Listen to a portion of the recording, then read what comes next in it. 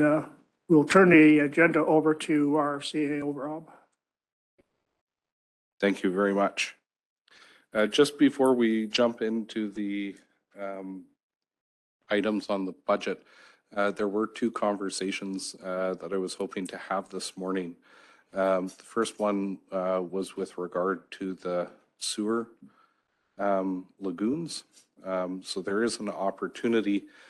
The original plan with regards to the sewer lagoons was that we were going to put into the budget this year a project to reintroduce aeration to ponds 1 and 2 at the sewer treatment facility, and that we were going to do our best to manage the smell with the addition of additional raw water or a scent suppressing chemical additive. There is an opportunity with the reconstruction work they did on ponds 4 and 5. The company that installs the aeration unit is coming to Drayton Valley at the end of this week to reinstall the aeration in 4 and 5. So there's an opportunity, if council wishes, to approve the reinstallation of the aeration in ponds 1 and 2 at the same time. This would effectively give us the opportunity to save the mobilization and demobilization costs for bringing them out a second time later in the year. The total cost, if we make full use of the equipment that we have on hand, would be approximately $155,000.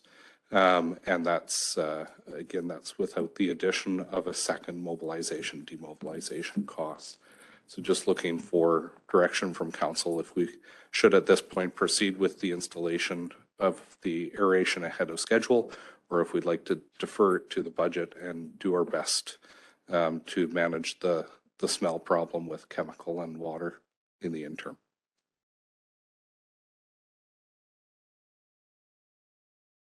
Okay, you're referring to whether we want to go ahead with the aeration now or wait.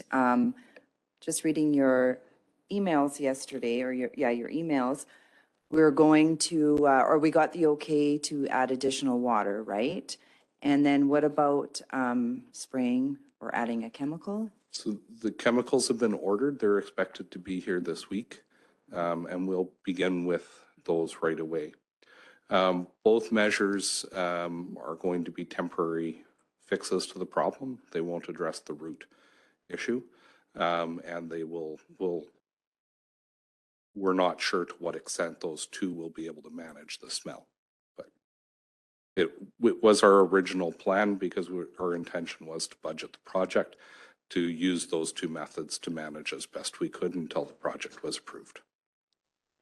And I might have missed this, but when were they coming to install 4 and 5, cells 4 and 5? They'll be here on Friday. So, and they could potentially do 1 and 2 as well? Yeah. Okay. So any questions, Phil?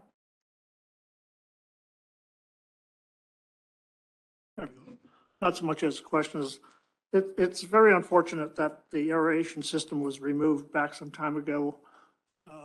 And from what I understand, that was on the advice of an engineer to have it removed because there was a lot of precipitation and there was not this issue with the odor.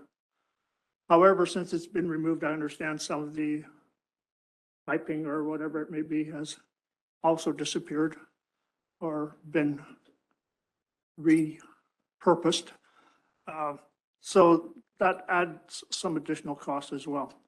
But the long-term fix, from what I can understand, is putting that aeration system back in place and doing it properly.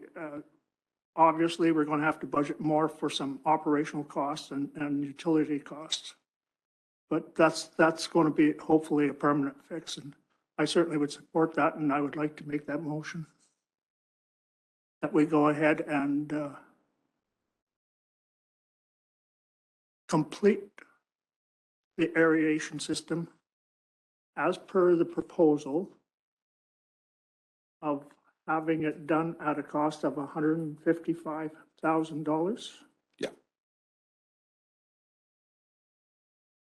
Anything else I need in that motion? I think that sounds okay. Yeah. Okay, so Bill has made a motion. Is there any comment, question, or debate? Tom? Mr. Osmond, when you talk about, this is both chemical and aeration are temporary fixes. And we're hearing from Councillor Ballas that this is a fix, but tell me about temporary, and then talk to me a little bit about the root issue. So it's the addition of water and the chemical additives, which are temporary measures, because they don't address the issue, which is increased ammonia production in the ponds, oxygen production in the ponds. And essentially actually, maybe it's better if Shelley has come up and explained that part. She's told me a bunch of times, but I'm just going to keep messing it up.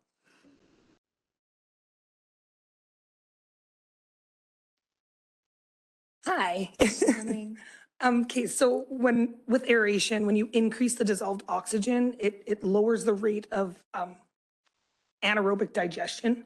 It actually helps keep that gas below the surface of the water, so that it can't gas off the ponds. Like I said, we didn't notice a huge smell at our system until the past 2 years.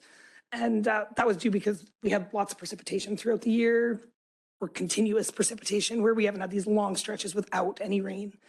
So when you put the air in, it creates mixing. It keeps everything from going stagnant and allowing it to trap the gas below the surface instead of letting it gas into the air.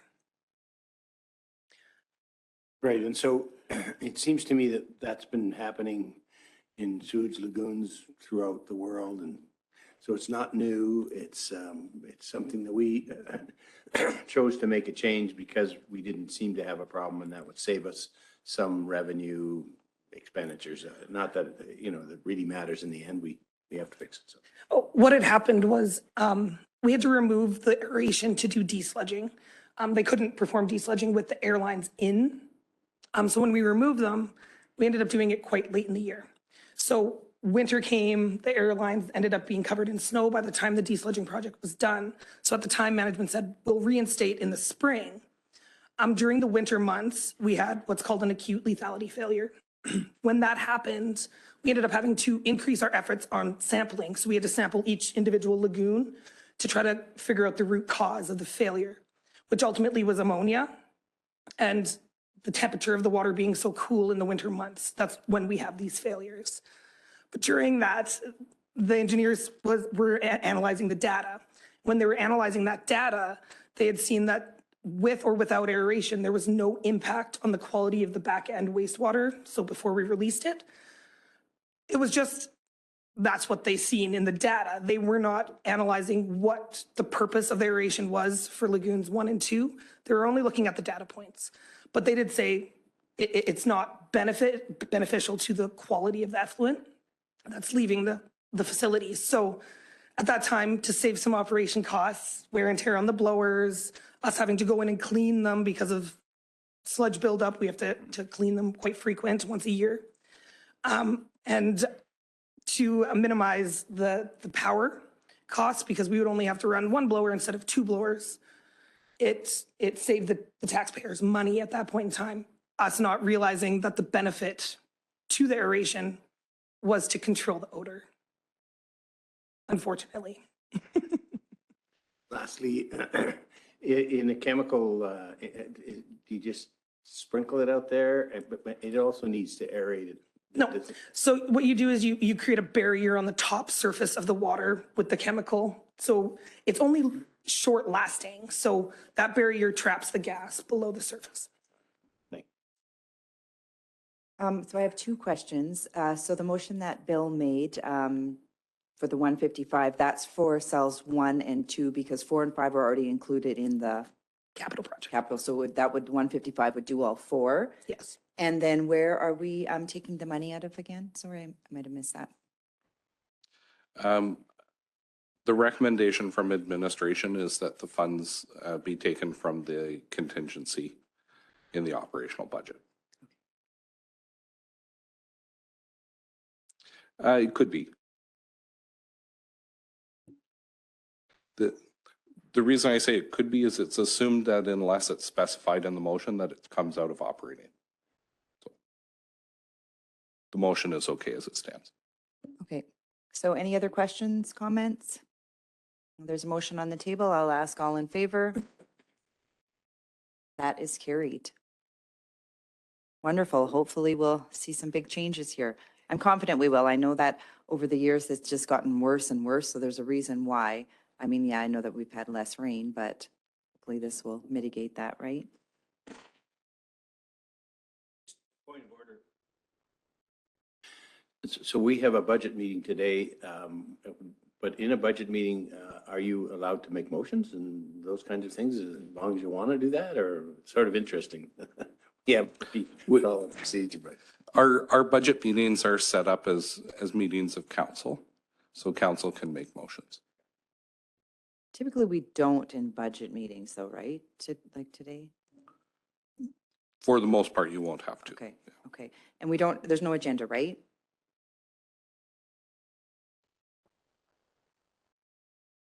Oh, because I didn't see it. Is it in the book? Okay, I'll find it. And then were we going to have any other discussions before we start it? Yeah, Yes. okay. Oh, perfect, thank you. Okay. So have we called the meeting to order and everything? We have? Yes. Okay, and land acknowledgement, adoption of the agenda? No? Okay, we haven't done any of that. We just called the meeting to order. So we called the meeting to order and then we went right into the discussion of the ponds. Okay? So before we get started, I'd like to acknowledge that we are gathered on Treaty 6 lands, a part of the traditional territories of the many First Nations, Métis, and Inuit in Alberta. The town of Drayton Valley is grateful for the knowledge keepers and elders and the stories and teachings that they share of these lands and its people. Is there a member of council that would like to adopt the agenda as presented? Councilor Sheriffs? All in favor? That is carried. And we'll jump, do we want to jump into the decision items or was there another topic that we want to talk about? So should there have been an addition then? Sorry. Yes, we should have done those two items as additions. Okay, My apologies. okay, so we've adopted the agenda as presented. We need to amend the adoption of the agenda with additions. Is there a member of council that would like to make that motion? Councillor McGee, okay. Did you get that, Pam?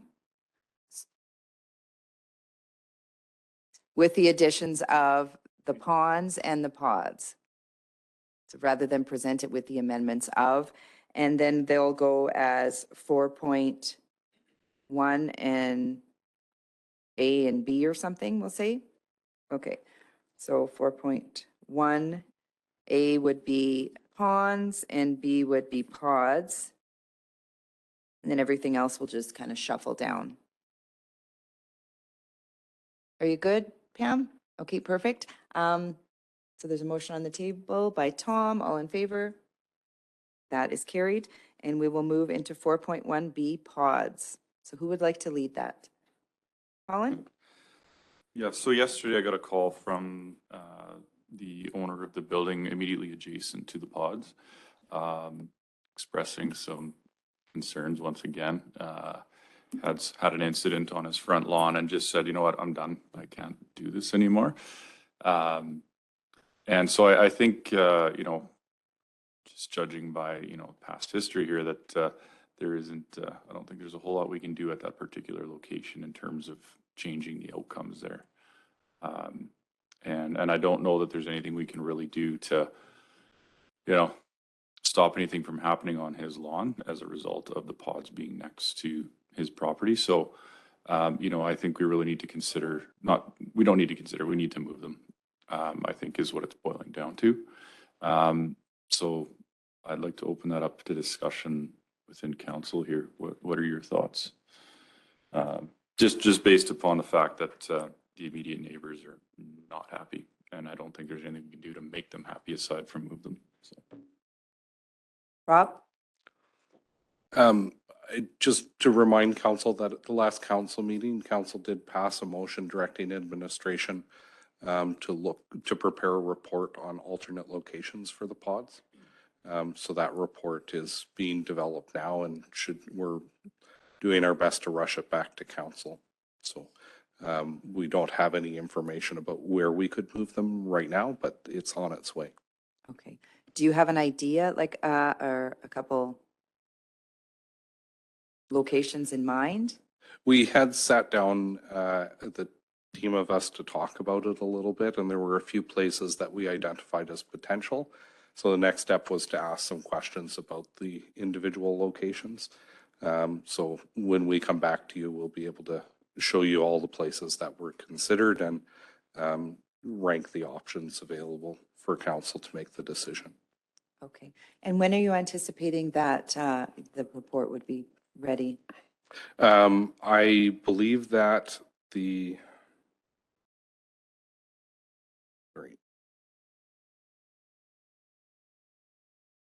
I believe that the team thought we wouldn't have it available for the 26th. And so we would be coming on November 9th with the report. I can check with the team to see if we've made enough progress to have it in the agenda next week, but If the report was prepared before council, could the suggestions be sent through email and a discussion happen that way? And then if there was a motion that needed to be made, then it could be made on the 9th? yeah, we could certainly do that so that council can see what options are going to be considered. As soon as the report's prepared, we can circulate it. Any questions, Bill? Initially, there was not a bunch, but a group of other stakeholders that had some interest in this project. Are we in conversation with them? Because I think this is a community project issue. It's not just a town issue or a council issue. I think it's got to be, the responsibility has to be part of the community outside of council. I don't think the town can continue taking this responsibility on themselves. We're just getting ourselves deeper and deeper and deeper. And the others seem to be disappearing. So has there been any conversation with other groups? Or are we just looking at doing this on our own? So administration has been working closely with a group who the intention is for them to take over the operation of the pods. My understanding is that last week we were able to come to an agreement on the format of the agreement. And so the next process is we're just waiting for them to have an agency meeting so that they can make the decision to ratify the agreement. But I believe we're almost there. It seems like it's taking a long time. Is there something in particular that's holding it up, or can you say? Well, I think one of the challenges with this is it's very new and there aren't a lot of examples of it in the region. So there's one other set of pods operated this way currently, but they are operated by the municipality. So as we developed the agreement, there were lots of things that we needed to learn about our partner and how everything would work. So it took us some time to get that stuff put together. But both lawyers on both sides are happy with the draft of the agreement. And so my hope is that we'll be signing it shortly. Okay, sure, go ahead, Bill. Okay, did we have an estimate of what it may cost to relocate the pods? I don't have that today. My intention was that that would be part of the report we provide to council. Tom, go ahead.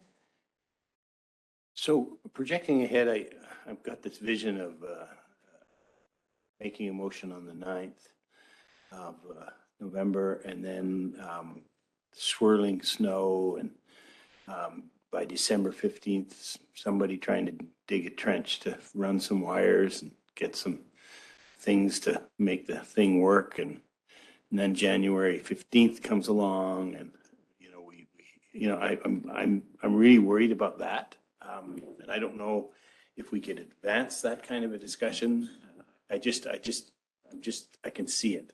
I'm just thinking, and if we don't have a warming center, the RFP for the warming center is out, I think, or going out, or, you know what I mean? I'm really, and we got a lot of folks that we never knew we had.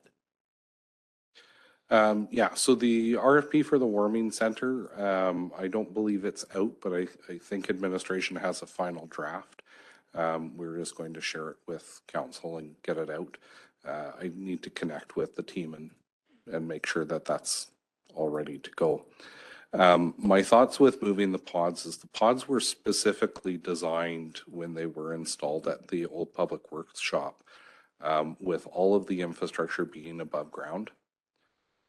So there is gas there, but it's a propane system. So everything is set up so that it could be skidded to a new location.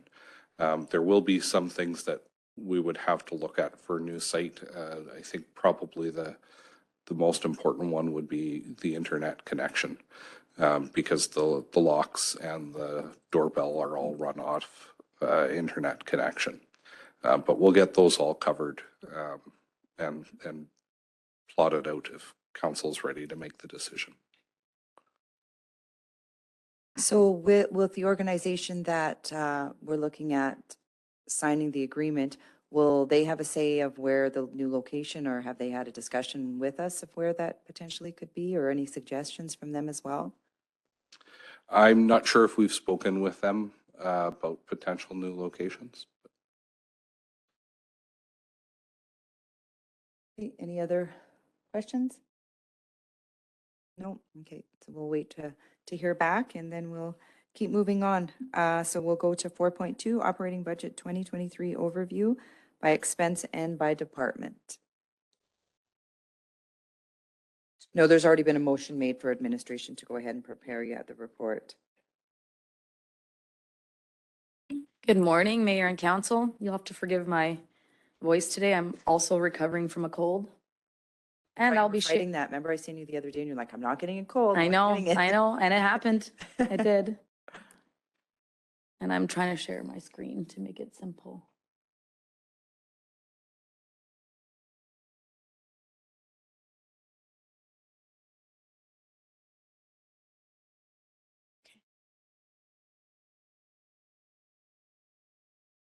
Just give it a second. Nathan, is my screen being shared? It looks like it from my computer. Perfect. Oh, okay, so the budget overview, I included a couple of graphs to show where the where the tax dollar goes for like the average Drayton Valley resident, or for all of them. And you can see by type, or by department essentially, or by, so we have Public Works taking the biggest pie, administration, and then probably protective services. I don't have the percentages up there. So the municipal budget is indicative of the efforts of both administration and council to meet the needs of Drayton Valley in 2023. The first draft of the 2023 budget assumes that prior service levels set by council are maintained. Additionally, the draft budget includes inflationary increases in multiple expense types, including utilities and fuel. With costs increasing, additional revenues will need to be raised, or alternatively, levels of service or services themselves will have to be reduced. During the 2023 budget deliberations, council will decide how to balance the budget using information provided by administration and their corporate strategic plan. Members of the community often inquire on where their tax dollars are being spent. The top graph provides a visual representation of how Drayton Valley tax dollars work for the average property owner. The bottom graph shows the type of expenses their dollars are spent on. So the bottom, you'll see like salaries and wages, not surprisingly, are the biggest cut, followed by contracted and general services, and then purchases from the federal government, which is our CMP payment.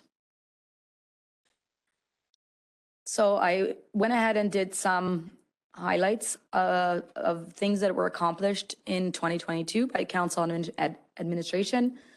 First off, I would like to mention the customer service. I think the rollout of the customer service request portal was an excellent step in increasing our customer service. And then using our maintenance management system also is a great first step in improving our customer service. So that's the system that's tied to our asset management. And then moving on to asset management, transferring all assets into and reconciling our new database and training staff on how to use both use the maintenance management system. Employee retention. You have a question? Oh. Increasing staff training and planning meaningful staff events. Infrastructure, completed 3/4 of the town's fire hydrant inspections. And of course, I guess the new aquatic facility, so it's projected still to be completed on time. That's still right? Oh. And then also another big accomplishment when it comes to the aquatic facility is how many sponsorship agreements we entered into, which is amazing, including the naming rights. For our parks, we have a new volleyball court installed at Sunrise Park, and additional contractors were hired to keep our parks in ideal shape. And then for community services, we have the shelter pods and the phone booth.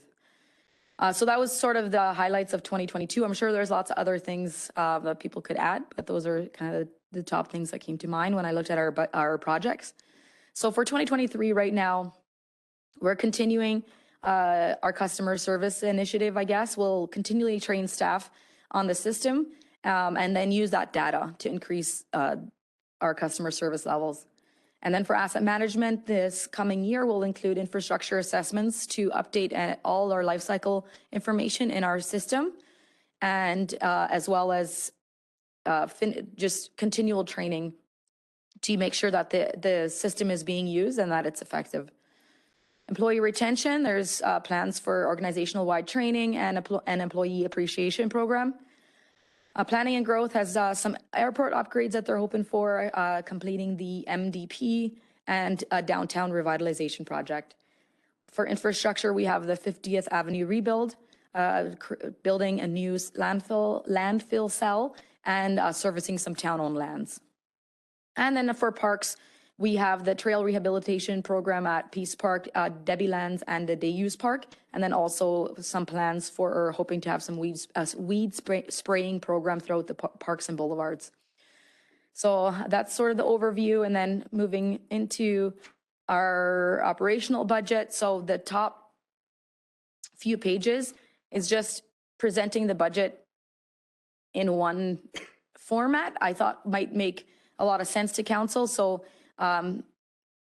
within these categories, the bottom line is what our tax dollars needs from the taxpayer are. So we have general government, 2.4 million.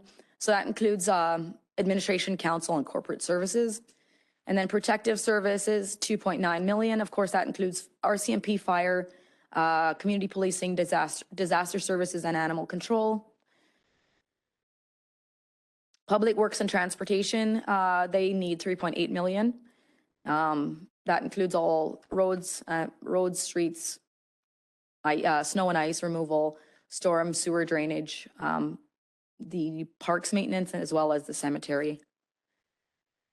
And moving on to utilities, so they contribute.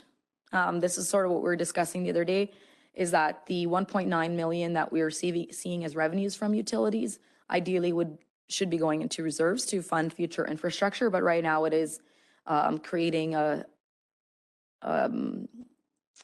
credit on the taxes. So we need to, we're raising less taxes, or we need to raise less taxes because we're using these funds to fund our operations, in part anyways. And then waste.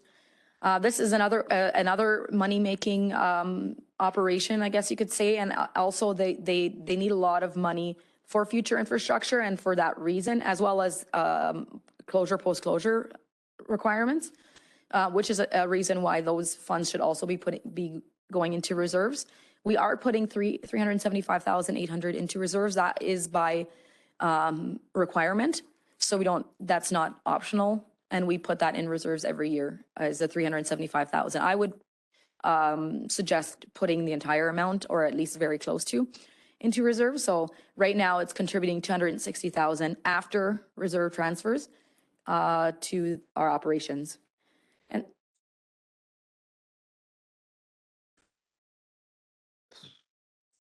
no, we've always been doing it. We've always been doing it. Yeah. I shouldn't say always because I don't know that for certainty, but I'm many years we've been doing that. I think I'm almost certain since the creation of the landfill. Yeah, so it's to fund the closure, post-closure obligations on the landfill. And so that's something that we've typically done. The big difference here is that we're including it in the lines of the budget. So traditionally, we've taken all reserve contributions from the net of the budget at the end of the year. We're bringing it up into the budget to say that regardless of the outcome, we have to make this obligation. Yeah. That's the big change. Yes. Not on this format, but yes, I will. Yes.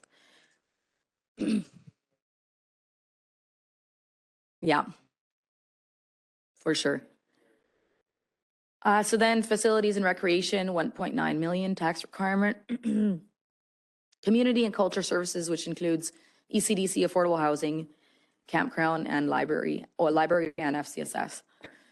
941,000. Planning and growth, which includes economic development in the CTC as well, 1.4 million. And then I just have the operating project request by function at the bottom, which is right now totaling 1.1 million. This is not included in the budget. So this is right now sitting apart so that council can look at the numbers and decide on their own which they would like to include. And that's sort of like the overview of the budget. And then I have the same reserve transfer. Sorry, any questions right now? I'm curious, when I look at revenues from RCMP, so $524,000 revenues, what does that consist of? And then the fire guys are almost $500,000 too. Is that, I don't know where that revenue actually, is it grants? For RCMP, yes, mostly grants and some fines. And for fire, it's a grant too that. Intermunicipal transfers mostly for the fire revenues.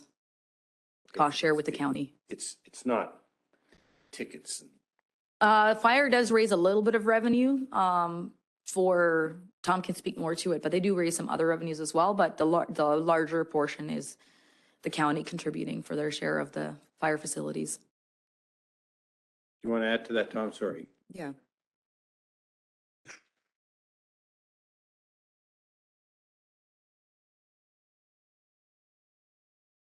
Green. Get confused. So in regards to the revenue for the fire service, the bulk of that comes from Alberta Transportation. So anytime we have a motor vehicle collision on the highway, we are able to invoice transportation, and then we receive money from that. So that's where the bulk of it comes. We've had a very busy year this year, so our motor vehicle collisions are up. So consequently, our revenue will be higher.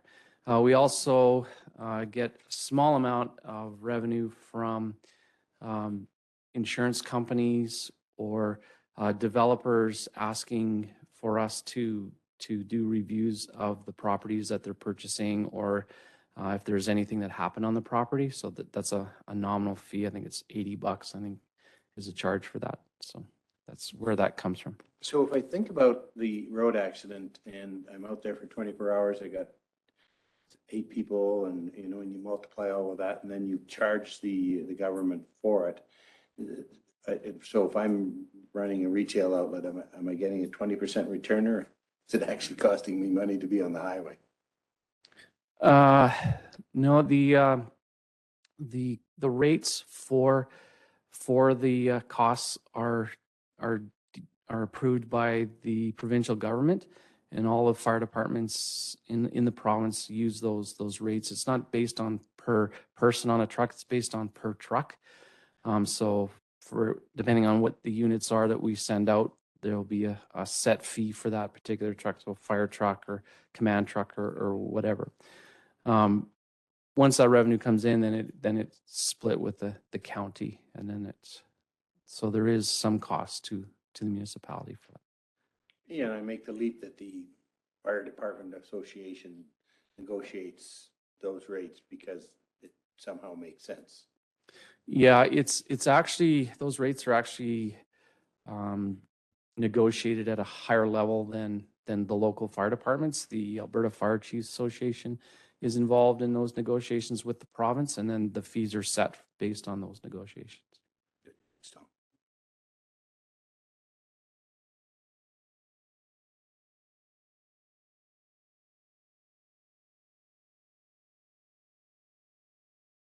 Thanks, Tom.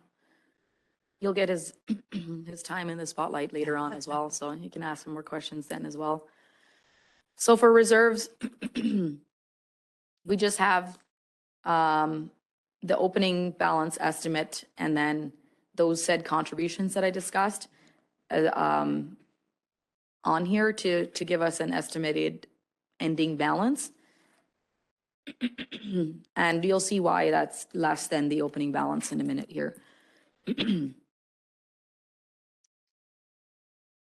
And then the schedule, oh, jumped one too far.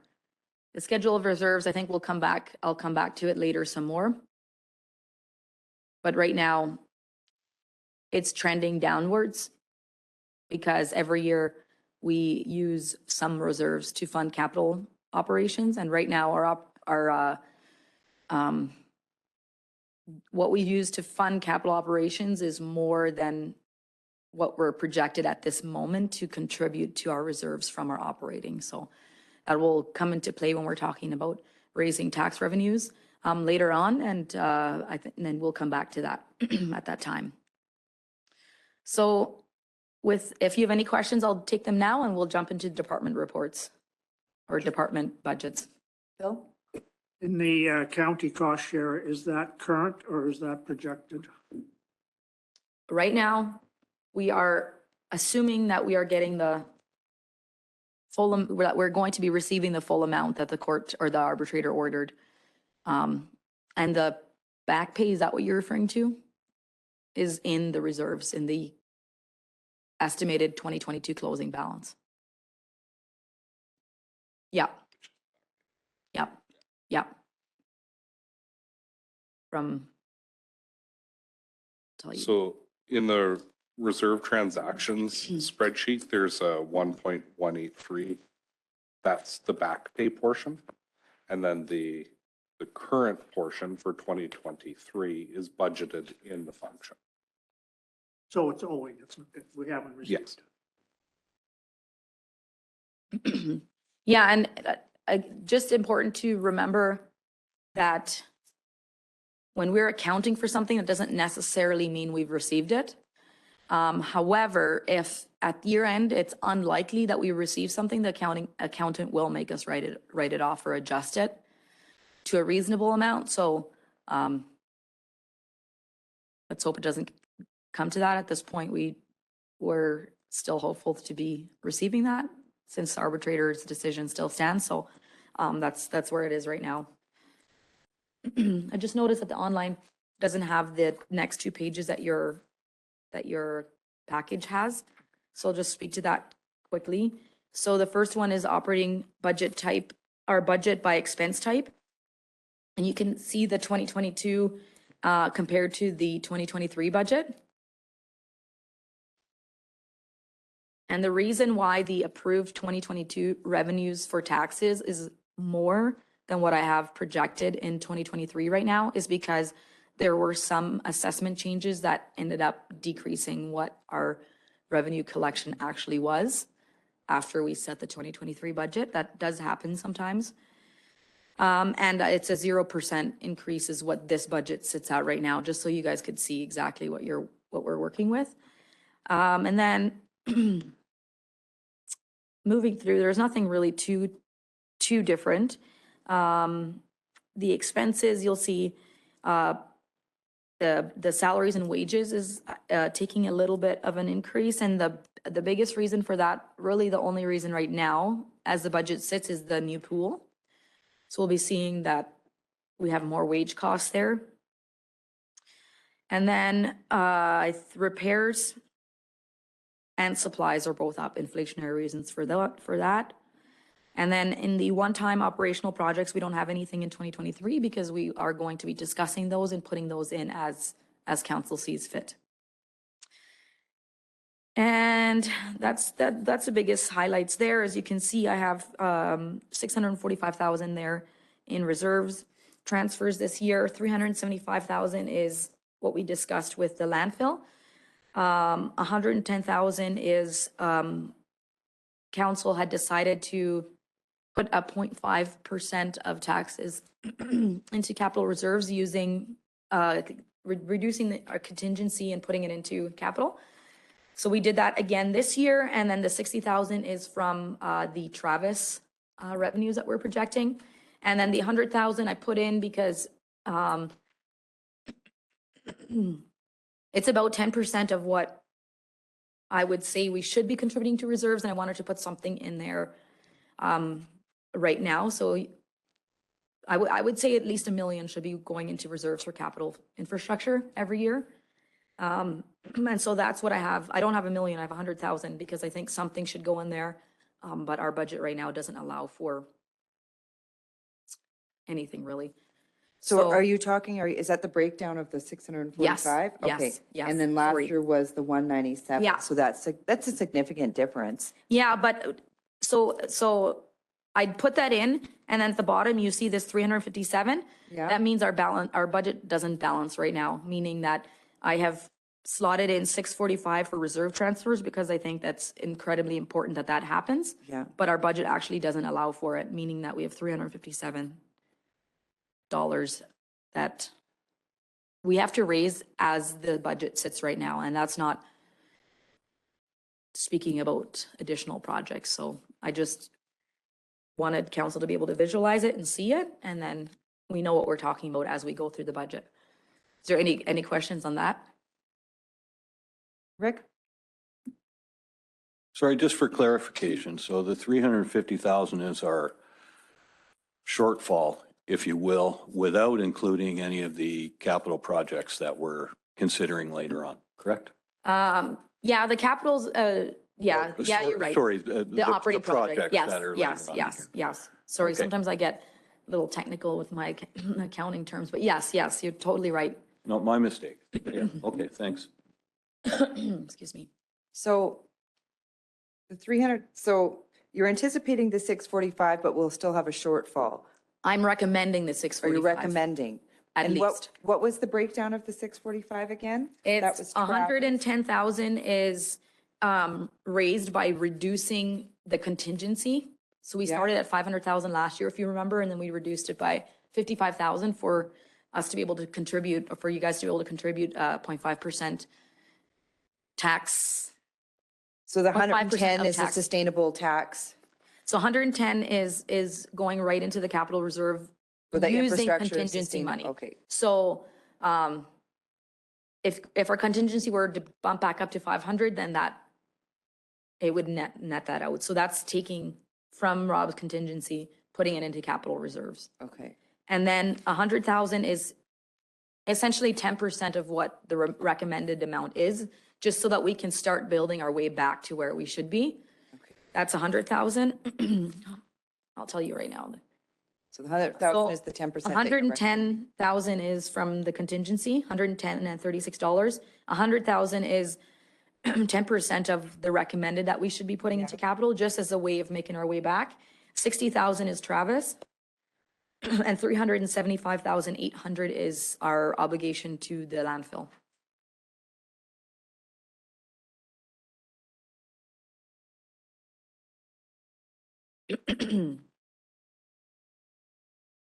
And we'll be able to see that as we work through the departmental budgets as well. Okay. Well, in the landfill one, I guess, and then the admin one. Okay, Colin, go ahead. A couple of years ago, we did that $2 million worth of work. It was DV back to Getting work or worker back whatever. to work, Yeah. So is that what we're replenishing right now? Is that 2 million? Like that's part of it, of course, right? But how far away are we from actually replenishing that 2 million we took out of reserves? Well, there's not really like a set amount that the reserves have to be at. So it's not so much that we're replenishing that portion. It's just that having a sustainable plan for the future to make sure that all capital upgrades can happen when they need to happen. And with the town being in that, all our buildings and infrastructure being in that 50-ish year range, it's going to come upon us really quickly in the next few years where it's going to be, I don't want to scare people, but it's going to be a lot of work that needs to happen and rebuilds that need to happen in the next 10 years. And so when we say the recommended amount of reserve transfers, it's simply to build a sustainable plan for the long term. So I wouldn't say necessarily that we're making up that, like they took and now we're putting it back, so much as they chose to use reserves for that, and which was really great success for Drayton Valley. It's just now we're making sure that all our capital infrastructure can be funded in the next, well, forever, really. I mean, not right now, forever, but as we move on, we have to look into the future. It's just interesting, this morning's news, the Council of Edmonton is nearing their first year as we are, and the issue before them is that they never put away any dollars, and so they're warming up the taxpayer to take a hit because they have got to start putting money into infrastructure, and so it'd be very interesting how every community gets faced with that same thing, and if you projected back in the 90s and then we're here in 2000. So I think it's just what we have to really be aware of. Yeah. And I think most small towns are in the same age range. And so when we were talking with the government, I would say about a year ago, we were talking about the restructuring of the MSI program. And we did talk a little bit about age of infrastructure and how that might play into the calculation of the distribution of funds. And at first I thought, well, it'd be great for us. But when it all shook out, it's like every small town not every small town, but many, many small towns are sort of in the same age and have the same struggles with infrastructure right now. So yeah, it is definitely something to keep in mind and something that we really have to be proactive about now. Rob? So I think what I'd like to draw council's attention to is, so this is the initial preparation of the budget. So today's main goal will be to communicate lots of information about what's in here to council so that council can ultimately decide what changes we're going to make to this draft to make it a working budget. But I did want to point out that administration was able to deliver a budget whose expenses in 2023 are proposed to be lower than 2022. So that was a lot of work in an inflationary environment, figuring out how we can maintain council's service level without large increases in the budget was challenging. But that's the starting point that we wanted to deliver, was to make sure that there was as much space there available. One of the things that we'll have to talk about as we go forward is with regards to taxation, because this draft of the budget represents a 0% tax increase. There's no tax increase in this budget. And that's part of the presentation we give to council so that you understand that there are some other tools. So not only will you be able to decide about service levels or operating projects, amounts that we transfer into reserves, but there is some leeway on the other side as well for when council contemplates what the tax rate will be. Bill? Thanks, Rob. Just a curious question here. What percentage is our education tax? How much do we collect in education tax? Roughly? Like when you break down the tax, the seniors and the education? Like how much What goes how much to? residents pay 30%? out, how much we pay out? I can Isn't it tell you that 30% now. or? I'm just curious because our new premier is talking about municipalities keeping that, Yeah. Which, which could be in exchange for MSI. I'm not sure. yeah, that's what I was gonna say. I mean, I don't want to be a Debbie Downer, but there's only so much money there. It's just a matter of how you, it doesn't mean that we couldn't walk away with more than before. It just means that it's not that we would be gaining all that forever, in my opinion. But yeah, I can tell you how much the education is, or was anyway, this year. It probably wouldn't equal what we were getting in MSI though. Oh, it's probably more. I would suspect that it's more.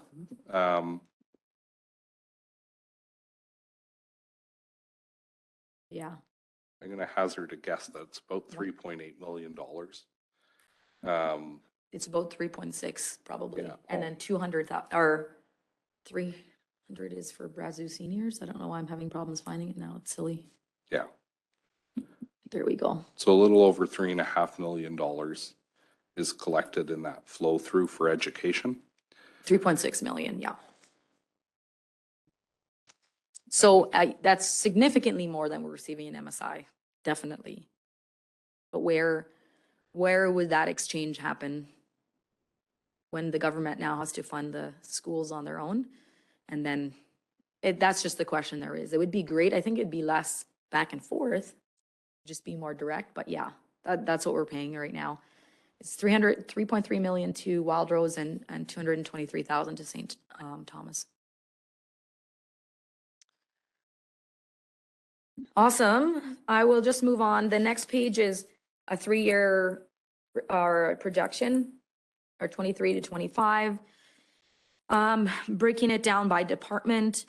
And again, you'll see the 357,000 there because I've wrapped those reserve transfers into the requirements in the expense portion, leaving us 357,000 short. So as we go through the budget, those numbers that are being presented will tie back to these numbers on this spreadsheet. Any questions on that? I'm not going to go into too much detail here because we'll go into it when we're discussing the departments. Okay, we'll wait Yeah, then. okay. Awesome. Well, unless we need a break, let's start the Do departments. we want to have a? Sure. Let's do a break now Yeah. then before we jump into, yeah. Sure, and then I can Yeah. shuffle over. Awesome, Perfect. thank you. 14? Thank you. Okay, well, we'll start with protective services. So I'm going to go over just the high level changes that you will see, and then Tom will be here for questions. So hopefully we can move through it fairly quickly. So Do you want to sit if it's easier? he prefers to stand. Okay. We've had this discussion. Well, you go ahead then. I just thought if you want to be, whatever is more comfortable. Professor Tom. Wow. Yeah. What So- did you teach?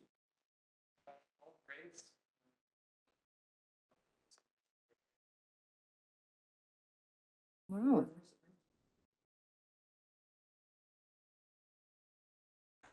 Well, we learned that today. I think he taught Shelley. Really?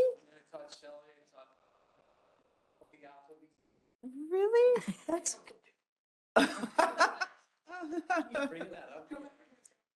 Oh, that's funny. Shelley remembers. Yeah, do better.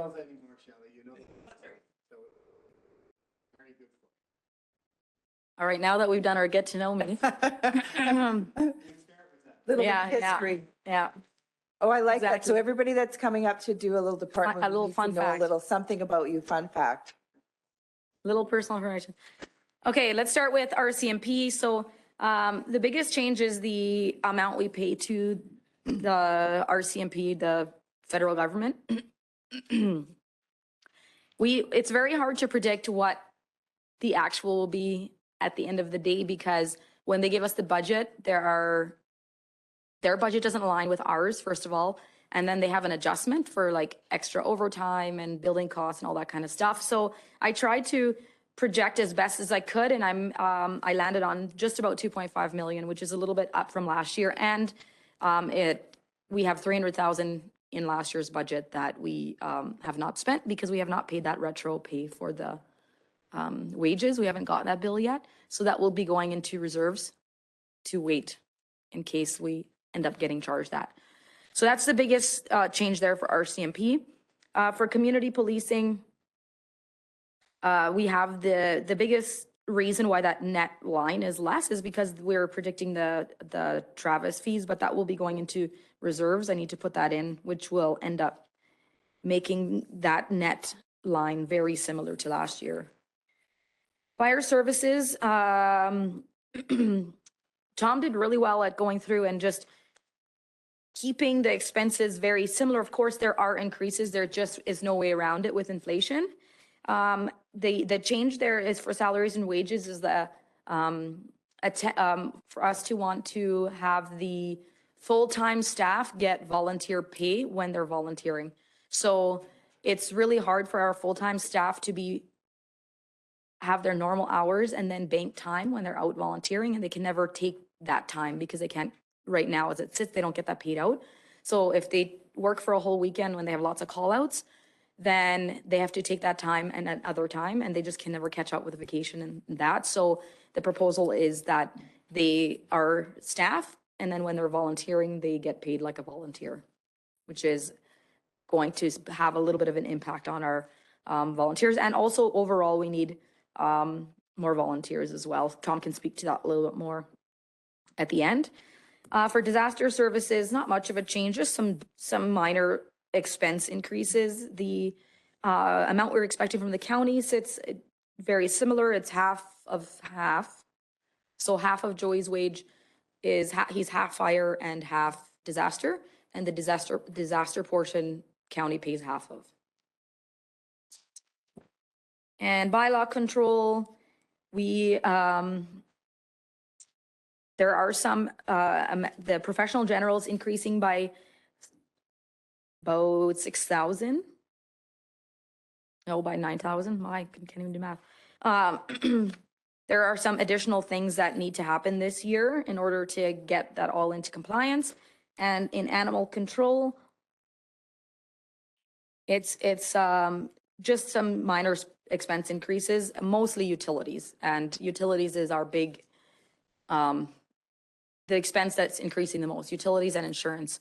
So the net deficit is a little bit higher because of utility increases.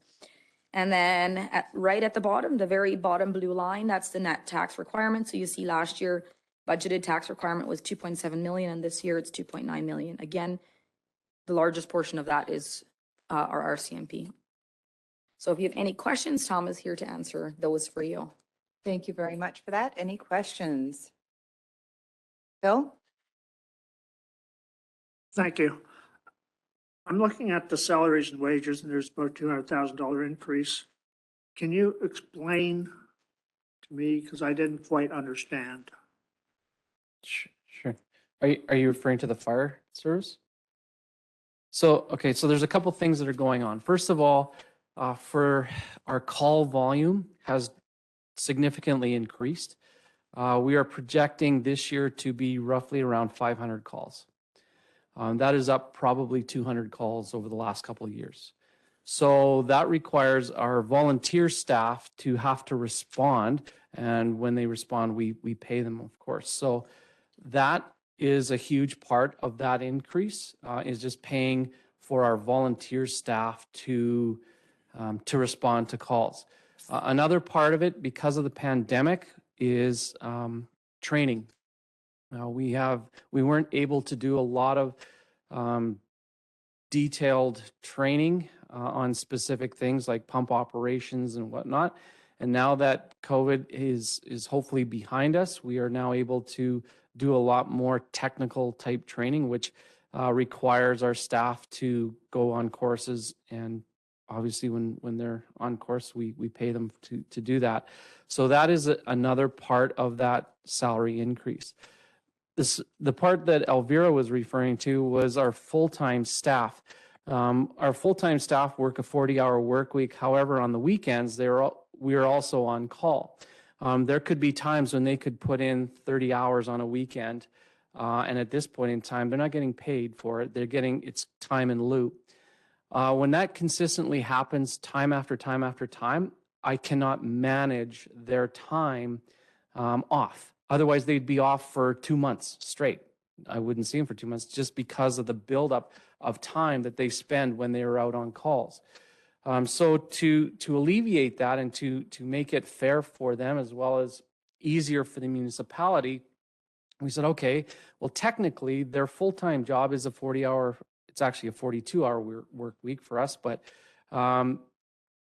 so putting that aside, when the pager goes off, when they're not working during the day on a weekend, then they would get paid as a volunteer firefighter because technically they're volunteering their time. So we worked it out with Rob and with Elvira, and we've come up with a formula that we can manage that effectively so that they get paid for that additional time that they are out on the calls. Tom, are you referring to the volunteer fire people or are you referring to administration? I'm referring to my full-time staff. So myself, Murray, Camille, Joey, that's the full-time fire staff. So when they are out on a weekend call, then they would get paid as a volunteer paid on call. We also have people that are in our organization that are also part of the municipality, but they also are volunteer firefighters. For example, Pam is an example. So when she is on a call on the weekend, then she gets paid for that. Do we have a breakdown of that amount?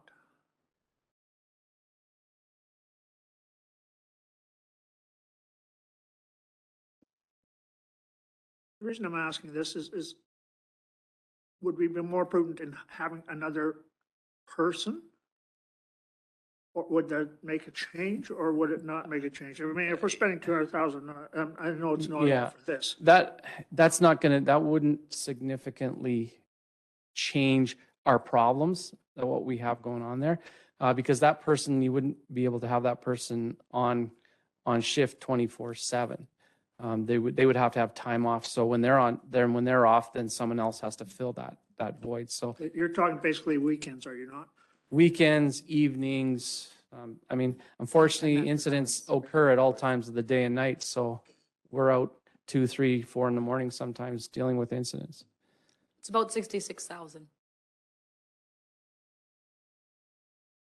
And Tom makes a good point, it would be similar to other departments having, like I pay Pam for her work week and Tom pays her for volunteer when she is volunteering on the weekends.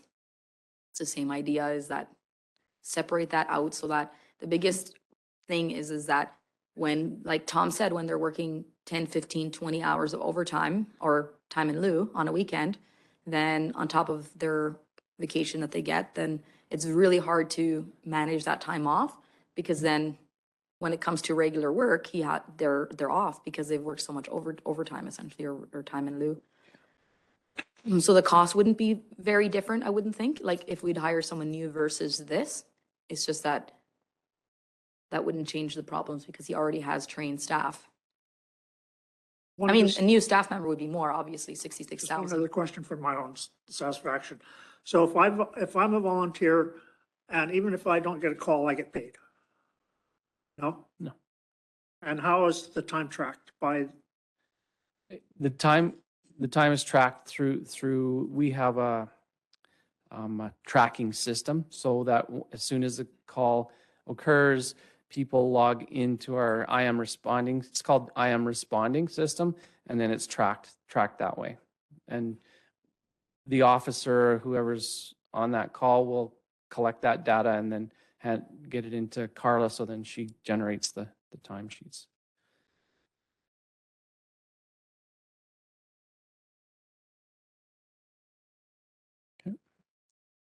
Rick, did you have a question? So I guess because the hours are unpredictable, hiring an additional full-time person to maybe roll into, have a schedule of Wednesday to Sunday or whatever is not really going to address the issue in the end. Yeah, no. Okay. It sounds like you've said a significant increase in calls. Can you tell us sort of, is that just a general trend or is it because of something? Are you taking care of more ambulance calls? I know there's been some increased responsibility there, but do you have any reason behind the significant increase? I think the crazy thing is when COVID hit, everybody's business and everything went down, but emergency services went up. And it went up. And now that everything is firing back up, we were busy with COVID, but now we're even more busy because now it's the patch and everything's fired up. So it's just added to it. Yeah, we've seen a significant increase in our call volume the last couple of years. One other thing, if I may, I wouldn't mind seeing training as a separate column, as a separate entity in the budget versus, because to me, right now it's with salaries and wages, right? Well, it's No. the time they spent training. It's time. So The time is, but there's also a cost of training, is there not? course registrations and all that, and that is in the professional and general services Go down and- category 240. Oh, okay. So there's a small increase there. And again, it's it's the province changing some things as well. They've mandated that there's only now a select number of proctors that can proctor our courses, and there's a cost to that. So lo and behold, so we have to adjust for that, and that's why a lot of that's increased there.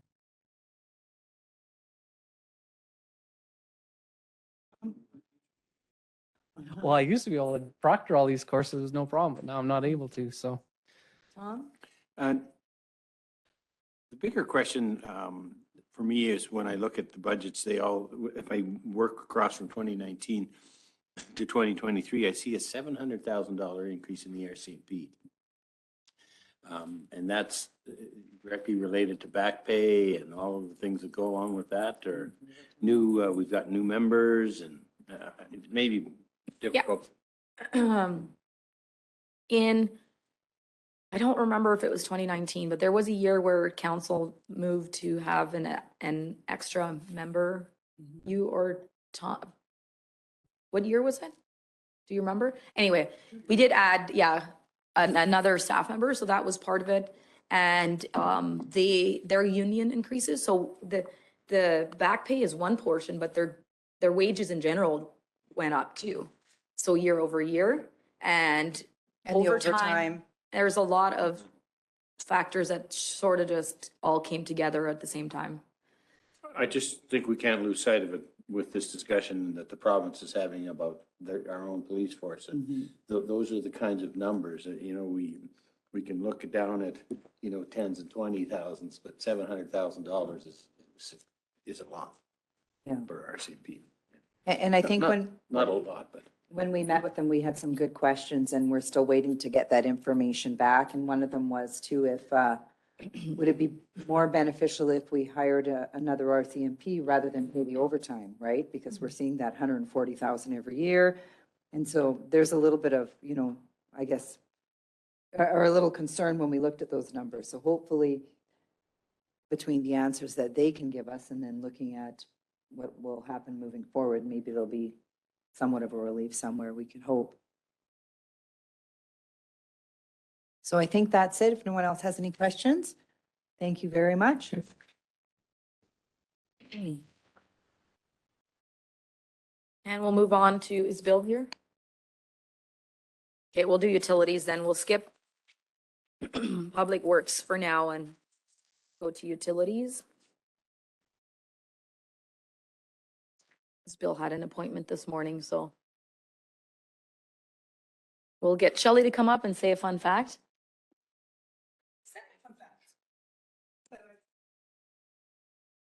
Are we gonna let that one go, guys, or do we want something else? We don't want something. How many cats, dogs, kids? Come on, just have something to throw out I there. have 3 dogs and 2 children, Okay. and I'm trying to convince my husband to get a cat, but it's not working. That's good, that's good. Awesome. Okay, so for utilities, the water billing is slight increase with our increase in our fees by 10 cents, I think. And when I move down, nothing else in this water billing section changed too much. So I will just move on to the next section. And it also remained relatively the same, no really change.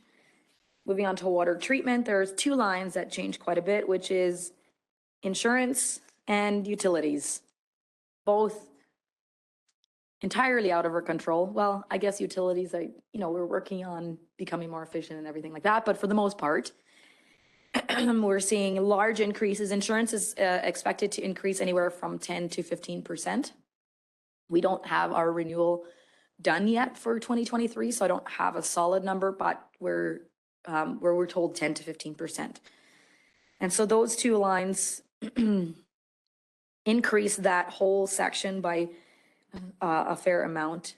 Everything else is similar, including the interest and debenture, because they did not change. It's the same debenture. Then we move on to distribution and mains. We have 1 line that changed quite a bit, which is supplies, and I'll get Shelley to talk to that when we come around to it. Water reservoir, all relatively similar. There's a small increase in wages. Just we base the wage allocations on prior year actuals, so where they spend their time. And so changed ever so slightly there. And then moving on to wastewater. We are expecting a little bit less in the disposal revenue, but other than that, and actually less in professional general as well. But overall, the net contribution, the net revenue is very similar. Wastewater engineering. The reason why that bottom line is less is because we had that special project in there last year, which was for infrastructure assessments, of which only a small portion has been used. So the remainder will be carried to 2023 to make sure that we can get all those done. And then the last one is wastewater management. And here, this is where you'll see the biggest changes. So repairs and maintenance is going up by 24,000, and I'll get Shelley to talk about some of those details. And then you see the bottom line is still less, even though with that increase, and that's because the special projects, again, we had desludging, I believe was that one, that was done this year, budgeted for 200,000, and we don't have any one-time project in this budget yet, which makes the bottom line actually less right now as it sits. The other increase, again, is utilities. And some of that would be usage and some of that would be increase in pricing. It looks like our budget has been low as it stands for a couple years. And along with the increases in the actual cost this year, we had to adjust that budget up. And then this at the bottom there, you see what the contribution is to our operations, and that is $1.9 million. And again, I'll just bring it up really quickly one more time, this is where I'm going to be doing a project in the next few months to show, have a concrete plan as how we can wean off of these revenues. And so to make sure that these revenues are actually going into a capital reserve to fund future infrastructure. It's not going to be an overnight thing. It's going to be gradual, and we'll build a sustainable plan as to how to do that for you. So I will let Shelley speak to some of those increases, and then if you guys have any questions as well. The supplies increase for distribution and mains is due to us increasing our maintenance of the distribution system. So it's to replace parts for main valves, hydrants, meters, those types of things that costs are kind of increasing as we speak because of inflation. So that amount increase is due to that. And based off this year's projection of how much we've actually spent, so. For, which was the next one? R&M. Wastewater. Yeah, wastewater R&M. We need to do a little bit of work around the berms at the wastewater treatment plants. So it's just from doing the berm repair this year, some of the trucks hauling on top of our berms, there just needs to be some reshaping done to the tops of the berms. As well as we need to increase our maintenance along the shelter belt that borders Mr. Starling's property And sorry, which one was this? for the Last wastewater R&M, wastewater management, R&M. management R&M, sorry. Oh, sorry, I haven't moved this. Sorry, guys.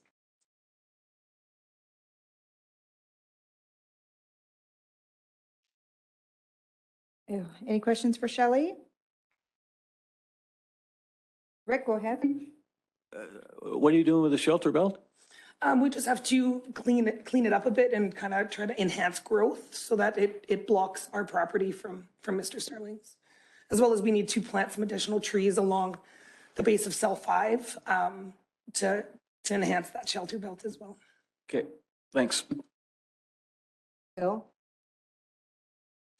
Just a comment, is asset management going to address the future costs so that we can see? Because we seem to be going from year to year to year, and I have no idea what surprises may be in the future. That's fair. We are looking at doing an assessment on our infrastructure within the water treatment plant, wastewater collection and distribution at the beginning of next year to help build our asset management program. So yeah, so we'll have life cycle analysis done. Yeah. And input it into our asset management software so we can see what assets will need to be replaced in which year. Of course, that doesn't take into account certain emergencies, but yes, then we'll be able to see what year, what needs to be replaced and replacement value as best as you can project. Yep. Like, do we have a lifeline on our wastewater plant right now? And what environment is expecting from us and what the future costs may be? We do have an approval that states what they expect to see in the coming future, but there's not really any life cycles in there. We do, however, have master plans that do address some of those future costs and that was projected within our Corvus report as well when we did the utility rate study so that we could see that we're setting our rates properly to account for these further upgrades.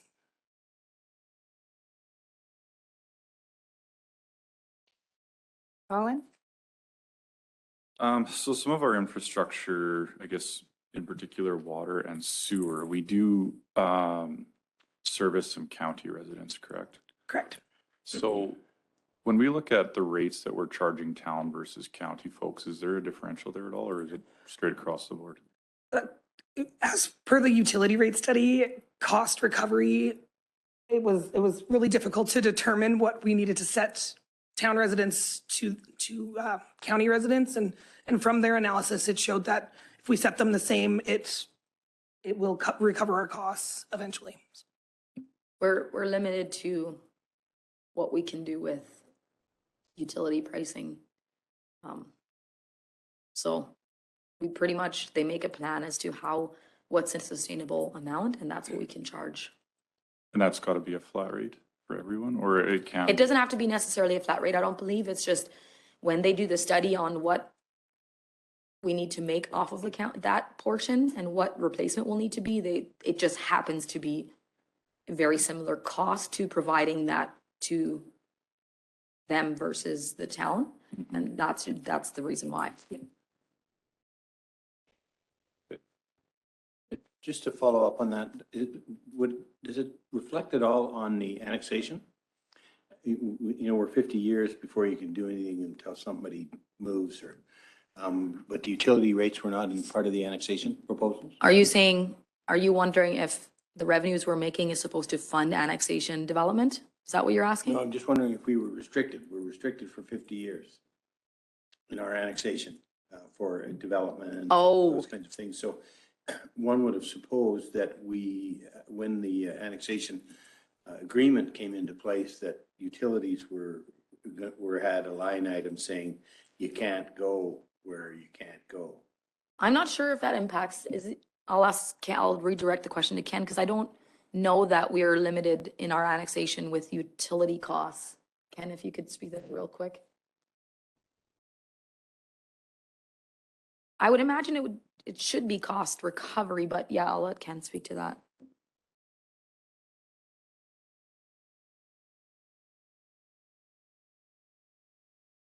The limit to the annexation was based on growth, I believe it was 20,000 people. So there would be no annexation, I guess, until those limits are reached. And so we would be carrying the costs of any of that development until we reach those levels. We can't raise the taxes in our new annexed area because there's a rule around the Right, annexation right. proposal. So what he's wondering is, we are county users that are annexed, so are now town, those portions, they pay the county rates Yes. for a certain amount of time. That doesn't apply to utilities, does it? Is there any line in the annexation agreement that states what the costs or what we can charge for utilities to the annexed property? I don't believe so. I think it was purely based on taxes, and a lot of those lands have now been redistricted, so there isn't a lot of them left. So the only lands left would be the undeveloped urban reserve border sections. Okay. Any other questions? No? Okay, I think we're good with utilities. Let's just do it. Awesome, thank you. Bill's not here yet, so we'll go start with Public Works and see if he makes it, or else Shelley will have to speak to that, which I'm sure she's very capable of doing. So you page back. I'll go up here as well. Public Works.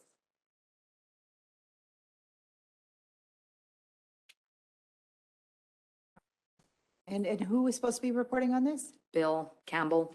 Okay, Yeah, okay. he would assist on any technical questions, but try my best. Yeah. Oh, Okay, that's great. starting at the top is common services, so that includes a lot of the management portion of Public Works. So it includes the manager, the Public Works manager's time, and some of the general manager of municipal services time in there, and then training costs and all that kind of stuff is in that section. Very little change there overall. Equipment and vehicles, you see an increase, a little bit to wages. It's just we have a new apprentice. Yeah, there's a couple of reasons, not a big change there, but a little bit. And then, but the bottom line increases quite a bit, and that is because of repairs and fuel. And so I will make notes of those and we can come back and answer those specifically. Equipment and vehicles is the section. And then on repairs and fuel. So fuel is, it's twofold. It's increasing usage as well as increasing costs. So we have the vac truck and just overall, even I think maybe not a lot, but a little bit because of the location of our shop now. That's probably not a big impact, but it's probably a little bit. And then of course, increasing cost to fuel.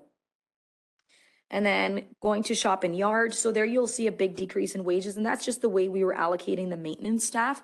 A large portion of the maintenance staff time was recorded here before, and we're now recording it in a different section under admin. So that's why you see that decrease. It's not actually because we have less staff. but just where it's allocated.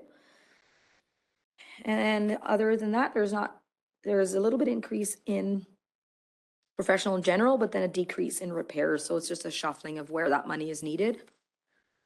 And of course, again, utilities increase.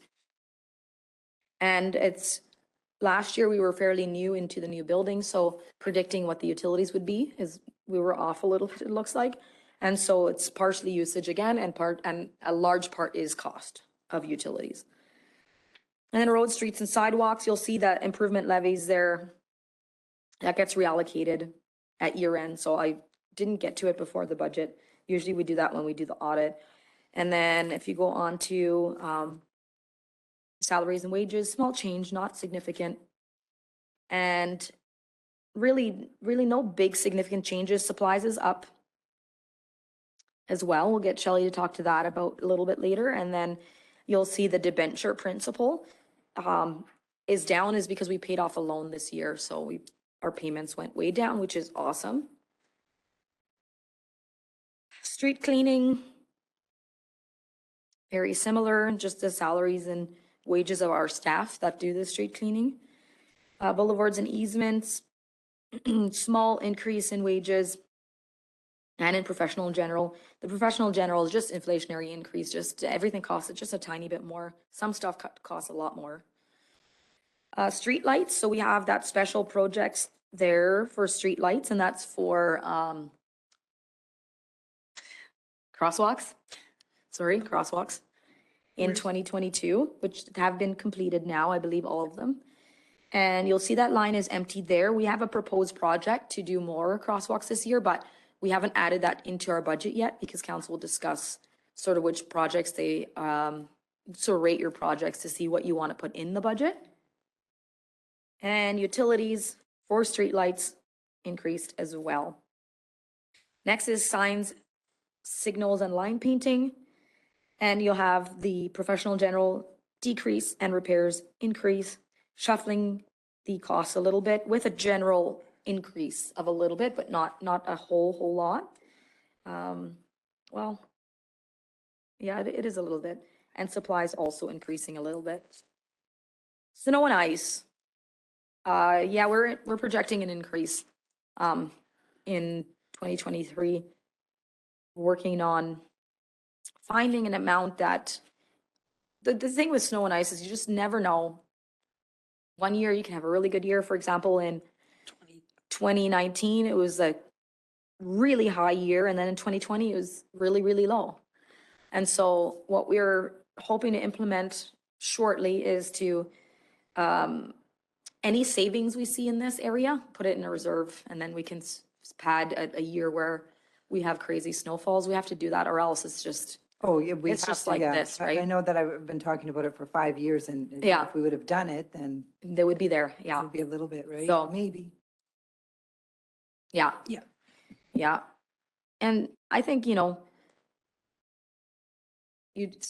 having little pockets of money, it's helpful, and some people prefer to have less pockets and have more amounts in it, but the key is to make sure that money is there. That's really important. Stormage, storm sewer, and festive lights. So we have that 50,000 in supplies. That was for Christmas, not lights, but banners. Is that what you would call them? Well, they were like the light pole, yeah, banners.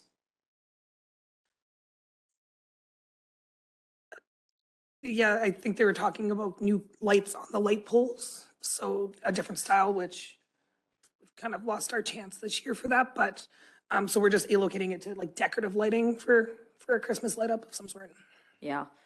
So it had been in the budget in 2021, wasn't completed because of how late in the year it was when we moved on to that. So it was carried at the top of that section. You see that revenue transfer from operating reserve. So we transfer that to 2022 to do it this year, and we did some of it, just it didn't quite get completed as well, which is why we have to ask for a little bit more for 2023.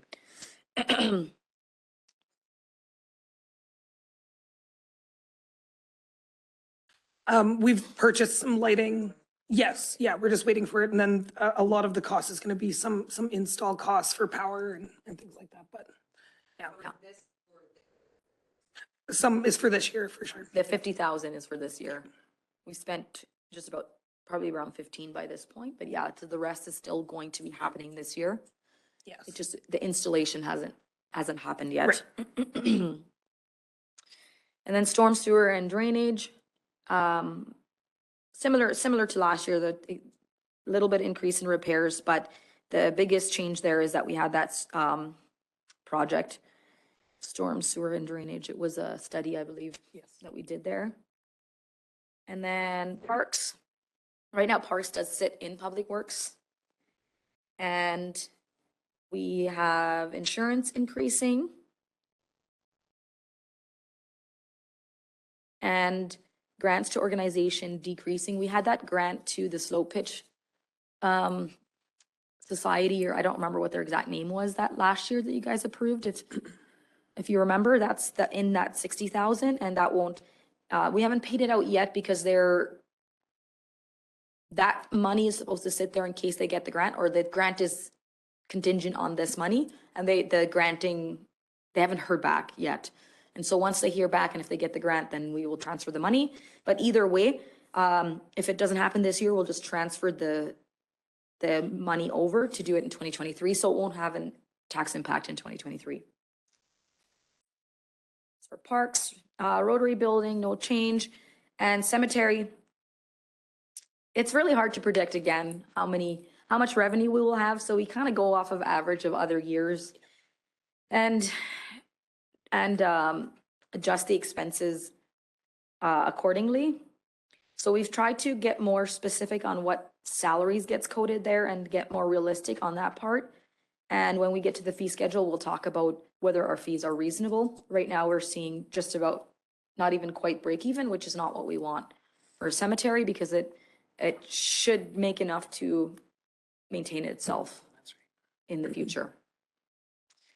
So I will turn things over to Shelley to speak to some of the increases in the repairs and supplies. I know it's mostly increasing costs, but there might be some other things in there, so she can speak to those and then we'll take questions. No, most of the costs, like I looked at averages over the past 3 years and did a really close look at all transactions.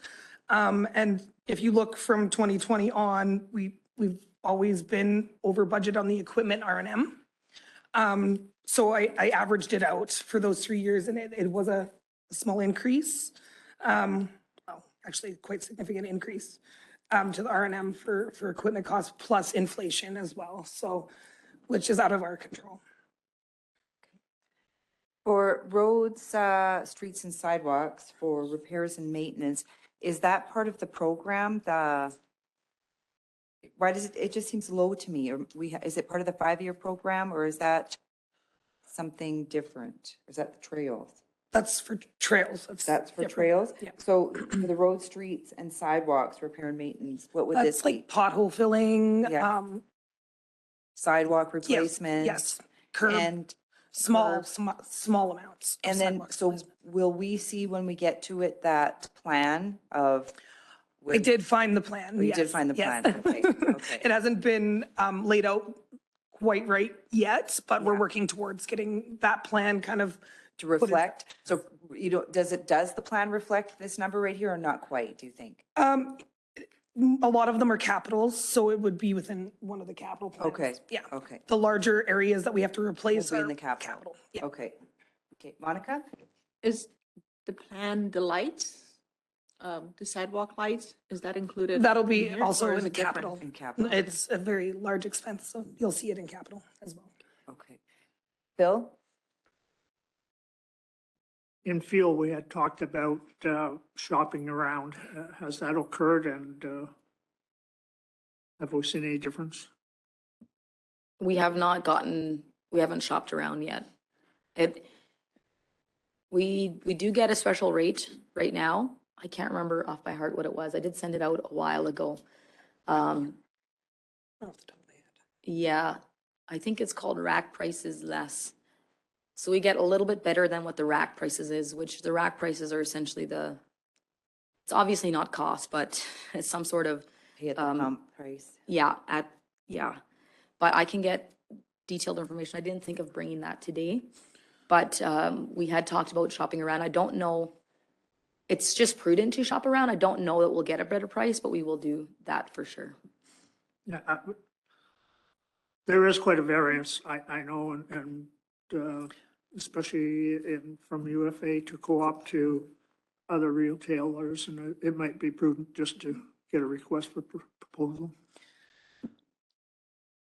Yeah, and I was saying to Rob too, that that price could be based on like, there's a 10 cent, sometimes 15 cent difference between Drayton and Edmonton or Drayton and Calgary. So if it's based on an Edmonton or Calgary pay at the pump that we're getting the decrease, is it still in addition to the 15 cents that is being overpaid there, or is it going to be less here, right? So I don't know. I don't imagine if it's, let's just say it's Petro-Canada that bulk price is coming in at, it's not going to be based out of Drayton Valley, right? It's going to be based in Edmonton or Calgary, and they're higher than what? Yeah, the rack prices, I think, are based off of the Edmonton. It is by big cities. It is by big cities, so we're getting So a, ours is by Edmonton's, I believe, and then, so our gas prices are rack prices plus 0.009 cents per liter, and diesel is rack prices less 0.019 cents per liter. So we pay, so what is rack though? it is essentially a term for, it's not, it's buying in bulk. So We don't know what that rack number is. it changes every day. It changes. It changes every day, yeah. So is it at cost, or is it at the pump, or is it a discount? So I will read this to you because I had to look this up as well because I had never heard the term before. Oh, okay. Unless you know by heart, Rob, what that stands for. Let me look. I was trying to remember because I did look it up, but yeah, it's rack.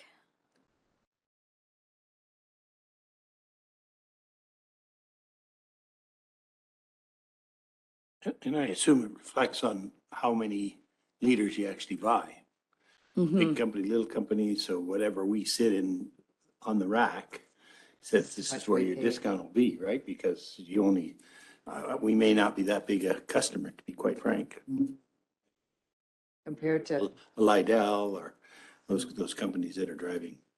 Yeah, I think it's pretty much, we get the same as somebody would be that buys in bulk, but we don't really buy in bulk is the advantage. yeah, I mean, we do buy a lot of fuel, but not compared to yeah. some others. I will resend that email out with Yeah, more 'cause it- information on that, but yeah. And it would be beneficial to get an understanding of what that number, even if we were to see a month, right? Mhm. To track what the prices are here, like Bill was saying, if you go to one of the providers here and then you get that 3 cents discount or whatever the discount on top of here, I mean, if that's already 13 cents less than the rack price, right? So It'd the be nice day, to track it for a Yeah, month and then so- see. so the day I sent this email out, or did this information, the rack prices were 90.6. And for rack prices and 126.9 for pump prices. So Oh, it's quite a difference. And then 135 for diesel and 135 rack for diesel and 166.9 that day for if so you were even if just they're pulling up the comparing it pump. to Edmonton and say, take another 10 Yeah. cents off, we're still well below. Yeah, so it's a really good amount, but because it changes every day, it's really hard to compare which day, like you can say like, oh, I paid less yesterday, but okay, but maybe fuel prices increased, right? Because they've been doing this like crazy, right? So it's really hard to compare, but yes, we can go back and shop for more prices. I had planned on doing that anyways. I just hadn't gotten any information right now as for this meeting. Perfect. Rick? Is there not a purchasing group through the Alberta municipalities? I know it's not always a better deal, but it's included in your. Yeah, that was the plan, is to look. Last time they were not cheaper, but Yeah, it's a new year. It's a new year, so we will do that same work again to see if they will be, yeah. okay. Can I Yeah, go ahead. follow-up question? And maybe I missed something here, but under sign, signals and line painting, our repairs and maintenance has more than doubled. Yes. Is there a project in there or something? Or? And no, so when I was going through transactions, I had noticed that we were coding a little funny there. So we would code some of it to P&G and some of it to R&M when it all should realistically be in one code to maintain consistency. So I dropped P&G and increased R&M. So those dollars have come from? Yeah, there is a tiny little bit of an increase, but yeah, It's not that. no. Okay, So thanks. just a code change. Yes, absolutely. Okay. Just to make things easier for Okay. finance. Tom, did you have a question? Just, I thought Bill was going to follow it up, but it's around RFPs and fuel. Normally, when you do an RFP out for fuel, you try to tie it into a year. You can't just be flipping out an RFP every 2 months just to shop, I think. Yeah. Tell me that. And Bree looked up the definition or what rack prices is, so I'm gonna read it to you. It's the price of gasoline or diesel loaded onto a truck at the distribution terminal, ready for delivery to the end user or retail. So yeah, it's pretty much, it's not cost, but yeah. No, I don't believe so. Not for fuel. Not for fuel. Yeah.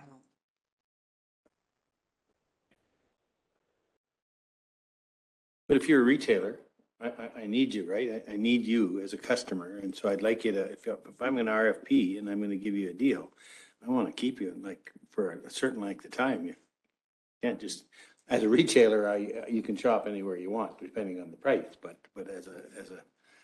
as a wholesale buyer, you'd want to try to keep your customer. But as a franchise, like say a Petro, you're probably required to buy from a certain supplier. Yeah. Yeah.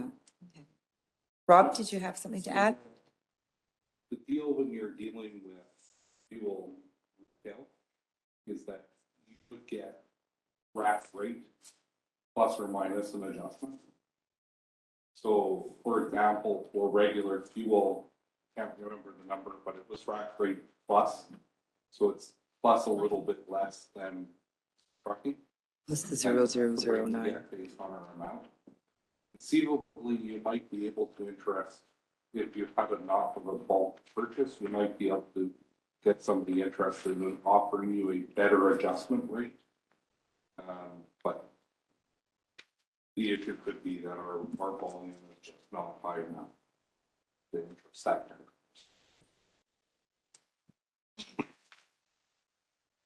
And another question I have on, whenever I see professional and general services, I think of legal and accounting and things like that, but I think it's different here.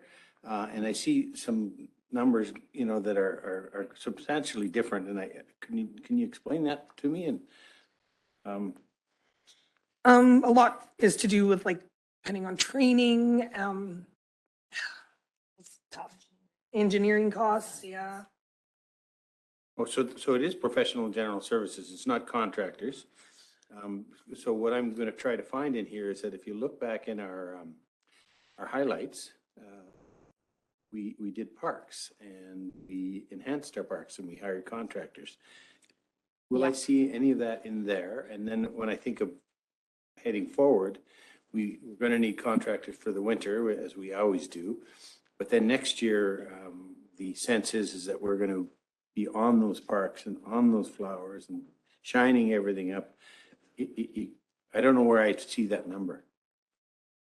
So first of all, contractors, that cost is in that line.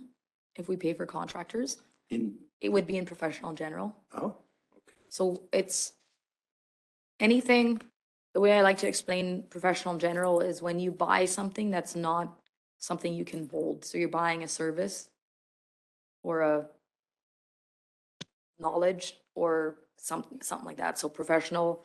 So like professional fees, like you said, like legal, engineering, contractors, stuff like that, where we're paying, not buying a supply or a repair, but we are paying for someone's time or knowledge. Does that make sense? So, though, and the question is, where will I see the increase in our budget for next year on enhancing the community? Where would I find it in here? So right now, like the town beautification. Yeah. So right now, it's not in here. It's as a separate project that we'll talk about at the end. And then when we come to a consensus as to which ones to include, then it'll come in here into parks. Yeah, A it'll be an lot of it will operating be here project. in, yeah, it will move into the projects here under parks. And lastly note, I see Mr. Campbell has entered the room. Yes. If he wants to add any value to this discussion, the time is now. Sorry. Go through, probably go through some.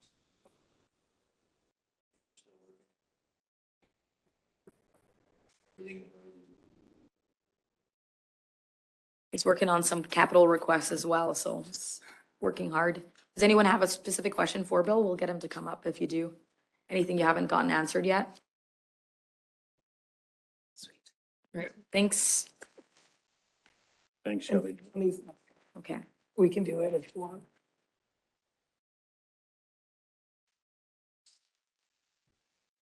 So are we good with Public Works or do we have some other questions? We're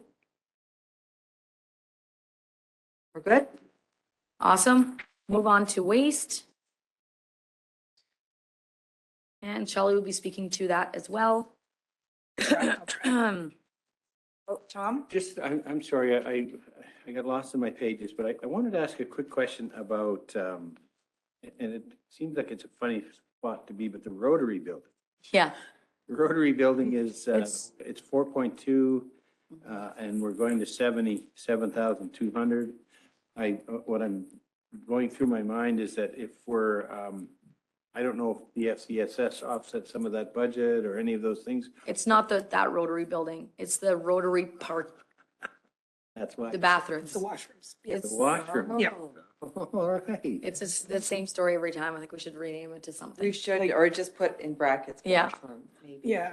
I thought it was, Washrooms. the rent for that was low, but I thought, it's only this while. I'm Yeah. not going to say anything if no one else is going to speak to it. It's low.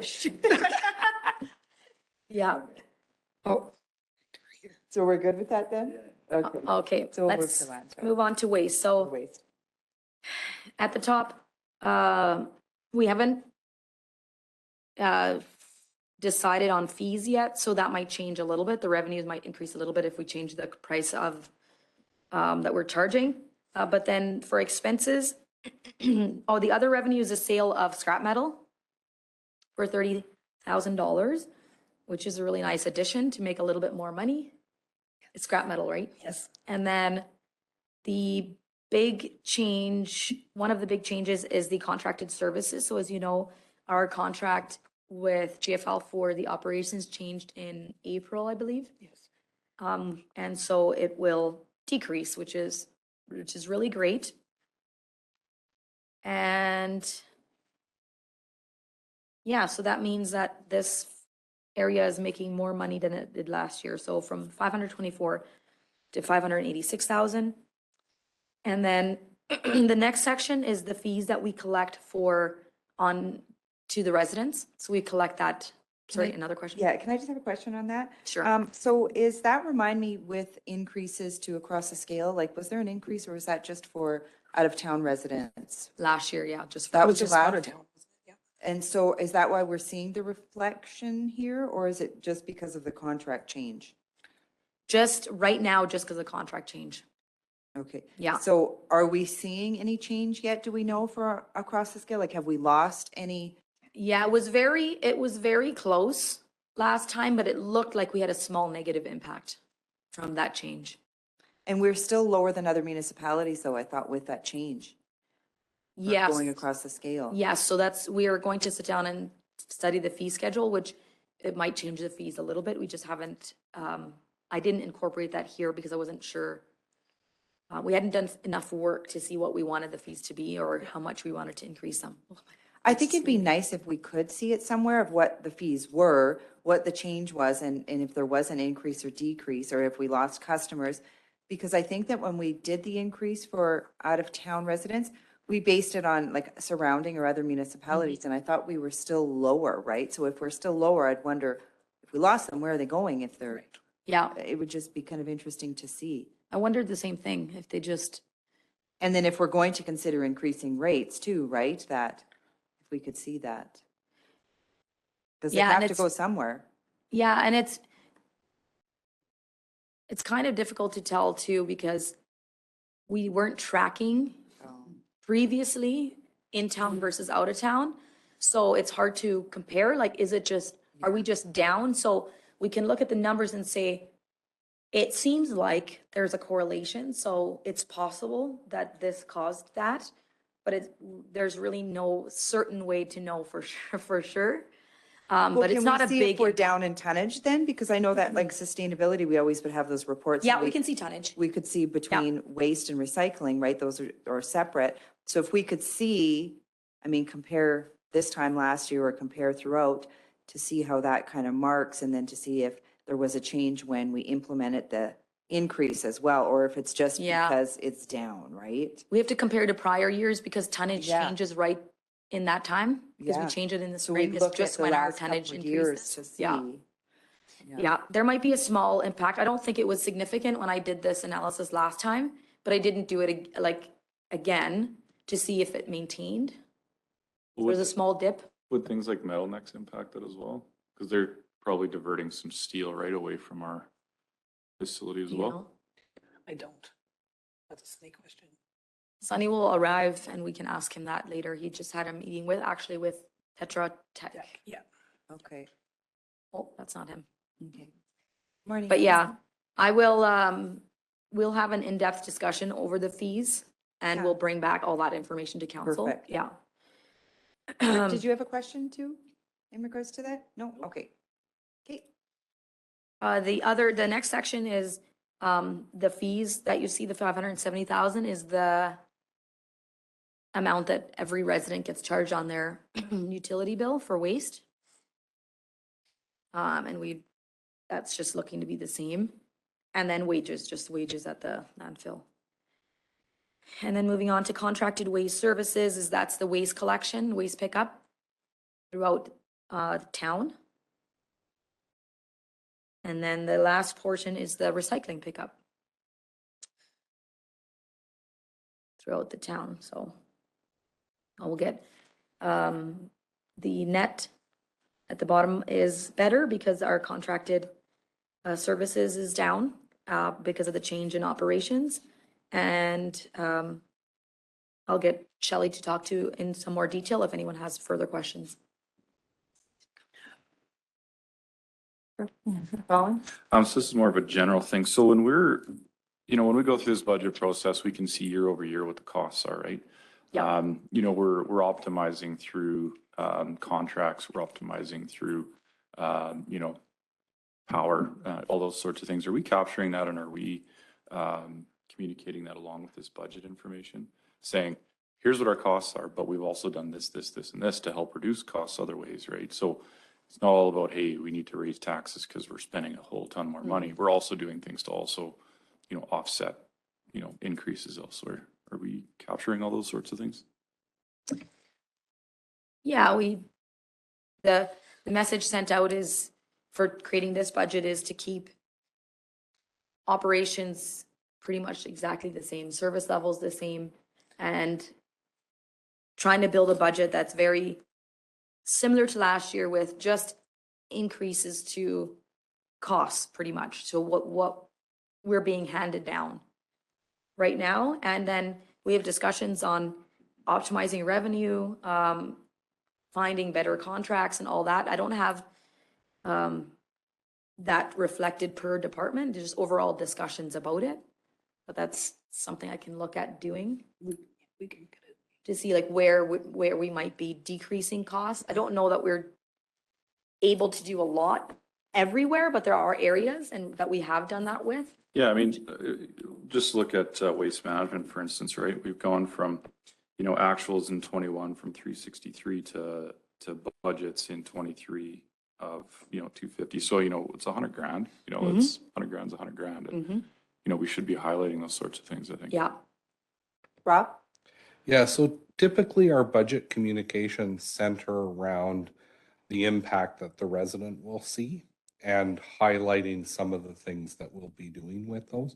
But you raise a good point that there's also a conversation to be had about the process improvements that we've made throughout the year that have reduced costs and avoided tax increases and improved services. So I made a note, and I think this year when we do our communication on the budget process, I think we should highlight some of those things. Yeah. Yeah, that's really. Yeah. Thank you, Rob. Just to maybe highlight that a little bit, is that I do hear that our water rates are going up, and have you not seen your bill lately? And I'm thinking, I don't look at my bill. I have no idea. But no water's up by this much, and waste is up that. You guys, so whoever that talks to me is generally of my vintage, and they watch everything move right by the month. And so we should communicate it. I think that's tying it in. Yes, we will definitely work with the communications team to create some highlights of other things that we've done that are within our control. That Where we've we've done to saved. absorb some of that impact. Yeah. Follow Other up. questions on waste? Sorry, go ahead. So we've been open on Sundays for many years, it seems. And I had this discussion, and the discussion was, no, we've never been open on Sundays at the landfill. So I was at the landfill on Monday because I couldn't go on Sunday. And I asked that question. They said, oh, no, we just started closing on Sundays. So I asked the obvious, is it not busy? Is it, what's going on with that, right? And so, and I got the answers, but I didn't know that we had actually changed that idea that, no, we're not opening on Sundays, which on a personal basis, it's a day when you can get some yard work done and get it out of your truck before Monday. So I don't know how it all occurred, but we're closed on Sundays. And are we saving a ton of money? Just a question. I don't know if you'd even have the. Good question. Well, I'm not sure if it had to do with us taking over the scale house, and having our employees in-house instead of it being a contracted service with GFL. I'm not sure why that, but I can find answers for you for sure. Yeah. That would be great, yeah, because I was the same. I think I had loaded up my husband's truck, and he's like, it's not open. I was, you better unload it all. And that's how I found out. I did want to speak to contracted waste services, which is the curbside pickup. That 205,000, I still have to get a decision made from you guys, which I will do about whether or not we want to do biweekly or weekly recycling. So this could have a potential impact on service levels, or we have an increased cost to 245, just so you guys are aware. And we had that discussion, and how much was it again? 46,000 or 45,000. 45,000 in savings if we went to the bi-weekly. But currently, we're still doing Weekly till January 1st. yeah. weekly till January 1st. Yeah. Would it be helpful to make a decision now, or? Yeah, Yeah, okay, sure. I thought we had made a decision already. it was a planning meeting, so we couldn't. Oh, okay. Yeah. Okay. So today's the meeting. We could have some discussion on how everybody feels about weekly and bi-weekly switching to. And how long ago was it that we used to, we had the bi-weekly pickup and then we went to weekly? That I can't speak to. I'm not. And then it'd be, if we're going to go that way, it'd be nice if we could have that information. So if, as again, in a communication piece, if somebody says, well, why are you doing this? Well, we used to do this always, right? We just switched because, but now we have a cost savings and that money, and where would that money go? So we could communicate it as well. Would it just go back? Just wouldn't be spent? It just wouldn't, yeah, because currently, like if we do bi-weekly, our budget isn't changing, right? But if we were to do weekly, it's going to increase the budget, not decrease. Tom? For clarity, right now, we are weekly. And if we go to bi-weekly, we're going Bi-weekly. to save some money. But if we continue to go weekly, it's going to go up because the new provider has said that. Just costs in general, with all of the RFPs we've looked at, costs would have went up regardless. Yeah. And does the provider make recommendations to us, for us? They said most places do bi-weekly. It's just not much recycling. Like it's not hard to hold your recycling for an extra week. The one thing they did say is if somebody misses, then they're going a whole month without recycling. So that's something you guys have to take in consideration. Yeah. Yeah, right. Yeah, so no limit on the amount of recycling. Say somebody does miss a 2-week and they got 5 bags, 5 blue bags, that's fine. It's fine. Yep. One other question, and I don't know if any of you know the answer. It was my understanding that Town of Edson doesn't have a pickup of recycling. The residents need to take their recycling to a recycling depot. Do you know if that's? I don't know for sure if Edson specifically, but there are municipalities where you have to do. I think Edmonton just started pickup, if I'm not mistaken. I'm not 100% sure, but I know that it's definitely a added service for sure. It's really, really, really nice, but not all municipalities do it. Okay, something to consider. It's 168,000 there. I know it's another step where we'd be asking of our residents, but throw it out there anyway. Well, and just on that, on Monday morning, it was a hell of a mess there. I don't know what happened, but anybody that it was, because everything was full and it was piling up. So people are actually going out to the recycling station and delivering, right? So if you went to that next stage and said, okay, we're shaving 200,000, you have to recycle yourself. Would we get, how much pushback or blowback would we get, right? And to be clear, like we could absorb the additional costs in increasing the rates to our customers. That is also an option as well. And was there a change in recycling? Like I thought we couldn't use blue bags anymore and we had to separate. I thought that, I know it always changes with the recycling council, but I thought we had a discussion, maybe it was at sustainability, that you couldn't throw everything into a blue bag anymore. Do you know the answer to that? The blue bag to clear bags? You know how it always changes where what we can recycle and what we can't? I thought somebody had said, and maybe it was our previous GM, no, this year, our previous GM, I thought, said that it was changing again and that we had to separate and you couldn't have, we're getting rid of blue bags or something. Yeah, Tom's remembering. Thanks, Tom. Yeah, and so I would just like some clarity because, I mean, if that's the case and you're looking at, there won't be 5 blue bins that you've got to now, or 5 blue bags, you know what I mean? So that might just make it more complicated and have to be a whole other discussion if now we can't recycle anything. That he might have been seeing something between different providers, like that maybe this provider preferred this way and this provider preferred this way. It might have been where that information came from, but the current provider's blue bags. It's fine. The current provider is, for sure? Okay. Okay, does anybody want to make a motion or further discussion, or do we want to leave it, or how are we feeling?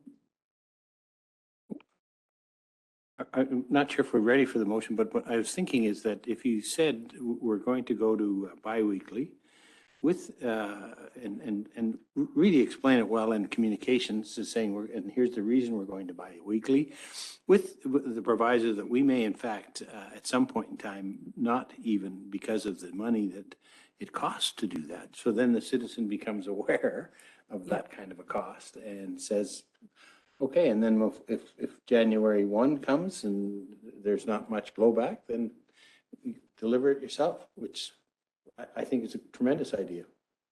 Why do we pick it up? Elvira, do you remember the conversation around the $19 increase to our utilities? How much of that included the discussion around recycling? Is that where we changed it from every week to, or from bi-weekly to every week? Because I'm just thinking now, when you say communication, if we did, if a portion of that was, okay, we're going to pick up your recyclables every week, this could bite us in the butt, because now people are going to want to see a decrease in that $19. I was not here for that. I want to say it was 2018. I think some of that was based on recycling. I'm thinking now, when you say that communication, I don't know, Jen, if you remember.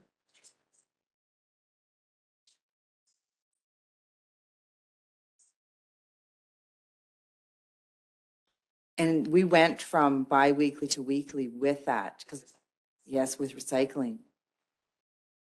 There's some consideration there. So before we make the motion, Yeah. let's.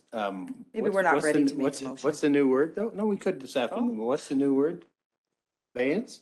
Put it aside. Postpone. We want to post. But it's typically, it's postponed, guys, but we're not, it's not part of the addition as a decision item, so we're good. We can just keep moving on. Okay, I think we need a little bit more information to break down that $19, because I'm pretty sure now that that was, the selling point of that was recycling. So if we're willing to shave some money off of that, I think people are going to ask. Rob? I have just a comment, but I've got a question for Shelley.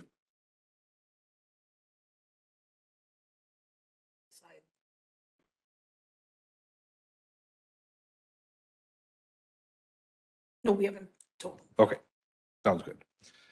So my suggestion was going to be that perhaps if the question was put off, that administration could bring some information to council about what it would look like if this was funded out of the budget versus funded out of rates.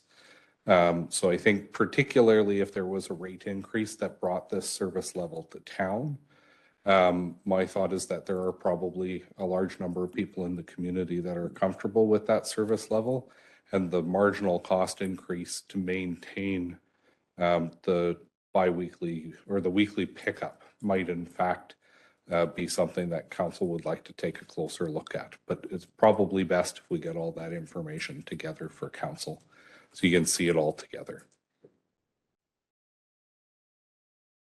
Okay.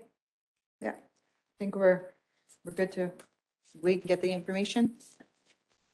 I know, Pam's like, what's going on, guys? I think we'll wait to get the information and then, yeah. Okay, There. perfect. So we're good then with We're done with this. Yeah. waste? Thank you. Yeah, perfect. Thank you very much. And we'll move on to Omniplex and facilities. Cool. We will, Omni is good now? Okay. We were a little behind, sorry. Sit here. Jen? 2019 for that? Here.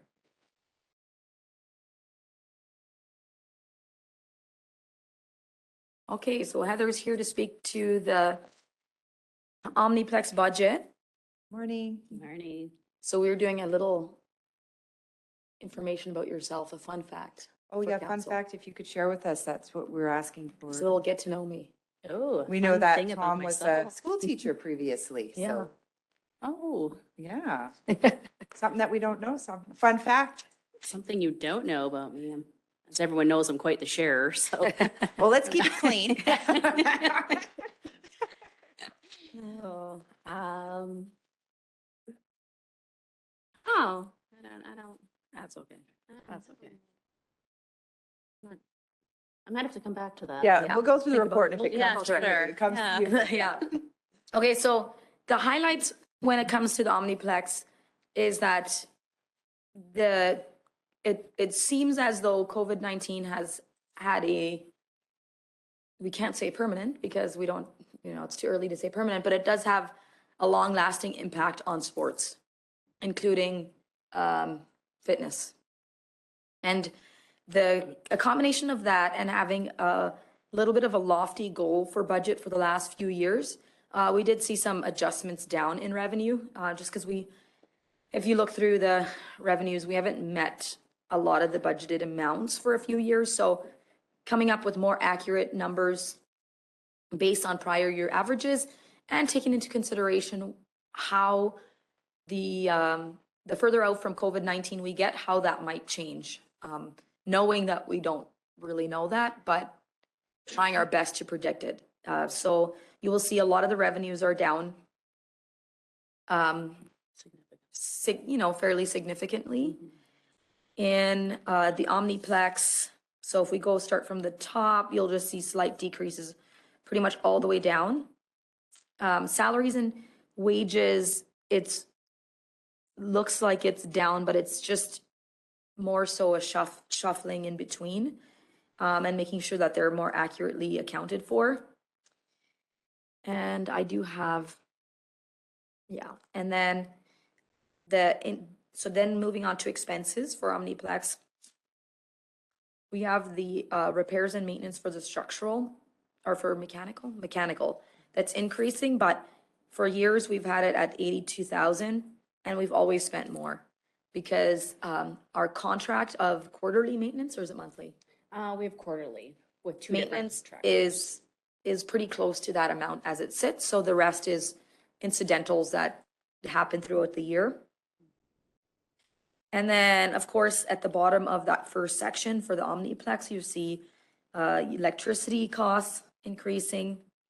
And then a special project that we did this year, a one-time project, which was the ice plant ventilation. And then curling rink, it's very similar to last year. I won't go into details unless council wants to know something specific about the curling rink, but the net deficit is very similar. And then Omniplex Arena 1, so that's just revenues, because it's really hard to separate expenses for the two arenas, but we can separate the revenues. So this only has the revenues of Arena 1, and again, you see that decrease. And again, for two reasons. It's been a while since we've met what we budgeted for, and we see less users right now in sports. Presumably because everything changed during COVID and people took their kids out of certain sports, put them in different sports. So it's just changed almost what's popular in sports, I guess you could say, or, what people are, what people are doing with their kids, I guess you could say. And people moved through, moved as well. Yeah. And then I'll go back up to intermunicipal transfers. It changed, but it didn't change. It just changed how we allocated. So we allocated by deficit. So the pool needed a little bit more because the pool deficit's increasing because we have a new pool and it's costing more to run. And so you see, if you go to the 7th or 8th line, it's going from 668 to 581. No, that's not it. 631 to 436. And it's, again, we're budgeting for the same amount from the county. It's just where that budget is sitting. And then the fitness center. So we see revenues. We've budgeted 200,000 for revenues, and that's kind of what it was before before. Vera. Well, I am talking about anytime. Before we had competition. That's right. Yep. Before we had competition, I That's guess. right. Yep. Before, and so we just haven't been meeting that budget since 2016 or something, 17 or somewhere in there, 15. Yeah, and I can speak to that a little bit as well. When Anytime opened back in 2015 too, we have to remember that the oil field was hopping, and our campground, even beside us, we had overfill. And the rig guys used to come over and do our drop-ins. Well, our drop-ins are $850. And they would spend whatever, and they would spend hours at our gym. So we were full because the rigs were full, the oil field was full. If you're not from Drayton, it's probably hard to not know, but we were hit by a recession really hard. What's the first thing that goes? Gym membership, nails, hair, makeup, extras like that. Not that makeup, are, apparently. well, not makeup. Or nails or hair. No. It's true. But I know nail techs that were like, Yes. they were crying for people and had to drop their prices because that's one of the first things that some people get rid of, right? Yeah. And gym memberships and stuff Yeah. like that. So The recession for us was pretty bad through 18, 19, and 20. Now we're coming out of it, but everybody's kind of now on the other spectrum where they can't get workers because it's so busy and we're at a loss, right? Do But we ever go to like the campground there or to any of the companies and give them out like a little flyer or a little something and say, yeah, "Here's I drop-in have, for cash"? and I did a few years ago, a couple of years ago, I did a thing. I went to oil field companies and I would give them like 1 month free memberships to give away as prizes for safety. Yeah. So they could draw names for people that are, awarded for safety and that kind of thing. We did that.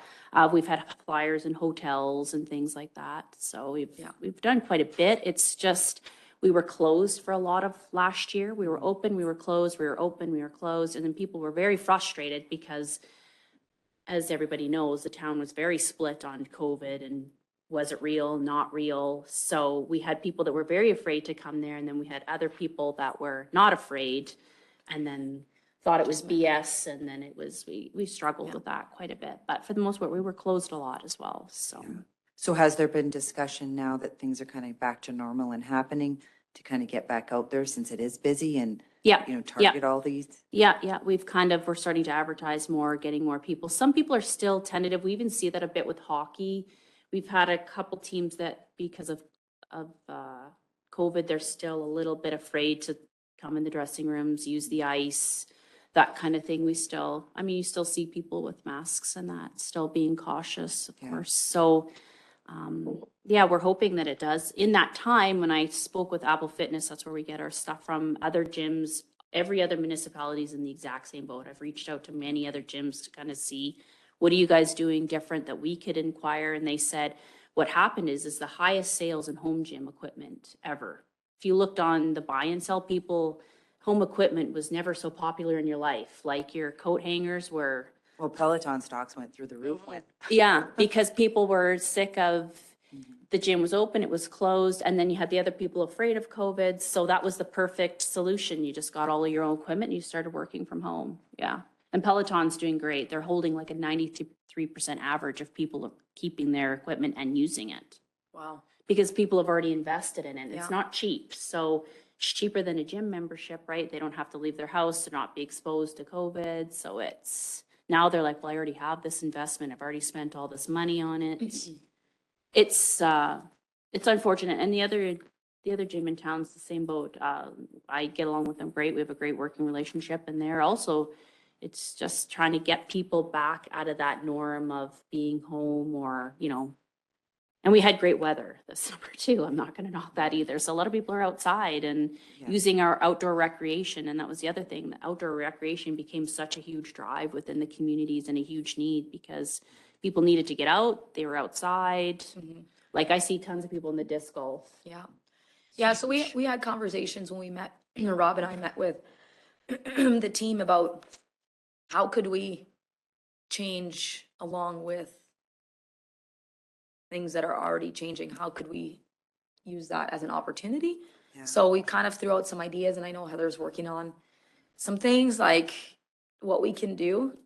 We do funding as well, a lot of funding. So we have the 55 Alive program that we're funding. We fund the Silver Sneakers, which is the 70 and over get free memberships, which is, we have over 45 people enrolled in that. The Town Wellness, we have 122 people enrolled in it.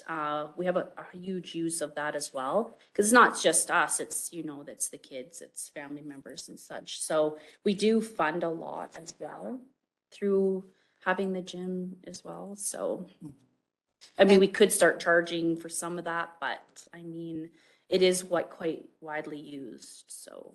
And what about programs with the schools like HTA right there? Are there any sort of?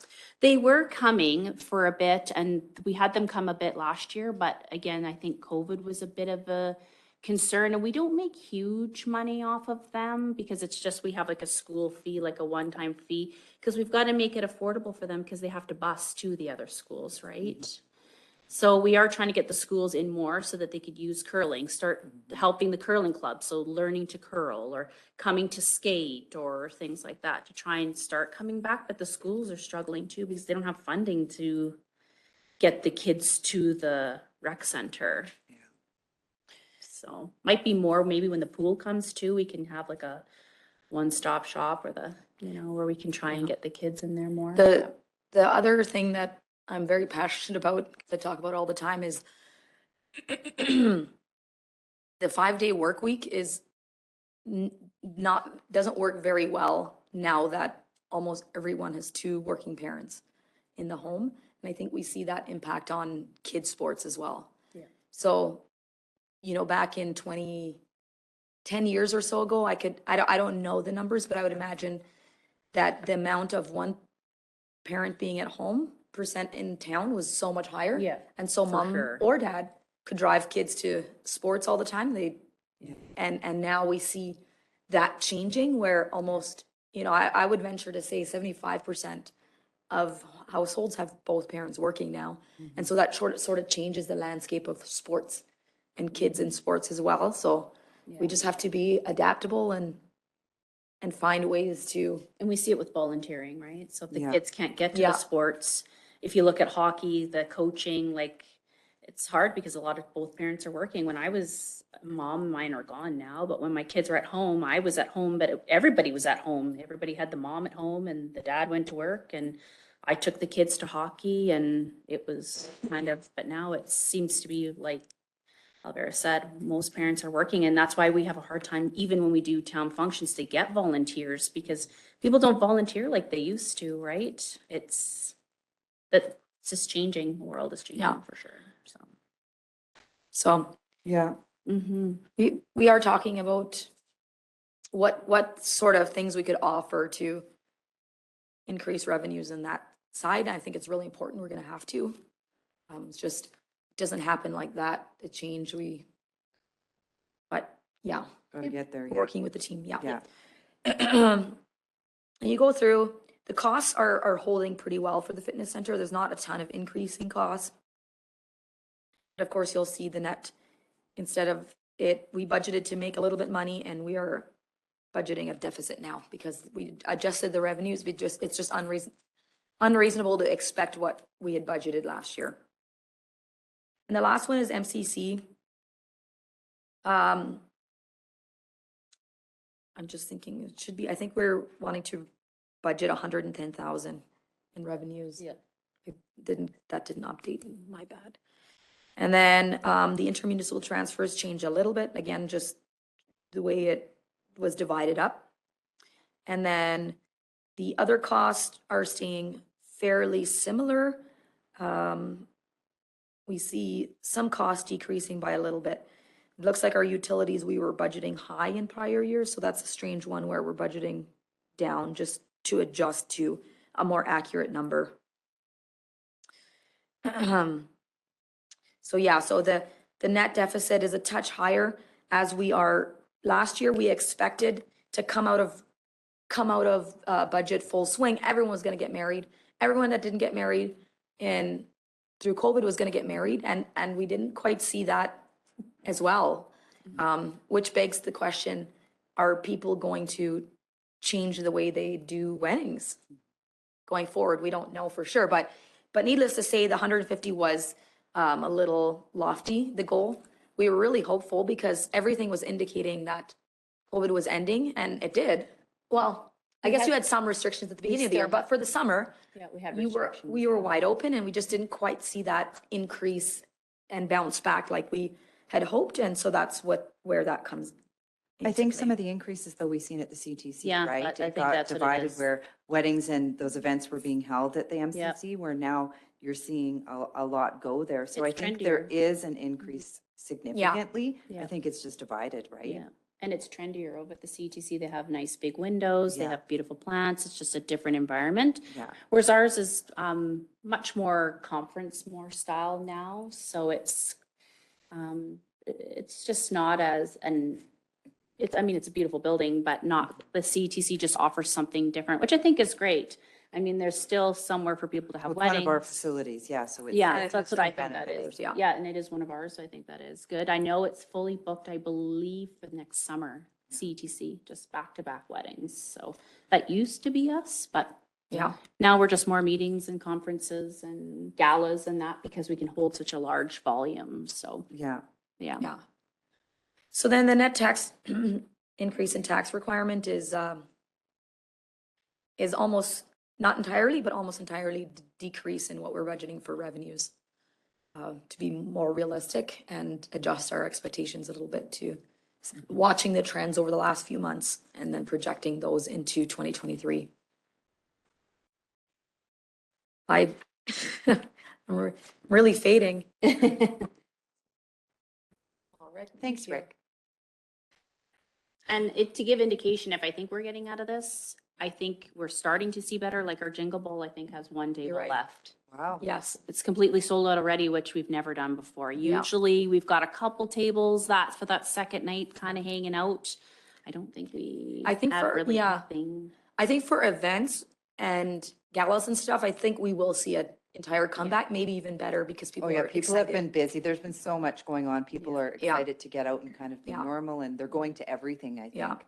Yeah, it's as just- much as they can. As I much think as they're they just like, can. holy man, there's stuff to do. Yeah. I'm there. So I think that's great. The fitness Thank center, you so much, Rick. I think it's gonna take longer for people to kind of get Yeah. back to it, but I don't know, we've never been through COVID before like this, so I have nothing to compare it to know what we're Yeah. gonna absolutely. do, so. Yeah.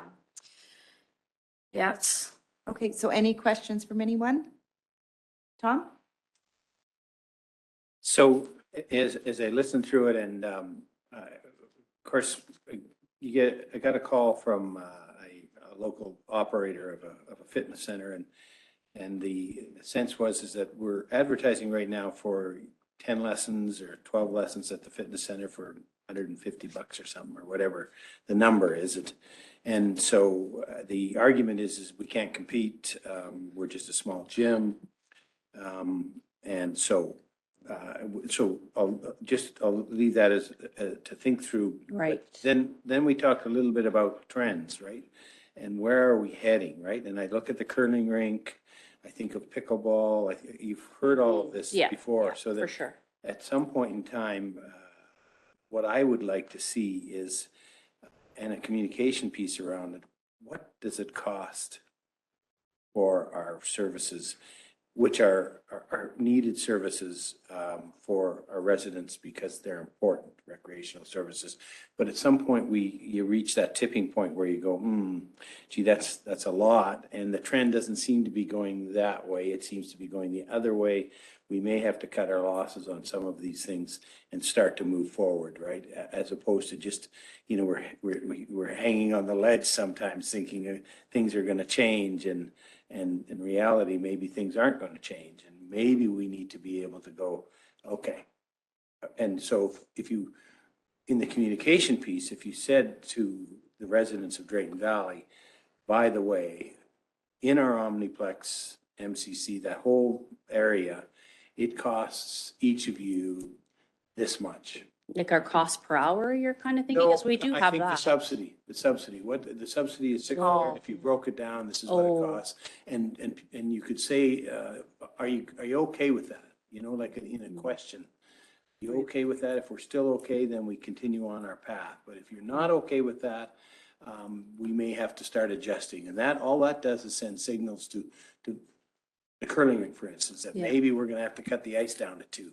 Maybe we're going to have to do these sorts of things. But you need to sort of send some of those signals, Yeah, but you need to know the actual numbers. And if we are subsidizing for our fitness center, Yep. which was, directly pointed at us, Yep. then maybe we are. And if we are, then is that reasonable? well, I guess that, I get the question is too, I am trying to advertise and push more, but I guess the question is, do you guys want me to? Because there is other business. I can't, my job is to try and make that facility as profitable and run as efficiently as I can so that I can offer the best services that I can to the community. The gym, I try to keep it very different because anytime is any 18 and over, they're 24 hours. So we try to, and we very much cater to youth. We have a very high number of children that come there, families, that kind of thing. So we try to cater to both sides. I'm kind of stuck because if I don't advertise and try to push it, then it looks like you guys are thinking, hey, you're not even trying to make a dollar here. And I'm kind of, do I compete or do I not? I guess I need direction from you guys to know what to do, I guess. Well, it's a great point because I think we would look at all of you and say, all of you being our facilities managers, fill it up. But know the cost of filling it up. If you fill it up and we're subsidizing it, just know it, right? I think of minor hockey. It used to be that, oh, you never give any money to minor hockey. Well, hang on. It costs $250 to put an hour's worth of ice out there. You pay only $150. Those kinds of things, again, it's back to the communication to say that's what it is. And if the quality of life is important to us in Drayton Valley, here's what that particularly means. Then you can go to the trails, right? If that's, and so people, I think right now, I think they need some good communication, and I think we can get there. And I would, your point about, we want it full. I get that completely. That's what I would ask, right? But tell us the cost so that we as a council can say, that's good. We're good to go. Okay. I blathering on, but I think about the days when the county used to try to ask those specific questions about what does it cost actually? What does it really cost? And when you try to figure out the numbers we always felt that we were very transparent about that. Yeah. And yet I look at all of the numbers here today and I'm not sure if I actually know. And yet they're transparent. Yeah.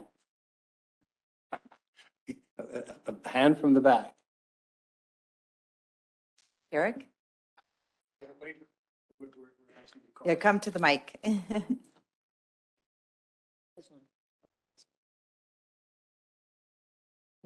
Morning. Good morning. Yeah, so I did a review of all our campgrounds, playgrounds, arena, curling rink, pool. I've done lots of legwork for that. And I thought I brought that to you guys at some point last year. But if not, I do have it readily available, so I can get that to you guys pretty quickly. The subsidized part I don't have, but I do have the numbers of what it costs to run each facility roughly. So yeah, I can get that together pretty quick for you guys for sure. Yeah, that would be great. And then to see what the potential increase to revenues could be or ideas as well. Like, when Heather talks about trending, you look at Instagram and TikTok and YouTube. I mean, have we ever, put a call out for influencers we rent out the space and they make their videos there, their workout videos, right? Like there's so much that we can be doing that's trending that we can be bringing in revenue, right? So I would look at things like that, right? Or the curling rink, again, Instagram, TikTok, something, right? Yeah, for sure. So yeah, I can get that to you guys. Pickleball. Yeah, so pickleball and disc golf are the hot ones right now. Yeah, so totally. We're working on it. Yes. Thank you. So any other questions? No, I think we're good and lunch is here and. Oh, so Kelsey's here now. Do you have an interest in going through the pool before lunch or? Lunch is here. How long is it going to be to go through? I think we did after lunch, so that's fine. I think it's fine. We can have lunch. You can come back after lunch, as long as. It's been here for 15 minutes. You might need a snack, I feel like. Yeah. Yeah. Do we maybe So, want to just right. do a quick introduction before we go for lunch? Sure. Kelsey? Fun fact. Just putting you on the spot.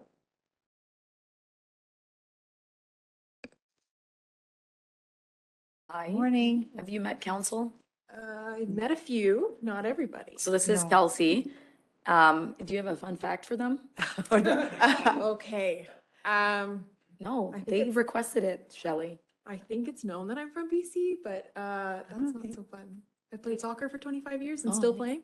Nice, nice. Well, welcome. Yeah. Nice to meet you. Welcome. You're more than welcome to join us for lunch as well. So what, if you have time to stay till after lunch to present your budget, is that okay? Yes. Perfect, then we'll do that. Okay, and we'll break for lunch now and then come back and finish all the rest of the departments. How long we got for break? Half an hour we'll do, is that? Yeah, let's That's do 30 perfect. minutes and Yeah. then get back at it. Yeah. Like Surrey Langley border.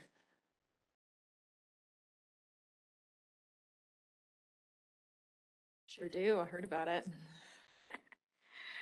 Awesome. Okay, so for the aquatics facility, as you're all aware, we are moving into the new pool starting to this at the end of this year, and then we'll be hoping to be fully in there for 2023.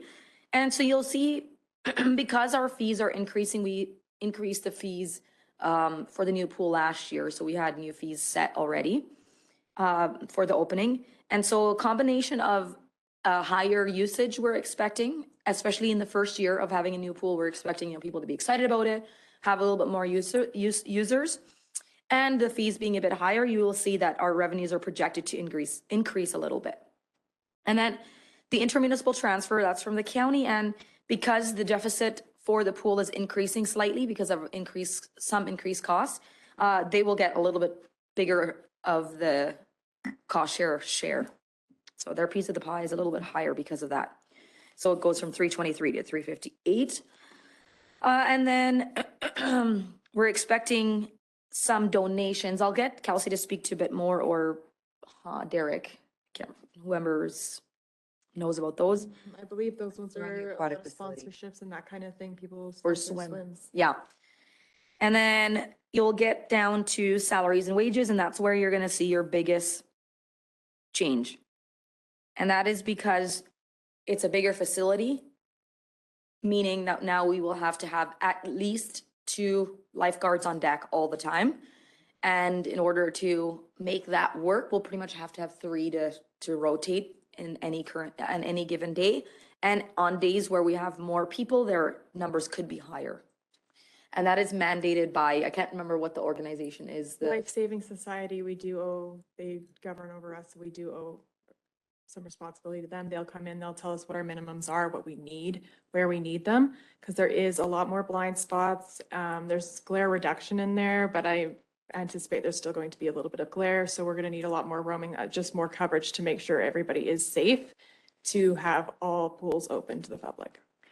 So we have bigger pool areas, and we have the lazy river that adds some extra, I guess risk, if you will, which we will need to have lifeguards on deck for. So that's increased the salaries and wages. So we calculated basically number of opening hours for the year rather than per staff, for example. So it's a better way to budget for a pool, or for not just for pools, but for some other facilities. So we calculated based on hours rather than by staff, because you get into some hairy business with overlapping staff when you're budgeting for 20 staff, whereas you should budget for hours that you will need staff for. I don't hope that makes sense, but so that's an increase there. We are going to sit down and go through it in a little bit more detail, and we might add a little bit more to wages if we're going to have more programming, but that will be offset by increased revenues as well. And we're seeing that people are just really excited about swim lessons. Kelsey can explain some of the reasons why that is, but we're just seeing swim lessons sold out in what hours? Minutes. When they open up for the fall, for example. And that's not just here, sorry. Okay, go ahead. That's not just here, that's all across North America. Over COVID, we had a lot of lifeguards that were out of work, so they moved on to other fields. And then because we had shut down, there was no way to train any new lifeguards. So we are sitting at a time that we have this opening where we need staff, and there's a huge increase for swimming lessons. And I think part of it is with everything shutting down, people went to lakes, they went to oceans, they went to outside in our backyards. So now they're wanting to get their kids into those lessons, but we don't have the staff to be able to, and this is everywhere, to be able to provide that. So people are jumping on those lessons as fast as they can. I mean, in other places I've been to, I've had lessons sell out in under 5 minutes, and I would have hundreds of programs scheduled. Yeah. And as a parent in town, I think the swimming is really popular as a sport right now too, or as a activity. It feels to me like with friends and people that are talking about it, like people are excited just to get for swimming lessons and do junior lifeguard and all that kind of stuff. So it's really cool. And it's a really good timing with the new pool as well. So I guess all that to say is that if we end up increasing our programming, the staff costs will also increase, but that goes hand in hand with increased revenues, so less of a concern there. Professional in general increasing as well. And I don't remember what the reasoning was for that increase, but I will move on through the rest of it. I believe it's a new facility, so there's going to be some maintenance items in there that we want to maintain something that is new, and we would rather, instead of waiting for a problem to happen, we're going to do the things that they ask us to do to make sure that it does stay in tip-top shape. Yeah. And when you move into a new facility, then there's, I don't know if trial and error is the right word, but there's a period of time where you have to just make sure that everything's running the way you need it to. Yeah. Although a lot of it's covered under warranty, but I mean, we just have to be safe as well. So, yeah. And the rest of the costs are staying very similar. Some are slightly down, some are slightly up. Supplies are up because a bigger facility, more change rooms, more bathrooms, all that kind of stuff. And chemicals, because we have a larger Body of water. Yeah. Yeah. And those are the biggest changes that there is. And when you get to the end of the pool, right on the second page here, did it go this way? You'll see that this is only our second year of the debenture payment. We got that loan for that new pool last year. So that will continue for 25 years. And then the splash park, there's not really any changes there. We're not sure how that will change salaries wise because we won't have staff right there. So we'll come up with a plan as we move through the first few months. Oh, I guess we're open for 4.5 months or 5 months. I thought you laughed at me for counting on my fingers. So we'll see how that impacts it. Right now, we're not thinking that the cost will change all too much, but we'll see. Similar, yeah. So then when all is said and done, our net deficit is increasing by about 200,000, a little bit more. And again, when you go back, it's largely almost entirely wages. So we'll ask Kelsey any questions about new pool, old pool, anything you have at this time? Any questions? Bill? Is there provisions in the pool for concessions? Good question. We do have room for a vendor in there. So I think at this time we were looking at just doing machines and then vending machines, that kind of thing. And then at some point we do want to get a vendor in there. Preferably once we're open and have a building.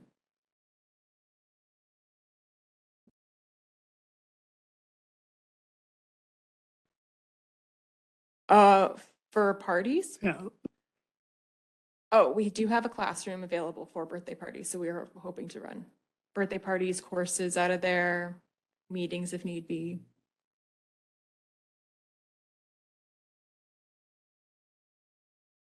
Thanks. So after how long you're open, are you anticipating that you'll put an RFP or something out for that space for a, like a Sooner the concession? better. Like a Starbucks or So I've something? tried. I've contacted.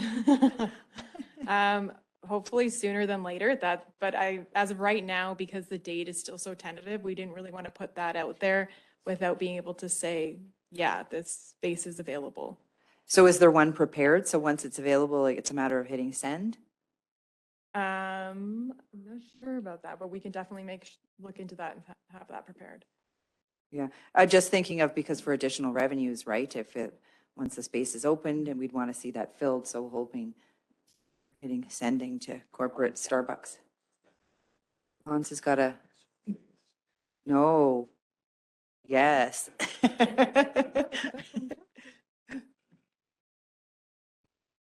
Thank you for getting the word on this question. So we have no dedicated space. So the footprint is only, let's say, in the meters, but nothing is built for a concession area over there. So any contractor that we would get in, there's a lot of cost still happening for that contractor to do that. So that's why we want to first see what the uptake is on the usage of the facility so that we can put out an RFP that includes the business model basically for anybody that needs that to start a business over there. So we need data first. So we anticipate, let's say the first couple of months will be most likely too busy. So you need half a year, maybe even a full year to really see what the usage of the facility is.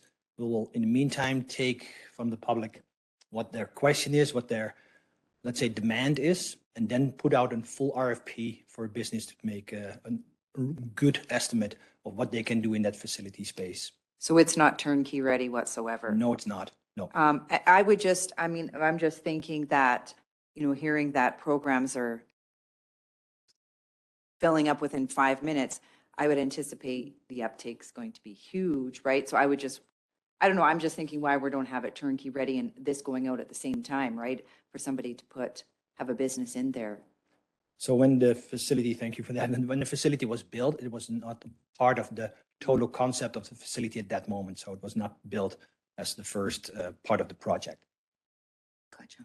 It's a space, it's got a corner space in the lobby could have something there. And the question too, you know, Hans made a good point on data is just, you know, longevity of a business in there and not having people move in and then realizing they're not making money, move out and stuff. And if you have a better idea as to what their business case needs to look like, then it's just more likely that we'll have a consistent vendor for a longer period of time, if that makes sense as well.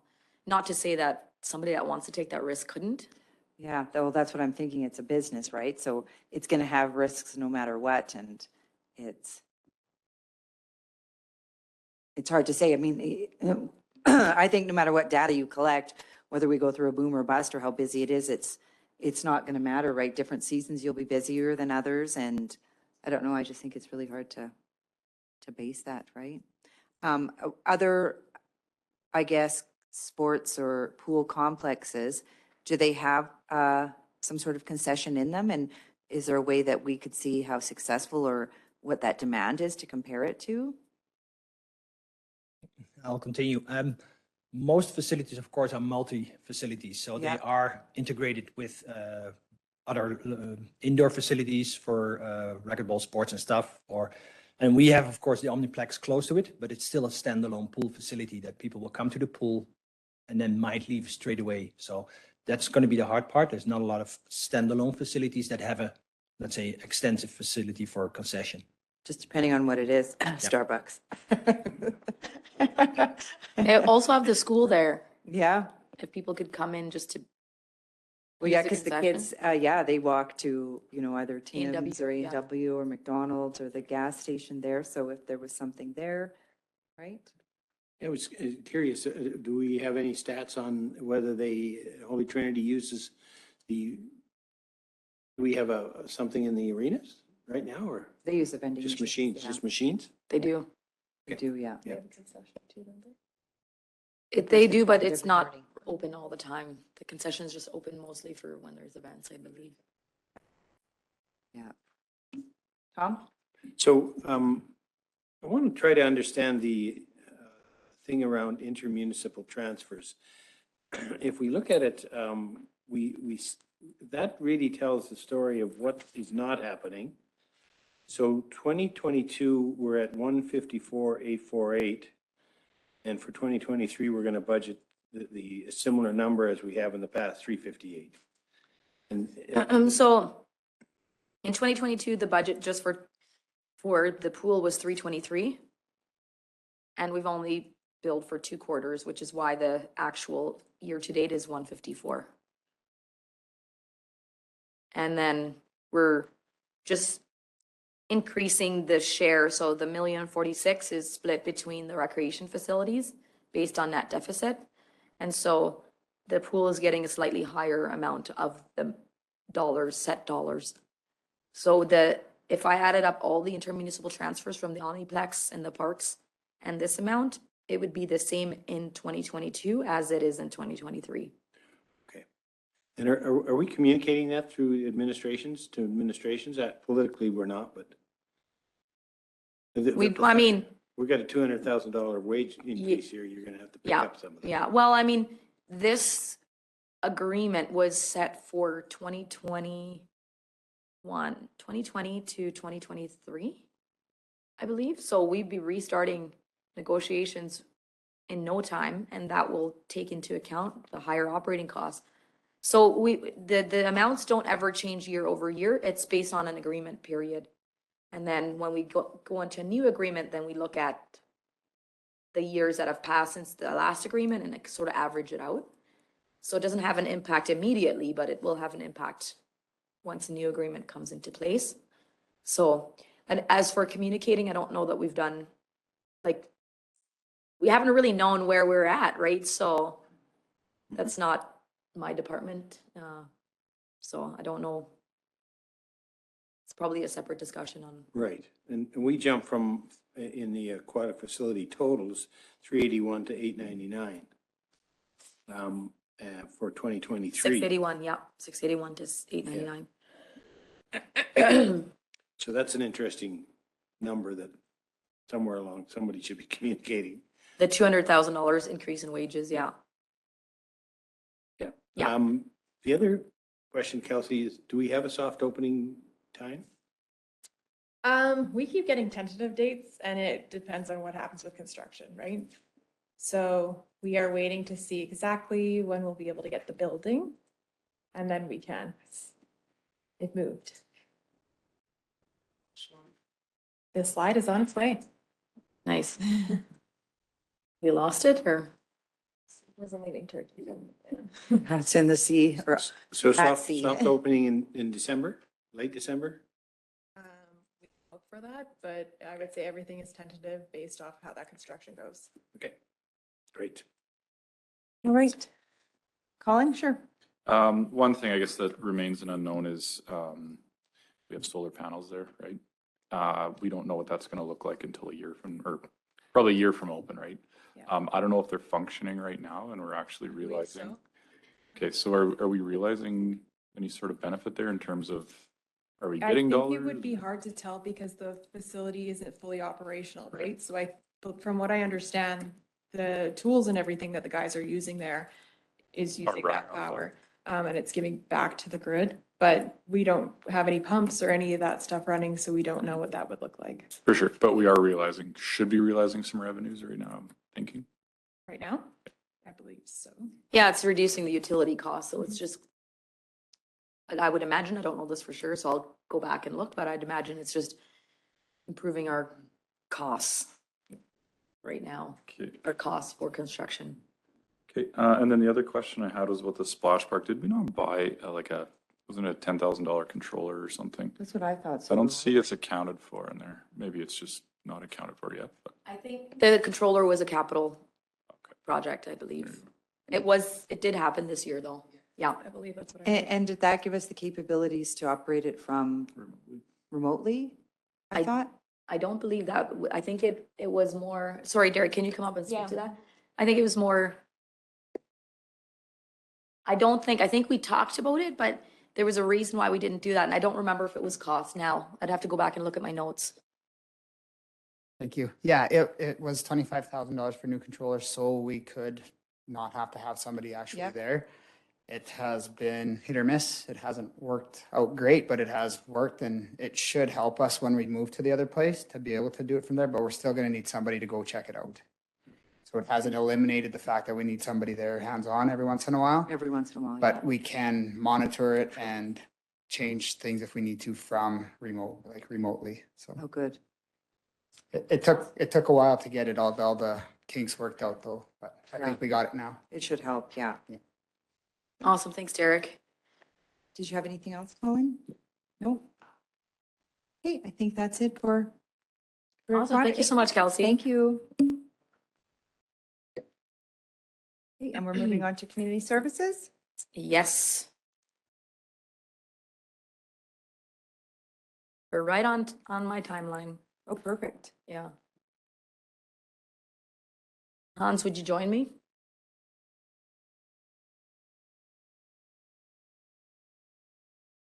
And Lola's joining us online as well. Seems though the bug is going around again, so. Kids are back in school, spread Yep. germs, yeah. Spread the love. Spreading the love, yeah. Yeah, she's.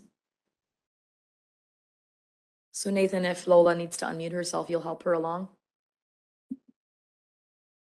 Hello, Lola. Can you hear us? There we go. I can hear you now. Can you hear me okay? Yeah, perfect. Sorry about my voice. It's kind of cracky. I'm not feeling the greatest today. So I'm just going to leave That's my okay. camera off. No worries. There's a few in the room that aren't feeling the best. So we've got Hans here that we can ask questions, and if we need something, we'll let you know. Perfect. Thank you.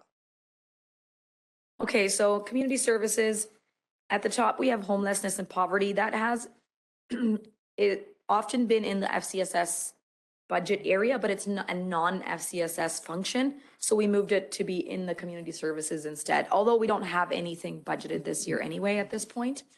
And so if a grant will be received, then it will also be spent, is the plan right now. And then affordable housing. So right now, you will see the numbers are just all over the place from the past, and that's because we took it back in-house this year. So in the past, what's happened is the management company would take the revenues in and then do all the maintenance and pay contractors and everything like that. And then at the end of the year, they would bring us the money, and that would go right into the revenue line. So that's, if you see in 2022 or 3, we're increasing the revenues a lot. It's because we're increasing the revenues, but we also have all the expenses underneath that make up for it, if that makes sense. So we're projecting between 10 and 11%, between 8 and 11% vacancy rates, which is around, if a person moves out, we project that that unit would be vacant for 1 month. It's one of those where the vacancy rates change very much depending on what our economy does. So in 2019, we were almost at 0% vacancy. I think we had 1 empty unit. And then in 2020 and 2021 and into 2022, we had tons of empties. Because as the market is down, other housing is more affordable. And then when economy does better and rent increases, then they need something more affordable, that vulnerable group of people. So that's kind of how it goes. So we're expecting to have a higher or a lower vacancy rate, so more people in those units in 2023, especially because the economy is up. or town of Drayton Valley is busy. I mean, I don't know if economy is up is exactly the right word, but yeah, so that's what we're projecting there. And then of course, we have salaries and wages for our manager that manages those units. And so we're doing our own repairs. So those are increasing, and then as well as utilities. And so although this part of our budget should not have a deficit, affordable housing should be paying itself, as what the direction was from council, when we first got this program. So we are looking to have about a $5,000 surplus, which would then be put into a reserve. So with this, we have, you said we have an increase to salaries and wages, but we were paying somebody to look after this before. So this is our first year with a staff member. So whomever was managing it, they were Contractor. Yeah, and So where does that reflect? Right in their net revenues, because they were running that operation entirely, and at the end of the year, they would transfer one net amount over to us. And so that whole amount that we made it off of the units would go into revenue. So now, we're like 1 year, like in 2019, we had $125,000 in revenue. That was probably $230,000 in rental. But then they had other costs to run those units, right, off of there. But this year, we have an actual employee. Oh, so the contractor price is included in the... In the rent revenue, yes, because we didn't, they did the bookkeeping of that. They ran that almost as like a company. Yeah. And so they would do if there was plumbing or anything like that, like they would take care of all of that. And then at the end of the year, the profits would come to us along with the financial statements as well. Yeah. So it's just the way it's presented is different. The way it looks is different. Although, we're projecting maybe a little bit higher of revenue this year, but yeah, because we were hoping to have less vacancies. So I don't know if you have anything to add to that. No, yeah. So, yeah. I can just add maybe that we are well on our way to having full units. We have a couple of vacancies right now, only because they're still under renovation and repair. Sorry. So, but we do have a waiting list as well. So we're excited to see hopefully units all full for 2023 for sure. Yeah, thank you. Thanks, Lola. And then we'll, family liaison, that's a grant that we pay every year. It's not changing. Tom? To address the whole issue that I have before about a housing authority. Right. And about putting it under one umbrella and so that we know what affordable housing is. The next obvious steps is what are we doing about it and where are we going in the future? If we have wait lists and we have in conversations with the Shangri-La, which I chair that board, that we have a wait list, not at the lodge, but in affordable housing. And so it seems to me that we have talked about putting together a study and put some money towards a study. Can anyone tell me a bit more about that? Lola? Yeah. So we are, we have submitted an application with the Rural Development Network. It was an application between planning and development and community services. Our hope is that that application is successful and that would provide us with a free consultation service to in fact do a housing needs assessment, a community housing needs assessment, which would provide recommendations going forward in terms of what we need for housing in the community, what the gaps are, and what things in terms of development and whatnot, and encouraging new developers to come to the community. That would all be an anticipated part of the package. So we hope to have that happening in 2023. However, there's no budget line for it because we hope that it's going to be free. And have you had any further discussions, Lola, about combining and putting all of our affordable housing under one under a housing authority? We're kind of separate at the moment. Have you had further discussions with any of the other providers? What Brazil Foundation has told me is that she is checking with province to see what's possible.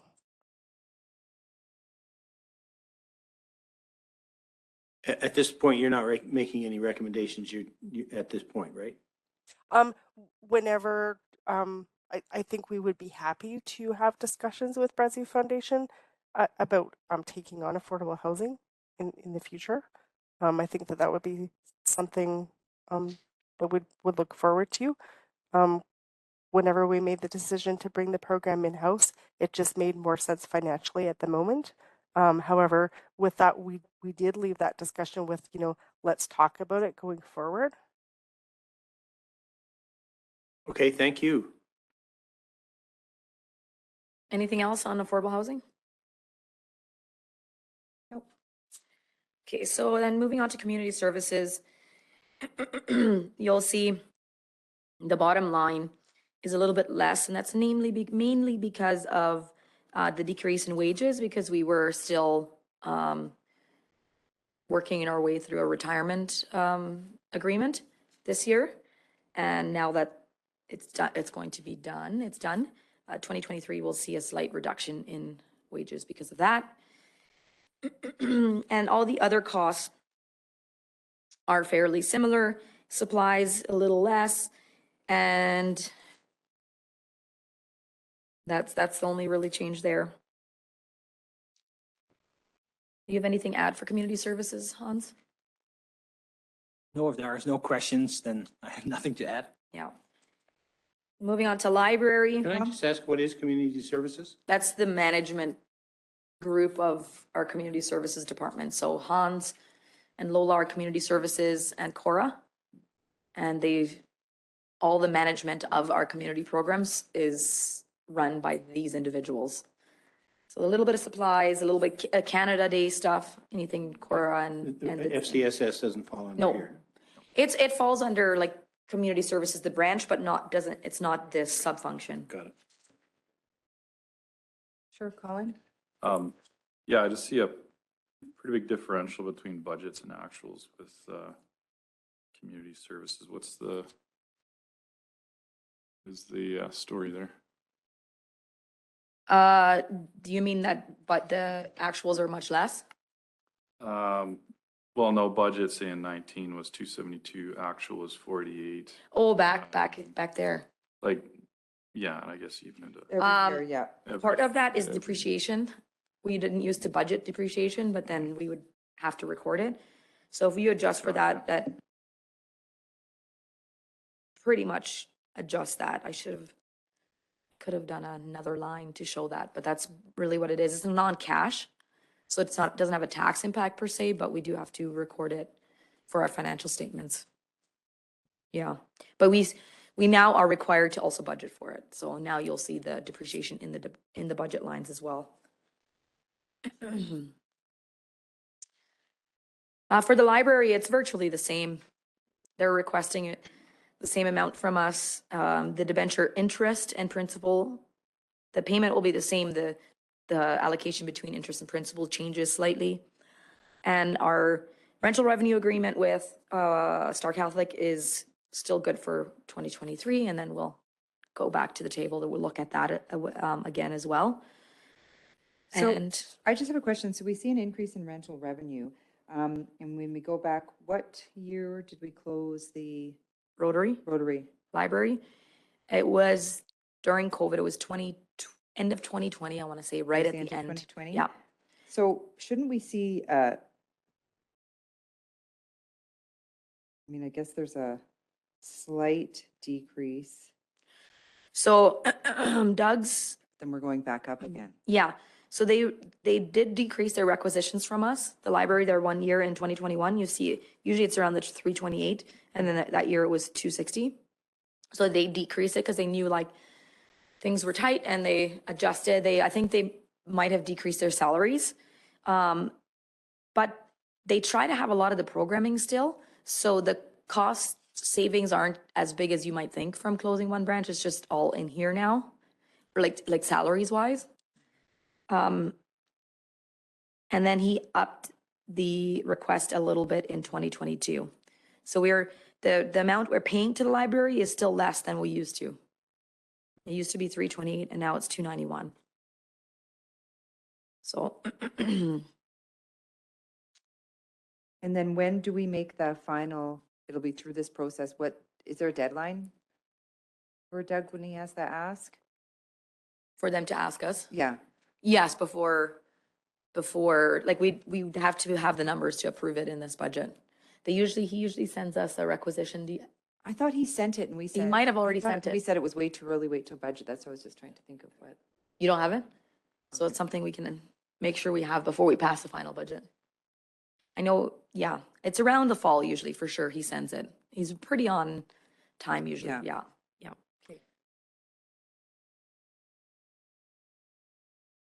Sorry, talking about the proposed budget for library? Yes, Yeah.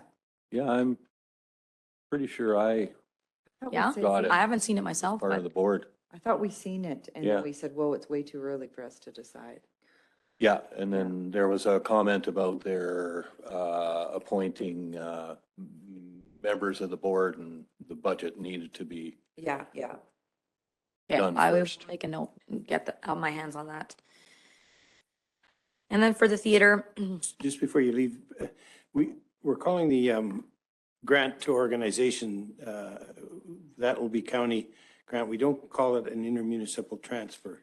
Is there a reason why we changed that?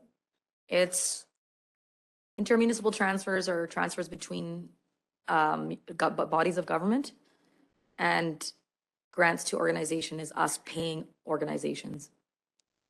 So if we were to pay the county, for example, it'd be an intermunicipal transfer, but out as an expense, not in You're thinking of them paying us? Well, they pay for the library, parts But- of the library, right? Right, they pay that straight to the library. It doesn't come through us. So that's it's not in the 328? No. I thought the ask was, yeah, split. Or not split, but divided amongst town and the county. Yeah, of this number though, that's what I thought it was from this number. So he will do his budget and then depending on what they need, they will split it based on a percent. And So this do is a already requisition to split. them You're and a saying this- requisition to us. yeah, This number's already reflects the split. Yes, this is our share only. So if we look That at seems the 2023 is 429, right? For the budget? Yes, So 430,000. And that does not include, so is the budget for the library 650,000? Or 700, or am I missing something there? like their operations, I would imagine so around that, yeah, Okay. for sure. Yeah, I know. That's right. they do send us their whole budget though, so like Yeah, we do have access to that information. I just haven't seen this year's yet. Yep.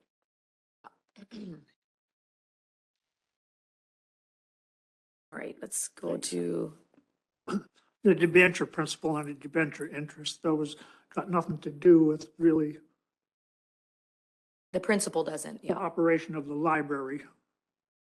not their library, yeah, No. you're right, yeah. It's that building by the school where the library was. So theater isn't changing much. Looks like Hans is not budgeting any supplies. We've budgeted supplies. Sometimes there is a need for it and sometimes there's not. And so we don't have a budget for that. I don't know if there's any more details on that.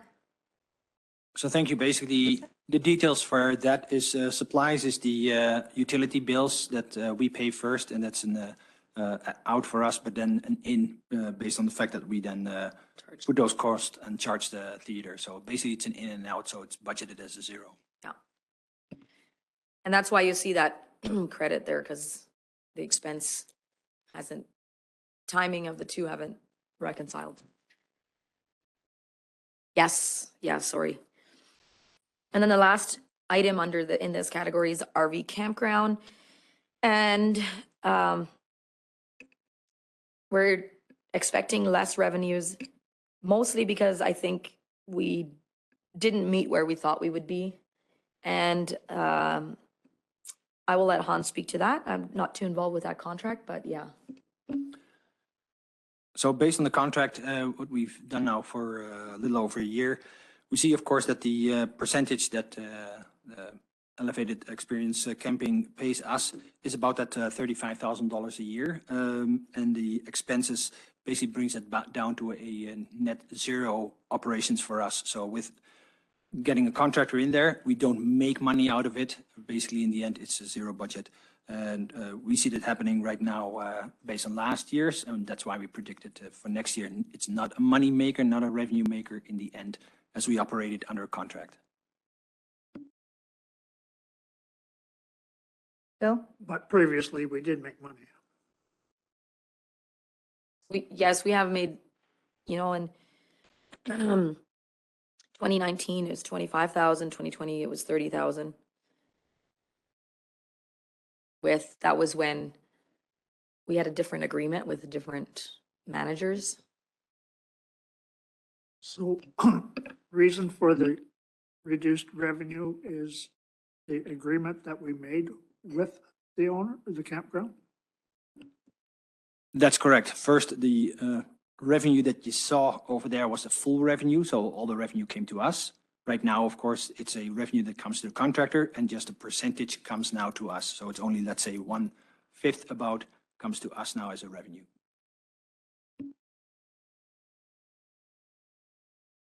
Not such a good deal.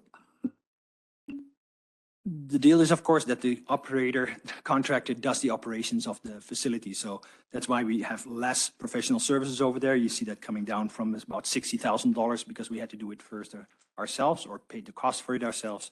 to now it's part of the contractor doing that. And when will we have a discussion whether what we're going to be doing with that contract?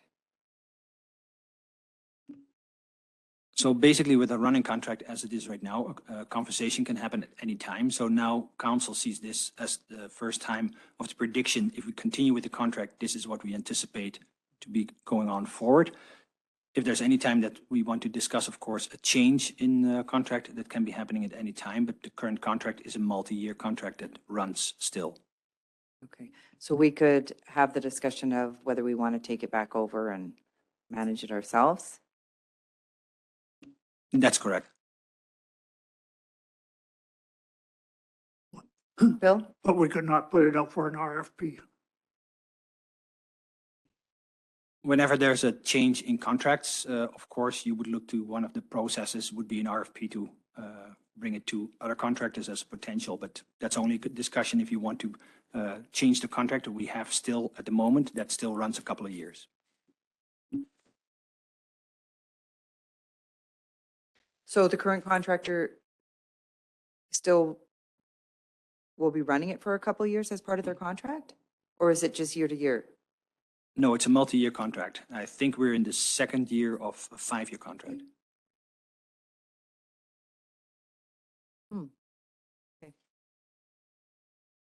We don't have an option. I thought we had an option when we did the tour in the summer. I thought we talked about we had the opportunity that we could change any time.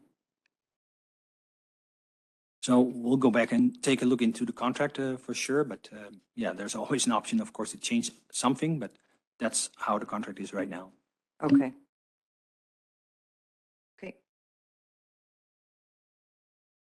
Awesome. So that's it for community services.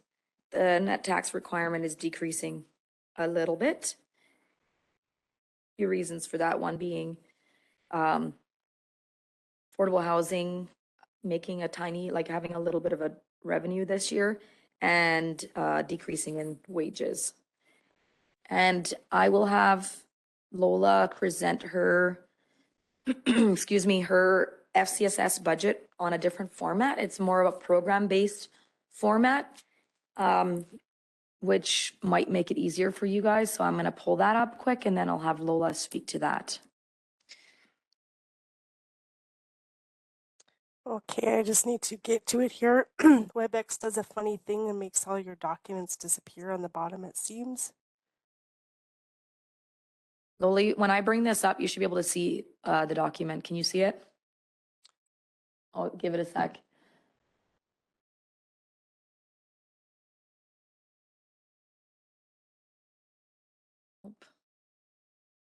Okay.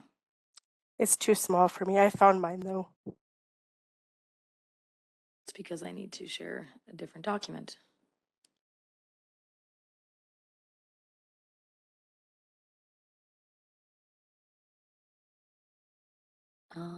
There we go. Are you ready? There we go. Then Okay. So this is a different way of presenting the FCSS budget.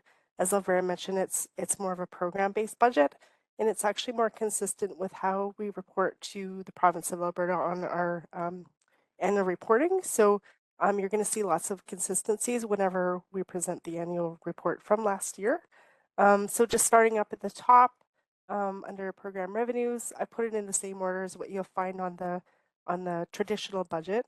For program revenue, we anticipate $17,700 under the home support program. Our provincial grant, which is our the town provincial grant, is $179,490. The provincial grant to Brazeau County is $136,623. Their contribution, required contribution, is $33,254. And then the amount that we get from Parkland County in their funding agreement is $36,667, which is a total revenue of $397,734. Then under expenditures, direct delivery of programs, which is the list that you see below, is $269,600. Indirect delivery of programs, which is our grants to other organizations, we've budgeted 120,000, which then would leave a total administration cost of 52,257. So that then totals a total of expenditures of 441,857, which is higher than revenues. However, that would make up the required 20% contribution from the town, which is 44,123. Does that make sense so far? Yep. So looking downwards, on your traditional budget, you just see salaries and wages and program supplies and professional general services, but it doesn't speak to actually how resources and staffing and time is being spent. So this is how we present this information to the province.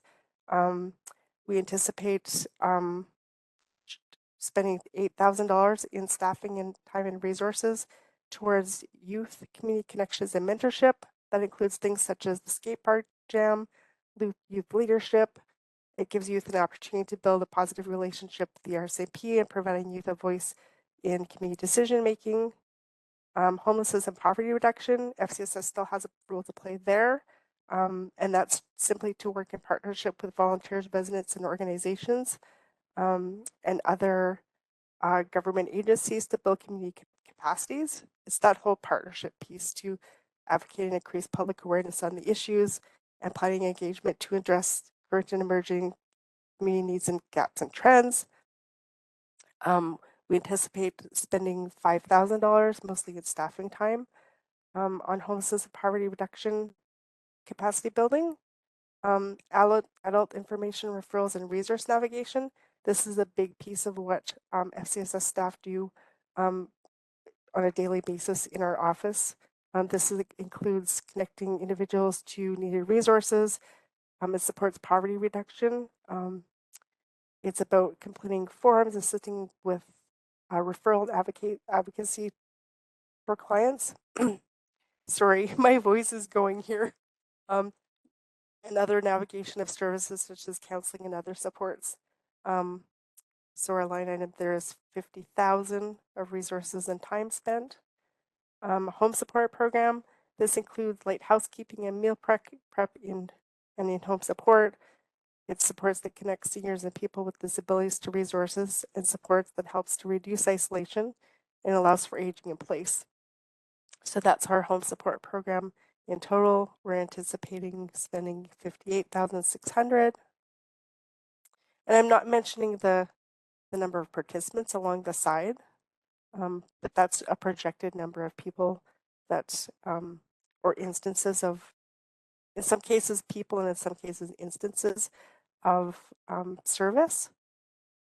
The next one is seniors information referral and resource navigation. So that's when seniors are coming into our office, needing that support, navigating those complicated services such as Alberta Seniors Benefits and those types of things. So we're assisting with completing forms, doing referrals and advocating. And that line item is 58,000. Volunteer engagement. So any of these programs listed are entirely dependent on volunteers to provide the services. So the tax program is huge. We have several volunteers because we do 150 to 200 tax returns each year. We have the Snow Angels program, the grocery delivery program. So our role is about volunteer facilitation and coordination and support, the training and the recruitment, and then other workshops and board development programs to build capacity and promote volunteerism within the community. And that's anticipated to cost 20,000. The next line is community information, education, and awareness. So this includes our resource directory, any workshops, information sessions.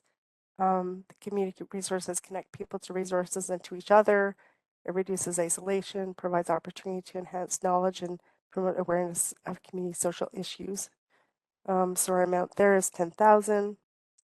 Community event. This is mostly about Canada Day. FCSS staff spend lots of time with the coordination of Canada Day, recruiting volunteers, support training, those kinds of things. We anticipate $10,000, providing that we aren't successful in finding another organization to take this program on next year. The next one is volunteer engagement. This piece again is about volunteer engagement, but this is targeting volunteer appreciation and recognition. So this is about our volunteer appreciation banquet and other ways that we recognize volunteers.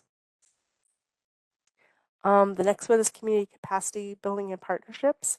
So this is mostly time spent, and it's about building those partnerships with community agencies, libraries, schools, RCMP, Alberta Health Services, community organizations, businesses, and governments, to make sure that everybody's working together to identify and address social issues and build community capacity.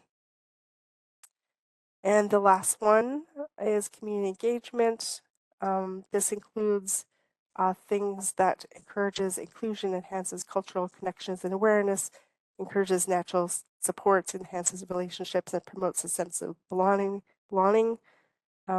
This can include the round dance, Indigenous training, cultural training, block parties, anything that can encourage those things between people.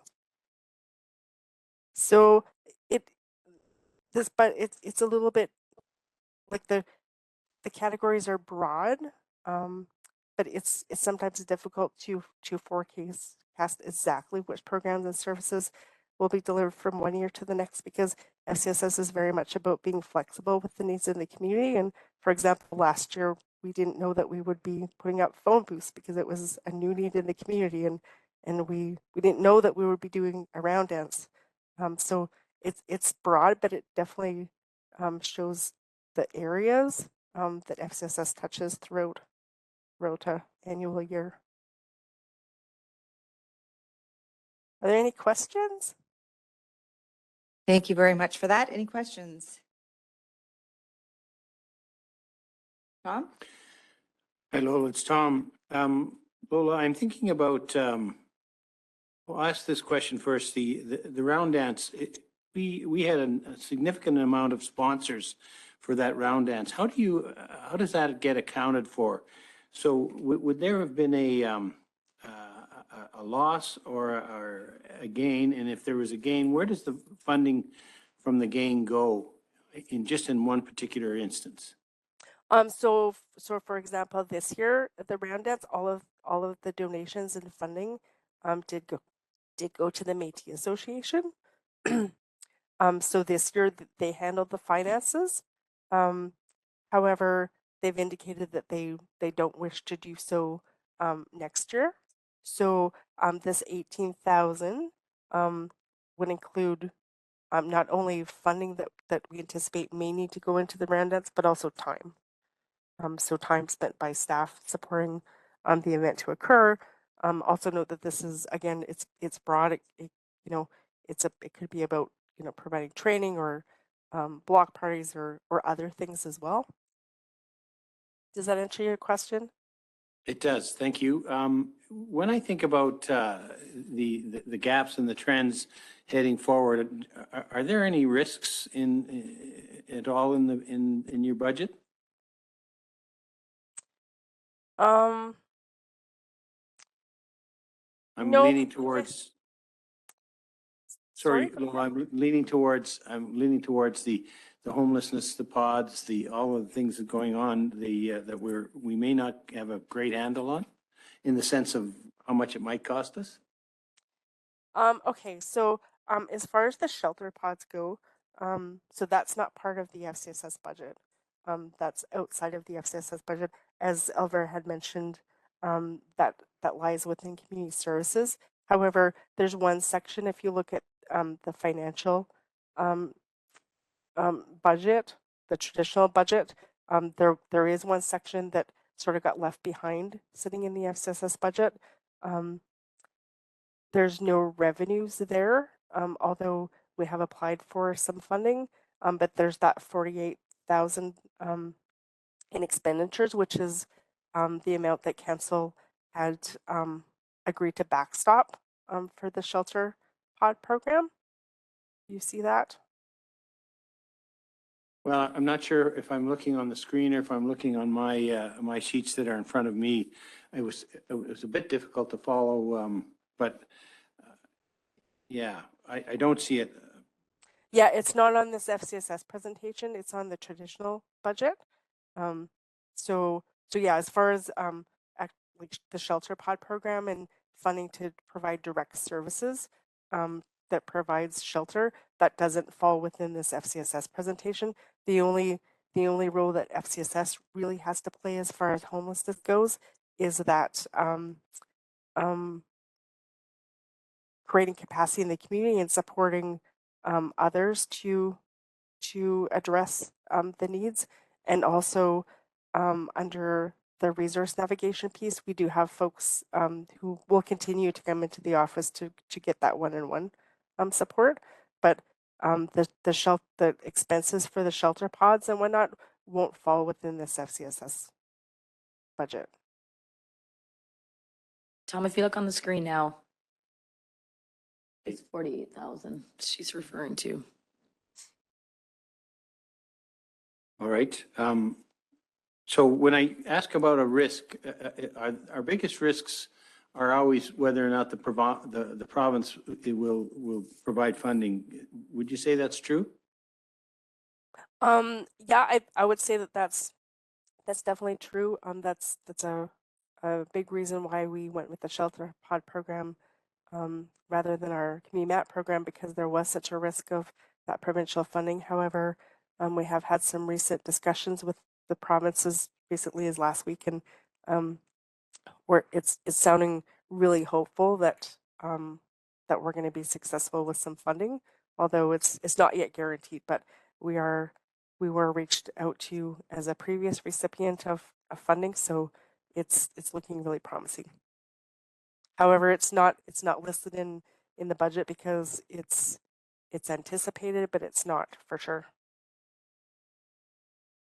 Thank you, Lola. You're welcome. Bill, did you have a question?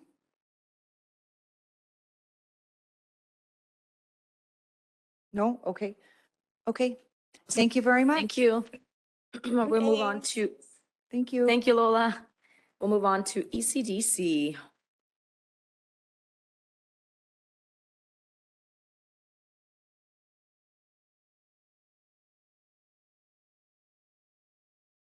Hello, Bernice. Welcome. Good afternoon. How are you? Nice to see you. And we'd like you to share something that we don't know about you. That's what we're asking of Yeah. everybody that's presenting. Little get to know me. Oh, anything fun about you that we don't know? Something that we don't know about you. Something fun that you don't know about me. I moved here from Drayton, Ontario to live in Drayton Valley, Alberta. That is cool. Wow. Because I that's don't so like change cool. in any way, Yeah. shape, or form. Oh, I love it. Thank you. That's awesome. Okay, so the ECDC budget looks a little bit different in terms of revenue because of the new program through the government, and it's a little, it's been a little bit of a guessing game that Bernice has worked through with my team as well over the last, well, almost a year, I guess. We've been working on this now. So I'll let her kind of explain the rationale, but you'll see that in program subsidies, we've combined, you'll see the 118,000 in year-to-date actuals. We separate them when we get them, but we don't know what they will be necessarily, so they get grouped in one budget line, which is the $1,068,000. And then in terms of expenses, wages are fairly consistent, although we changed the way we budgeted for the maintenance person. So overall, it's maybe a slight increase in wages, but we heard really good news that the government is now topping it. So I don't know if you guys probably knew, I don't know if you remember, but all the staff at ECDC, when they work with kids, they get a top up on their salary that the government pays.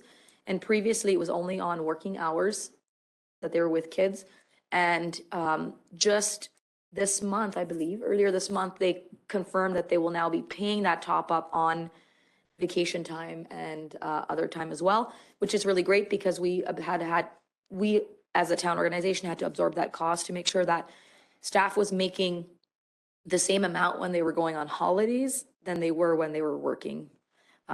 Because that played a role into when they were taking holidays and such. I don't know how big of a role, but that was really good news on terms of salaries and wages.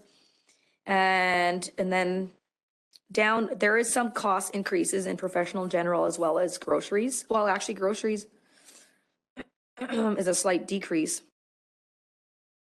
because they were working with your nutrition program is just top notch. I don't know how you do it, Bernice, but they always work on providing the same quality of food for less. And she works really, really hard on doing that. But we will see professional and general will come up to 40 and groceries 47. When I printed this, I'd missed the fact that we had settled on that. So you'll see a slight increase there, but everything else very consistent from prior years. So I will let Bernice speak to the government program, how that works and what we're expecting. So I sat with the Alberta Leaders Caucus yesterday, actually. I was hoping to come with succinct news for you. Unfortunately, the province, there's a lot of cabinet shuffles happening, we're all aware. And that means that those discussions that aren't supposed to be happening with the federal government have not happened or are certainly lagging. So we've set ourselves at a 5% increase in fees. As you know, last year we had a lot of discussion about the 3% cap. That 3% cap hasn't been lifted as of yet. We are confident the government is going to be coming back though and understand that 3% is absolutely unreasonable. And that is the message going forward from the Alberta Leaders Caucus as well. So there's, again, that message is there. We did send a letter to Matt Jones, the minister, in August, inviting him to come out, as well as our concerns about that cap and our waiting response.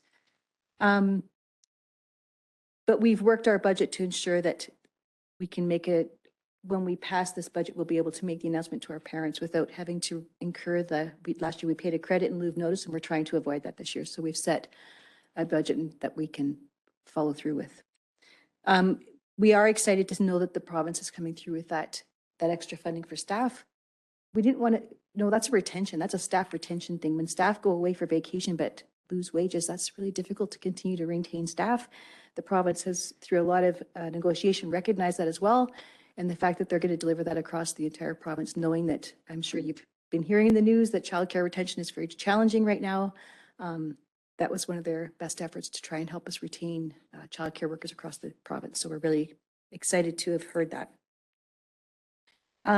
When I brought the budget last year, just to sort of let you know where we're at, last year we had 54% of our parents accessing subsidy. And even with the provincial grants or the affordability grants, we still have 58% of our parents accessing, 54% are currently accessing, and last year 58% were accessing. So we still have the same number of parents in that category of income that are still requiring the additional funding.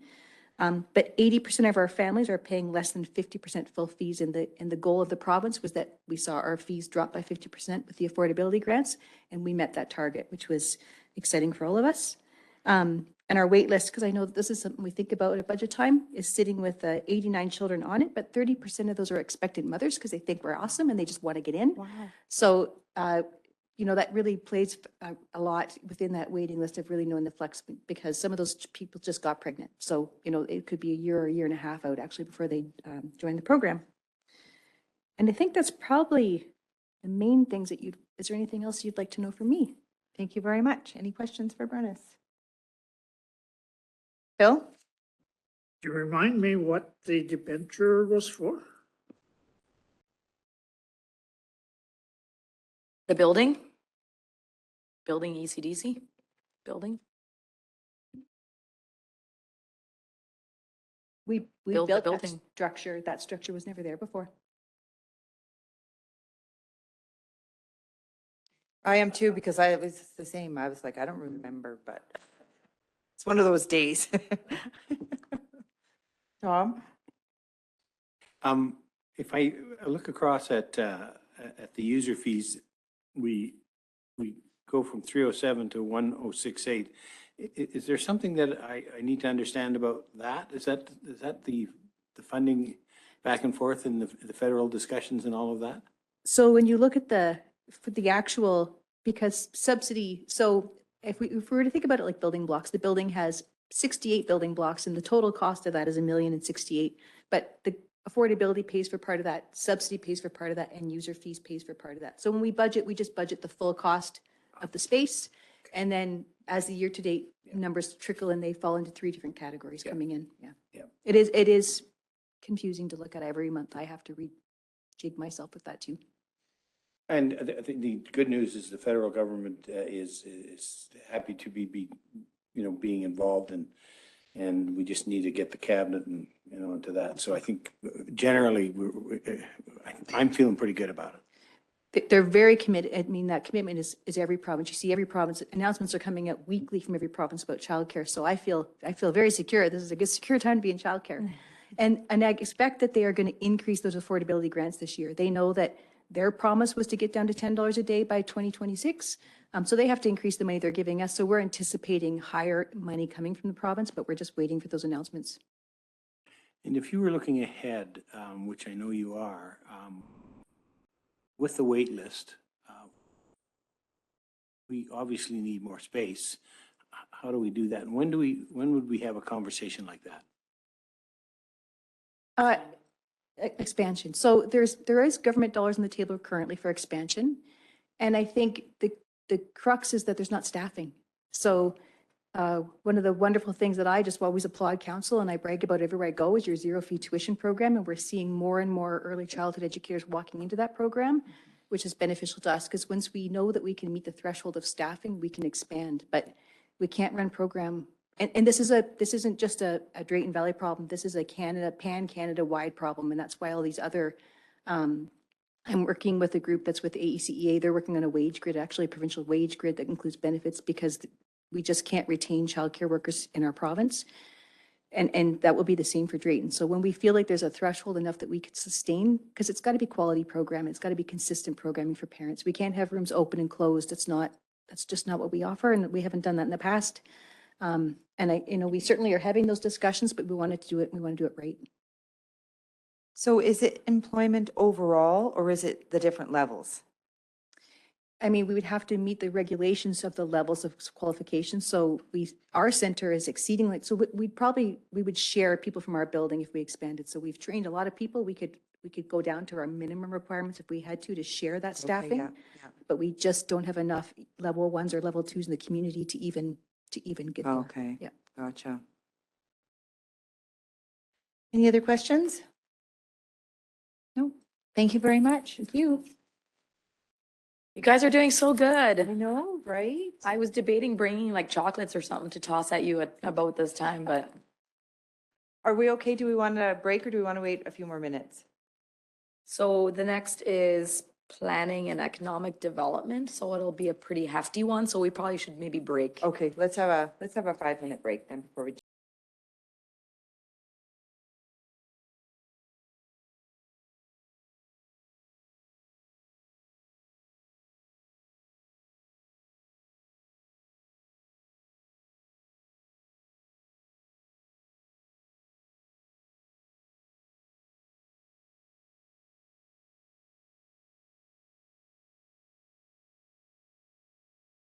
Into it, and we will pick up at planning and development.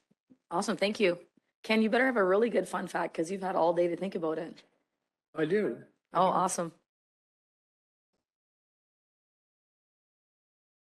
Well, I had a job once where I had to convince 152 elected officials to make consensus. So think about that. Good job. And consensus on what? Just in Well, general? on initiatives. Well, Yeah, Down to exactly. 7, down to 7. You there shouldn't have a shouldn't be problem an issue. convincing us at all. There's only 6 of us today. awesome. Well, let's move on into planning. So we have sort of two pieces, the airport and land use. So the airport is staying very much the same, this base budget. We'll talk about possible rehab or expansion in the operating projects or capital, one or the other. And but for right now, it's looking to stay relatively unchanged. The insurance is down just because the budget was high in prior years. So insurance, the actual is actually increasing. It's just less than what we had budgeted last year. And that's the only change, actually. Well, the intermunicipal transfer is changing marginally, but relatively unchanged. And then land use and development.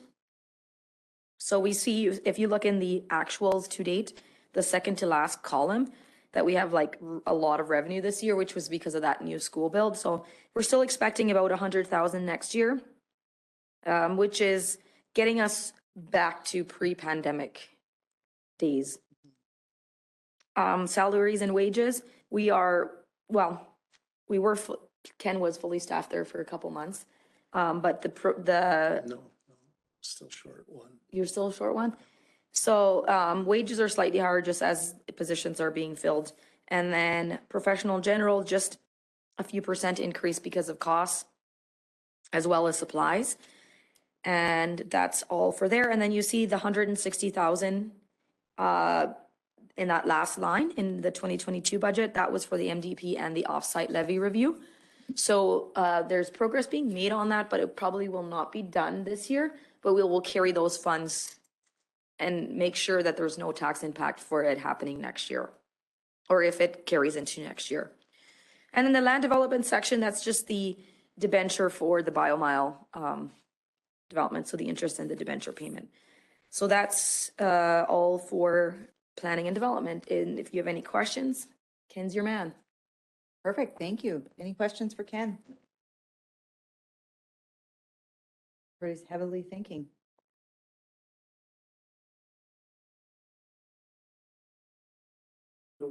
Tom? I've been watching the column in 223, and maybe I shouldn't be watching that because it probably has very little meaning. Which one? The 223 budget? The gray. Yeah, that's our current year budget. That's what we're asking for. So in intermunicipal transfer, we see an increase is. Where are you at? I'm at the airport, intermunicipal transfer. No, okay, so in the 2022 has two columns, one's budget, one's actual. Yeah. That just means as of September, we've only collected 33,000. By the end of the year, we'll collect the full 66,000. Yeah. So I guess, That's why I was. yeah, I get that now. Yeah, yeah. Yeah, that's what it is. Okay, no, we don't want to ignore that line. That one's important. The one. That's the one we want to look at. Monica, did you have a question? I do. For the land development, for the professional in general, there's no numbers, no plans, no budget, asking, no nothing for 2023? No, on the land development. Yeah, Very no, bottom. we don't, so if we're gonna be, technically, we have to be careful when we talk about land development, what we're doing with land. So there will be an operating project that comes forward for servicing town-owned lands. It will not fall in this category, it will fall into utilities because it's going to be servicing it with utilities. It makes sense. Yeah. Thanks. Okay, Rick? Yeah. How much longer are we paying for the BioMile, you said? That's what the debenture was for? How many more years do we have?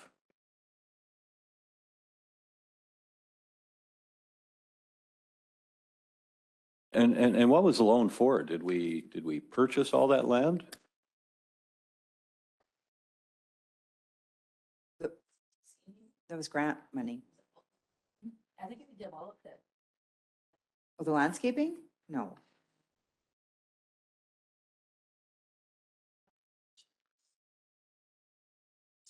But isn't that under, is the debenture under the other company, the one that we have the meeting once a year? BioArc, yeah. No, this debenture is Okay. BioMile development.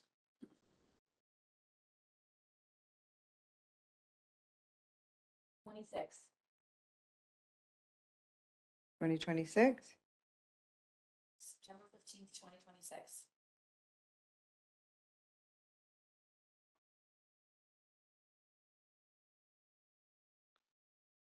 No.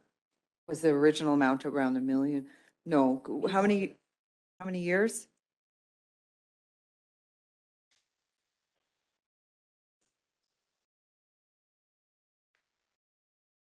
Or how many years, yeah.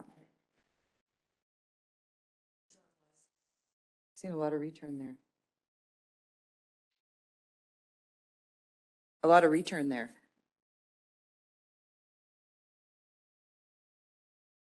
Okay, I think that's it. Thank you very much, Ken. And we're moving along to economic development and CTC. This is you. Should we You'll make stay you tell there? us something else about your? Ken's staying. And we have Luke here as well. We want to ask him questions. Sure. Okay, so the first thing I just want to point out right away is that the wages, the way, it looks like it increased by a whole lot. But again, this is the same story where it's just the way we are sharing Luke and a possible admin between the facility, or not facilities, the different initiatives essentially. So, and then also in CTC, we moved the energy coordinator up into the energy. Her wages used to be in CTC and we moved them up into the energy budget. So if we look at total salaries budgets for the whole economic development and facilities, just pulling it up, sorry guys.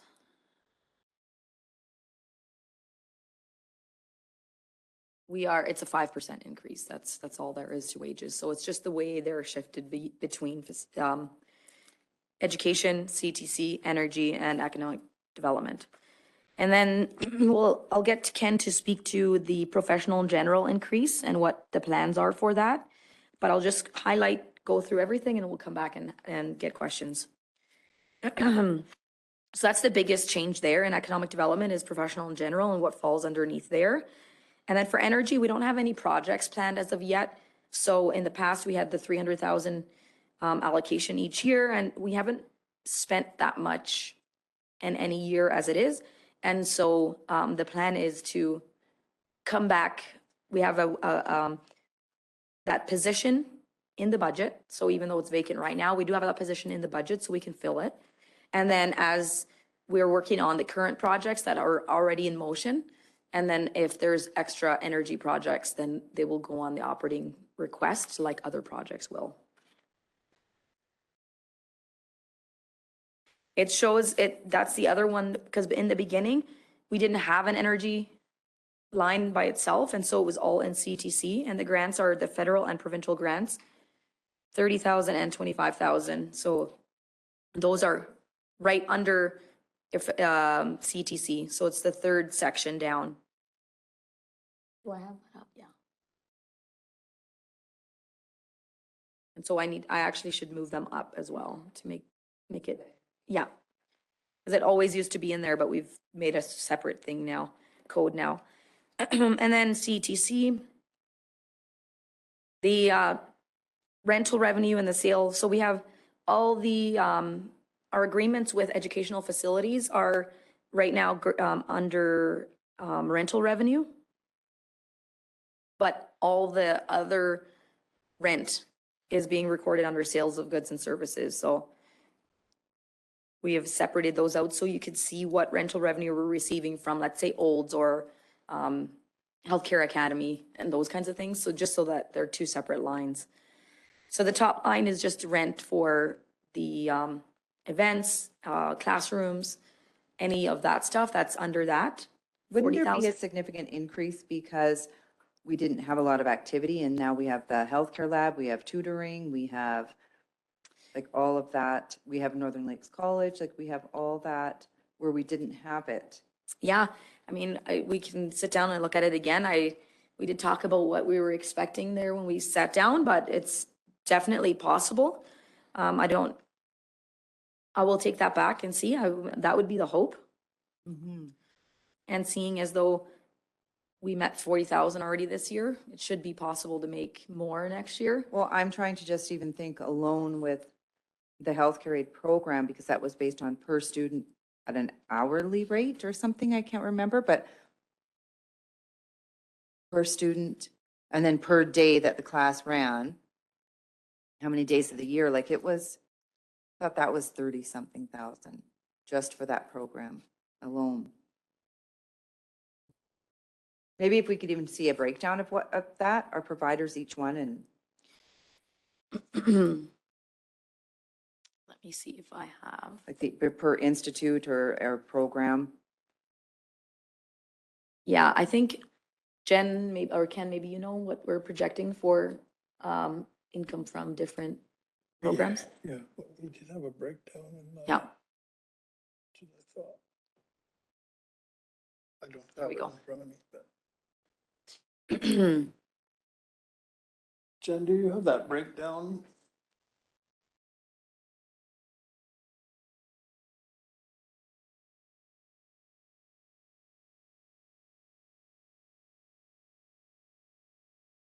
Right now, I just have the Olds College one in,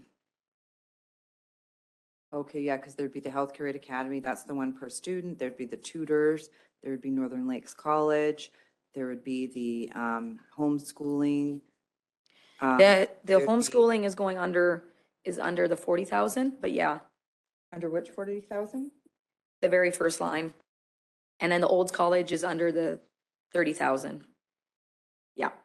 Okay, so sales of goods Yes. and then rental. So I have the breakdown of that estimate. And even though there are a number of things in there, our estimate was, because most of the contracts are the same, so they're not going to be rising. So the old college is in there at about 12,000. Northern Lakes College is about 6,800. Healthcare Academy is 11,000. Infinite Learning is 4,200. Homeschool, 4,500, and Chamber of Commerce, 3,000. So that's the Okay. breakdown of that number. Okay, thank you. But if, yeah, we can look at them. I just, yeah, You can have another look at it, but I think the initial yeah, if they're thought was contracts, that then, these were existing contracts Yeah. that weren't going to change. yeah, if they're contracts, then. And then we'll be attempting to continue the grants for energy coordinator as well. We not wanting to lose those. And again, like I said, the salaries and wages, we moved the energy coordinator up out of that 200,000, so it's 70, and then some other allocations where we're putting more in economic development per se than into CTC for general managers and managers. Sustainability, or let's just go through the rest. Insurance is increasing. Repairs, year over year, we're seeing unexpected repairs, and so we're budgeting for the trends rather than in the past where we just kind of sort of try to keep it similar. So we're bumping that up to 40 because we're at just about that amount already for the year. This year, and the costs of repairs are steadily increasing as well. For sustainability, there's no change. And then for education, we have the zero fee tuition at 150,000.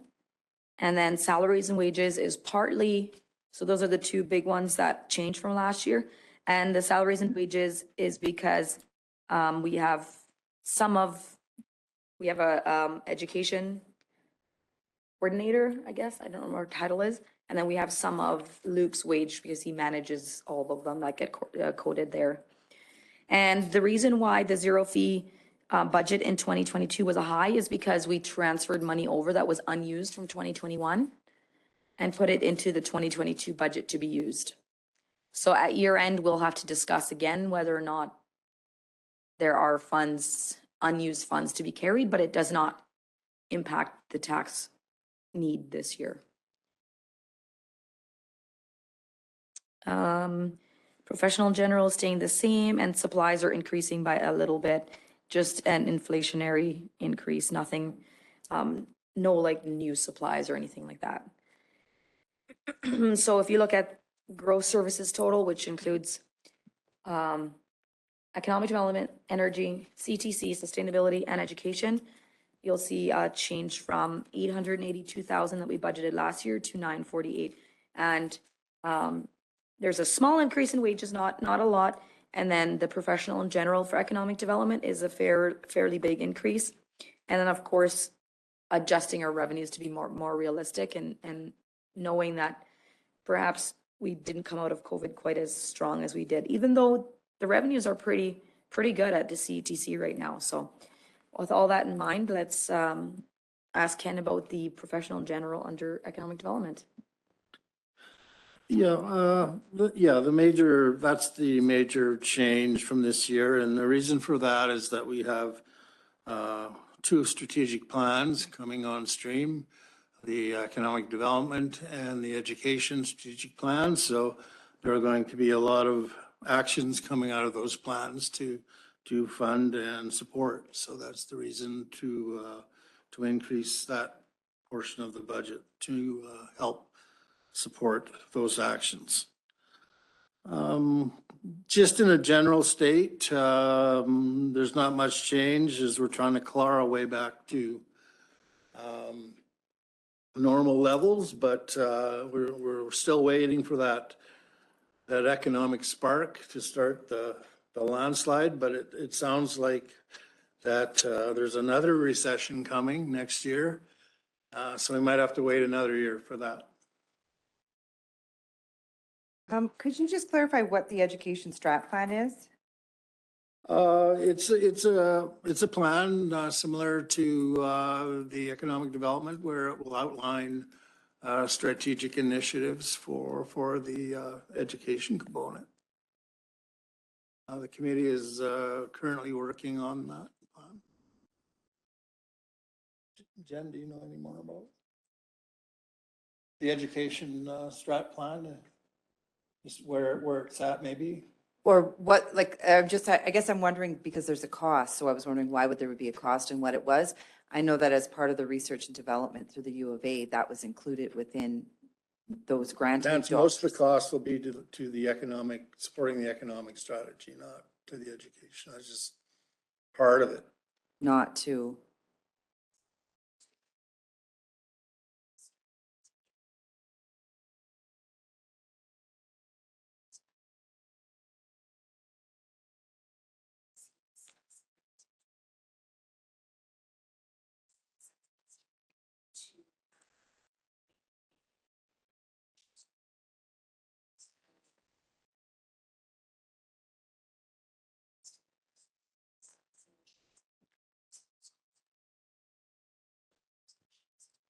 Okay. So it's just kind of anticipation or anticipating what? Supporting, yeah. supporting retention, business attraction, all of the normal activities that would be in a strat plan. Okay.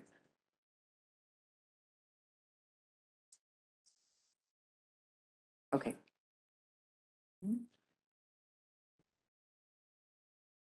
And what are we anticipating the timing to get it done? Like, when we talk about, I guess in the sense of because there is a draft in place for the economic development, right?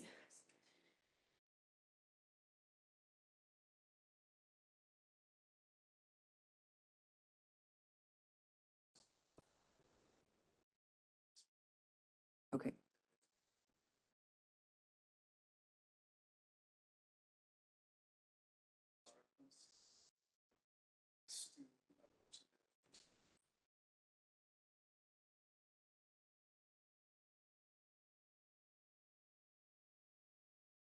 Okay, perfect. Thank you. So any other questions for Ken? Tom? I'm just thinking of CETC energy efficiency has its own piece. Why are they separate? What do I not know about that? And at one point it was 300,000. We're now down to 95,000. Is that? Tell me about that. So a few years ago, a plan was brought to council to, if energy got $300,000 in projects or 3 years, I think, then we would see a decrease in utilities to, our energy savings, I guess, to match it when we're looking at like a 10-year plan or something to that nature. So council agreed to 300,000 for maybe 2 years. And with our projects, we haven't been able to do that many projects in any given year. It just doesn't seem reasonable to put 300,000 there when it's hard to do that many projects in a year anyway. And so the audit is happening this year, or is in progress right now, and that will result in various initiatives, other than actual capital as well, but some other initiatives. So right now there are other things that can be done in-house, I guess, that doesn't necessarily need a set big budget. But that doesn't mean we can't have energy projects. We just switch the way we do it. Instead of just saying, here's 300,000, we'll require a project plan, and then we'll insert that into the budget as council sees fit. That gives you the opportunity to see projects and maybe pick one or the other and that type of thing. So it just gives you a little more involvement into what you're passing in the budget. So instead of a reserve, you will pick. Right. Yeah, okay. Yeah. Under CETC, the salaries and wages, they at one time were 300 and we dropped right down to 70. Yeah. So if I look at wages overall, that's not the case. It's just that back, no wages were going to economic development, no wages were going to education, no wages were going to energy efficiency. And now we're spreading them out. That's the difference. Yeah. Yeah. I thought that was the case. Thanks. Okay. Oh, sure. Colin? So for the CT energy efficiency, I see the salaries and wages is 0. I'm assuming because that was mostly grant funded. Because they were, to date, it was all being accounted for under CTC. I just moved it for this budget for the next year. 'Cause when that position opened up, we didn't have a code for energy and we just started allocating funds there. And so we figured it is the best to separate it out. Right. And is there still a portion of that is grant funded, or? Yes, most of it, about 80% was grant funded. I think if I remember correctly, the grants are good till April. I don't know if you know that by heart or not. April? Yeah. So Very really grant. though, I guess that 95 isn't really, that cost isn't borne by taxpayers, and that's grant funded, right? Yeah, about at least 50,000 of that we're hoping to get grant funded. Yeah, so it falls into the net. When I move the grants, I'm gonna move the grants up as well, and and then when I print it for next time, you'll see the grants and it'll decrease the 95. Okay, I think that is it. Thank you very much. We'll move on to corporate services. Okay, so at the top, we have assessment and tax. That's where the professional general is that we pay to Dan for our assessment services. And we entered into a new contract with him and his prices did increase a little bit. Pretty much what we expected to see based on trends and just cost of living and everything increasing. And then that tax discount is as a result of the motion council made earlier this year for 3-year tax discount, I believe it was. Sorry, what was that? The tax discount. Oh, You okay. approved a 3-year tax discount, I think it was. Can't remember the number of years, but it was a couple years.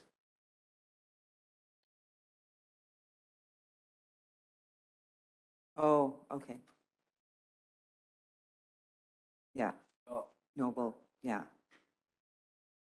Probably, I mean, it was public motion, so I probably Yeah. couldn't say it, but yeah. And then IT, wages, consistent. Professional general is down, but supplies is up. So every year we see professional general be under budget and supplies be over. So we just shuffled the budgets around so that there was enough in supplies. And we didn't have too big of a budget in professional and general. And the supplies includes a renewal plan for all computers. So we have 50-some computers, I think I want to say, more than that. Yeah, and so we budget for about a quarter of them to get new ones every year. Yeah, 4-year cycles, so, because that's our warranty program is. And then our leases include like, our copier and our, what's that, folding machine and all those leases, I think. Folding machine, like laundry folding machine? Oh, I wish. Like folding machine. Get you with my laundry in there for What sure. is a folding machine? It folds our, Oh, letters. yes, Doesn't the Stuffing, printer too. do that? not our printer. The printer doesn't do that? It can, it collates, it staples. Yeah, utilities and taxes. Okay. So it stuffs them and puts them in envelopes. Mm-hmm. Yeah, Fancy. it's a real time saver. Yeah. So at the bottom, you see a decrease. It's mostly because we had that special project for telephone upgrades there last year. That's not going to be a repeat project. If we don't get through that this year, it'll be transferred. So there's not another tax impact this year. It is in progress. Yes, it is in progress. For finance, we don't have a telephone bill under finance anymore because I don't like using it. I just use my own now. So I don't have a second phone. Because I don't like having two phones, but that's why you don't see a bill in there. And then professional general, slightly more, very little. It's mostly, it's our auditing fees, our accounting software, maintenance for the accounting software, and then it's training for the staff. About half of that is for accounting software, and about a quarter is for auditing, not quite. So that's that. And then the last, probably your favorite, is asset management. And we didn't budget for wages. We had the whole project in the special project line last year.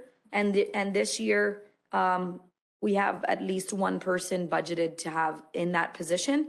And then we didn't spend the entire 200,000 this year. We didn't get to the assessments. So between the assessments studies that we had budgeted in infrastructure and the remaining in here, we'll carry those projects forward to complete all our assessments, hopefully early on next year, so that we can get all the life cycle and replacement values updated in our asset management system, which will be such an accomplishment for the town and our team. We're really, really excited about that. And that's really the professional and general fees is our software costs, essentially, is all that's in there, and a little bit of training costs. So that's asset management. So the net tax requirement is a little less, mostly because of special projects not being in the budget this year. Any questions on corporate services? Strength Cohen, did you have a question? Oh, I'm still, oh my goodness. So we'll move on to admin. Yep. So at the top there are other revenues, essentially. So property tax fees and penalties, and then franchise fees and other municipal revenues, which include when they pull tax searches and certificates and lease rentals and stuff like that. So we're not seeing a huge change. We're expecting the penalties to be up a little bit because of this year's actuals. Well, it's because we went to pre-pandemic penalty rates. Is why that is. Okay, yeah. Yeah. And franchise fees right now, we're sitting at the same. I haven't got the information yet to see where their projections are. Every year we get their projections, ATCO's and Fortis's. And it's never, it is really just the budget. So we do adjust our budget based on their budget, but I think this year I'm gonna do like decrease it a little bit from their budget because they don't quite meet their budget ever, it doesn't seem. So then it impacts us and our bottom line as well. Council, so you'll see the council meeting fees is down, and that's just being realistic as to what you guys have had in the past and adjusting it down. So we budgeted 455 in 2019, only did 408. 455 again in 2020, only did 386 and such. So we're just adjusting it to be where we're thinking the fees will be at the end of the year. And then professional general is sort of the same idea. You have like a big budget. I've never quite met that. Council development. Let me just open, because Rob and I talked about this one.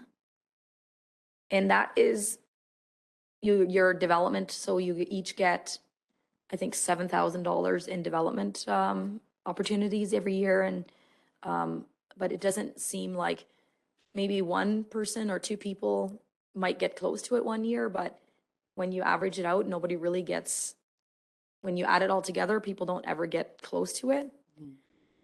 I will open it up to talk about it in specifics. And then we increased the FCM amount so that two people could go. And so it was in the budget for two people Yeah. to go rather than just one. And then I think we moved AUMA out. That was a couple of years ago or something, because that used to be. AUMA is still in Is budget. AUMA still in that? It's separate though, I thought. Yeah, we have a project. So it falls underneath this, but we do keep the project separate. Okay. Here, I have it now. It just doesn't, yes. Yes. It's separate from your development. Okay, to council development. So I have AUMA at 21,000, and that's the same amount. It's in our, actually in our council remuneration. Yeah. Remuneration. Yeah. And which we'll have another meeting about a few additional, because I know there's some counselors that are going to RMA. So Kristen and I talked about whether we want to have that conversation where we'd allow two counselors to go rotate every year, right? Yeah. Because there seems to be an interest, and there was a couple other things Yeah. too. So yeah, and 21,000 for AUMA, 2 for FCM for 10,000, and then 7,000 was in the past 7,000 for each counselor. And we might decrease that just because it doesn't, and shift it to somewhere else, maybe to RMA. Talk about that some more. Mhm. And then mayor's development. And yeah, that's what's in there. And supplies.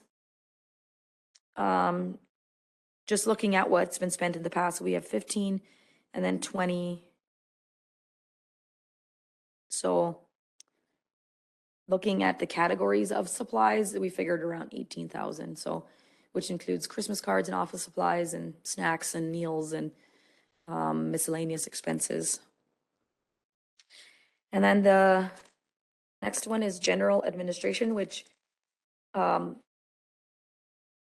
the finance team and the admin team, their wages get recorded into here. So the sale of goods and services, this is an internal revenue, meaning that we have the things like the landfill or utilities where it's a money generating department or branch. We charge a little bit for our admin fees because we spend quite a bit of time, finance does, in assisting those. So it should be accounted for in the net deficit or net revenue. And so we do an allocation for that in here. Business licenses and then salaries and wages. Virtually no change. I think we had part of a position that had been recorded here that's been moved out. Other than that, there's no real change in that line. Professional in general is up a little because of training, but we can go into more details with that in a minute. Or is that, no, that's benefits, not professional general is down because we moved HR related expenses to its own account, which we see on the next page. So we reduced this a little and gave HR their own professional and general budget for job postings, legal, training and all that kind of stuff.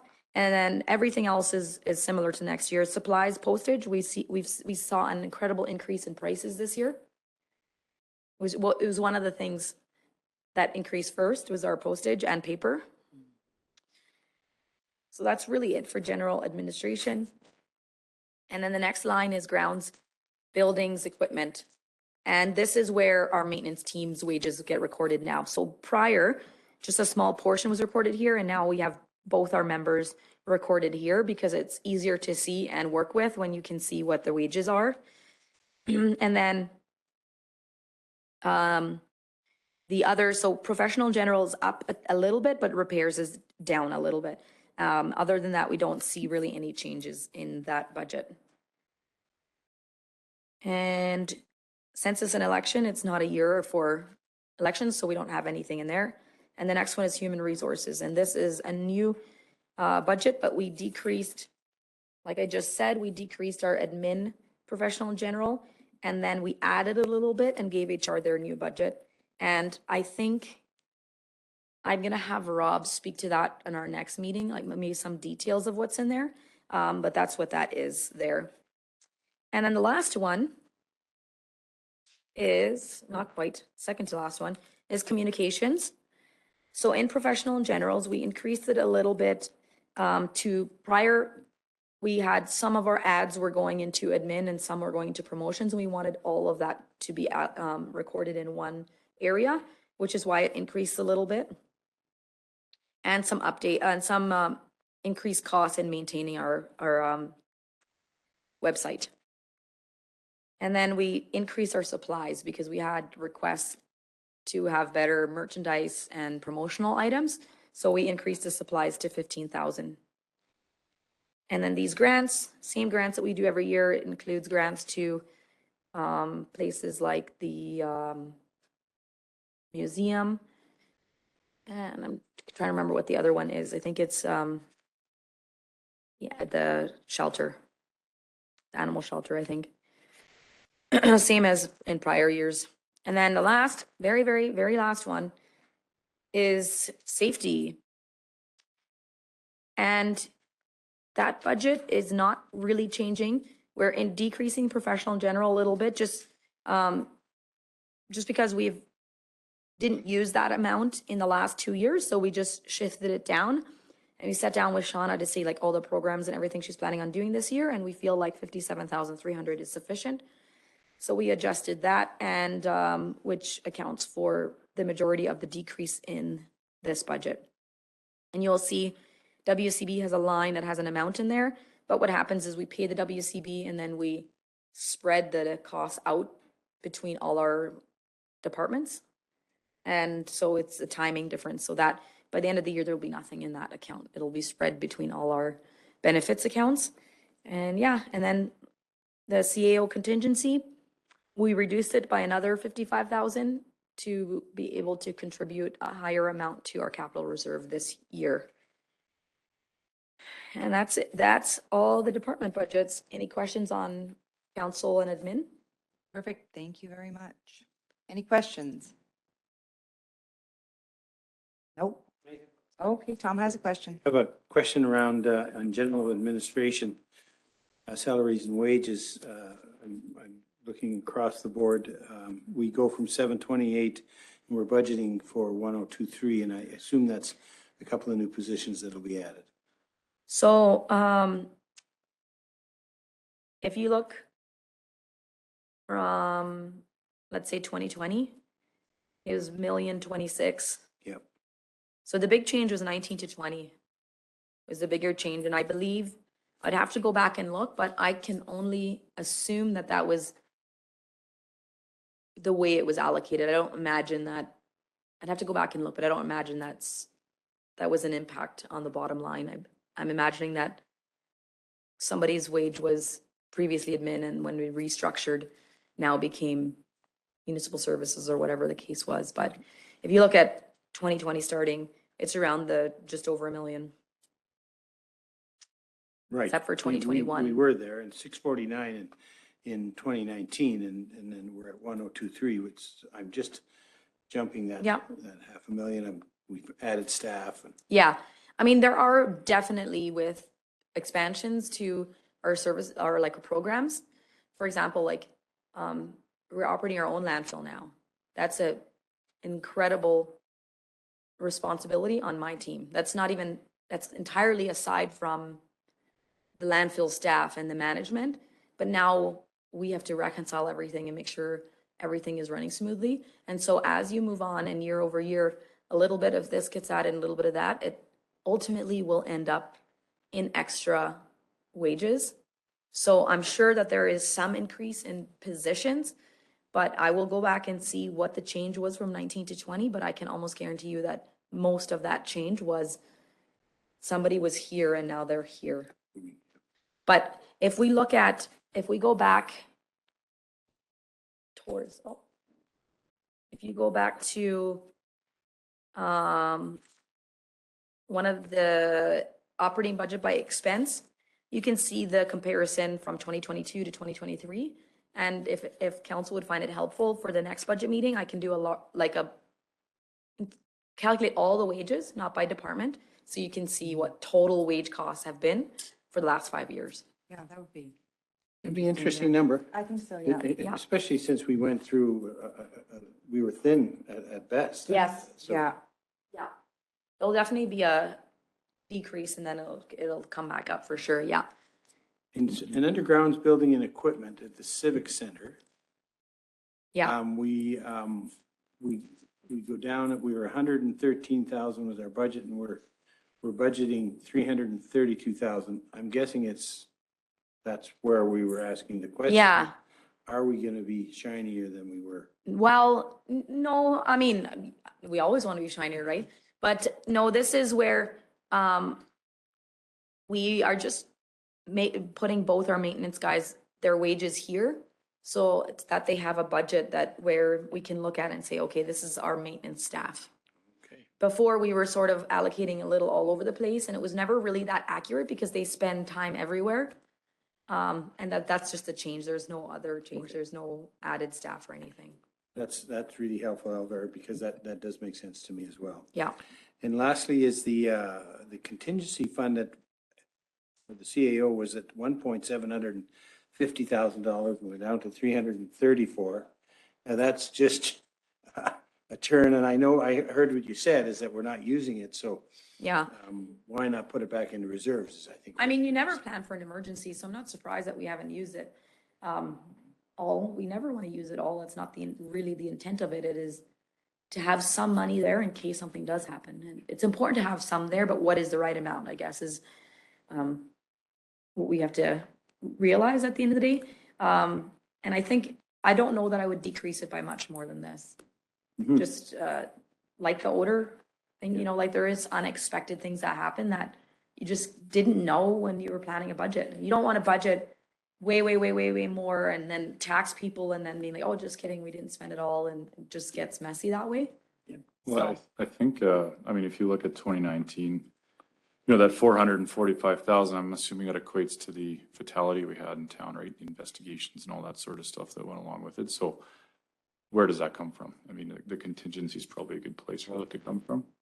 Which year, sorry? That was 2019, Oh, the 231,000? the 445 out of the safety, sorry. Oh, gosh. Okay, I thought you were talking contingency and I Yeah. didn't see it. Yes. Yeah, 2019. So like you expect the unexpected sort of thing, right? Yeah, yeah, that's a great example. Yeah. The other thing I wanted to ask about too was Tom kind of hinted at the administration, salaries and wages, sorry. Can we get the same sort of outlook, 5 years previous with respect to contractors as well? Mhm. What were we spending on that? And then maybe have next year's budget and what are we looking at? Definitely. Yeah, that's a fairly easy report. I've done it before. I probably Yeah. could find one, but I just don't have it ready right now. It'd just be nice to see where we are with, G&A and then, contractor wise. Yeah, I'll put a note right now. So that is what makes up the budget when we were talking about a shortfall of the 357. And then we don't have time to go through the operating projects, but you can have a look at the listing of everything that's on the listing right now. 1.1 million right now.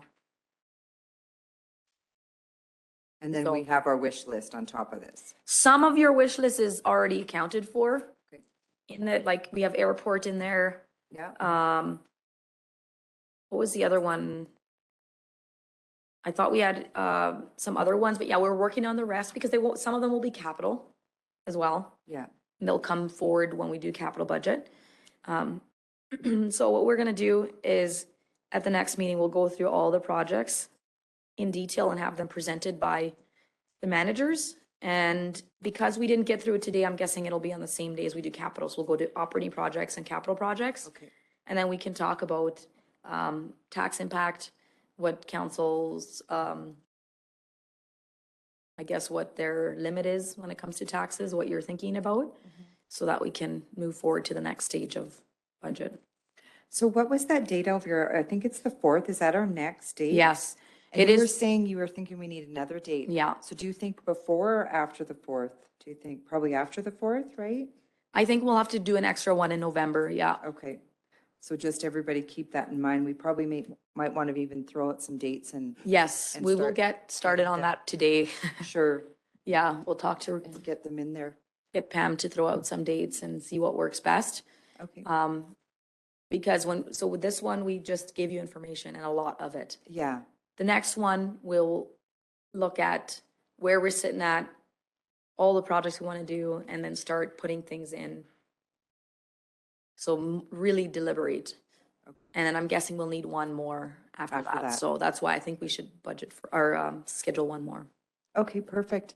So I want to just say a big thank you to you and all administration for all the hard work that you put into creating, the budget and all the extra time. And I know I stopped in here yesterday and everybody was flying around printing and busy, and we appreciate it so much. you. And I know we have a lot of questions, and, just be patient with us as we fumble through and try to figure things out. This isn't what we do every day, but we really appreciate, the detail that goes into this and the extra work and everything. And we Absolutely. got your back, and just bear Well, with thank us. you. I appreciate that.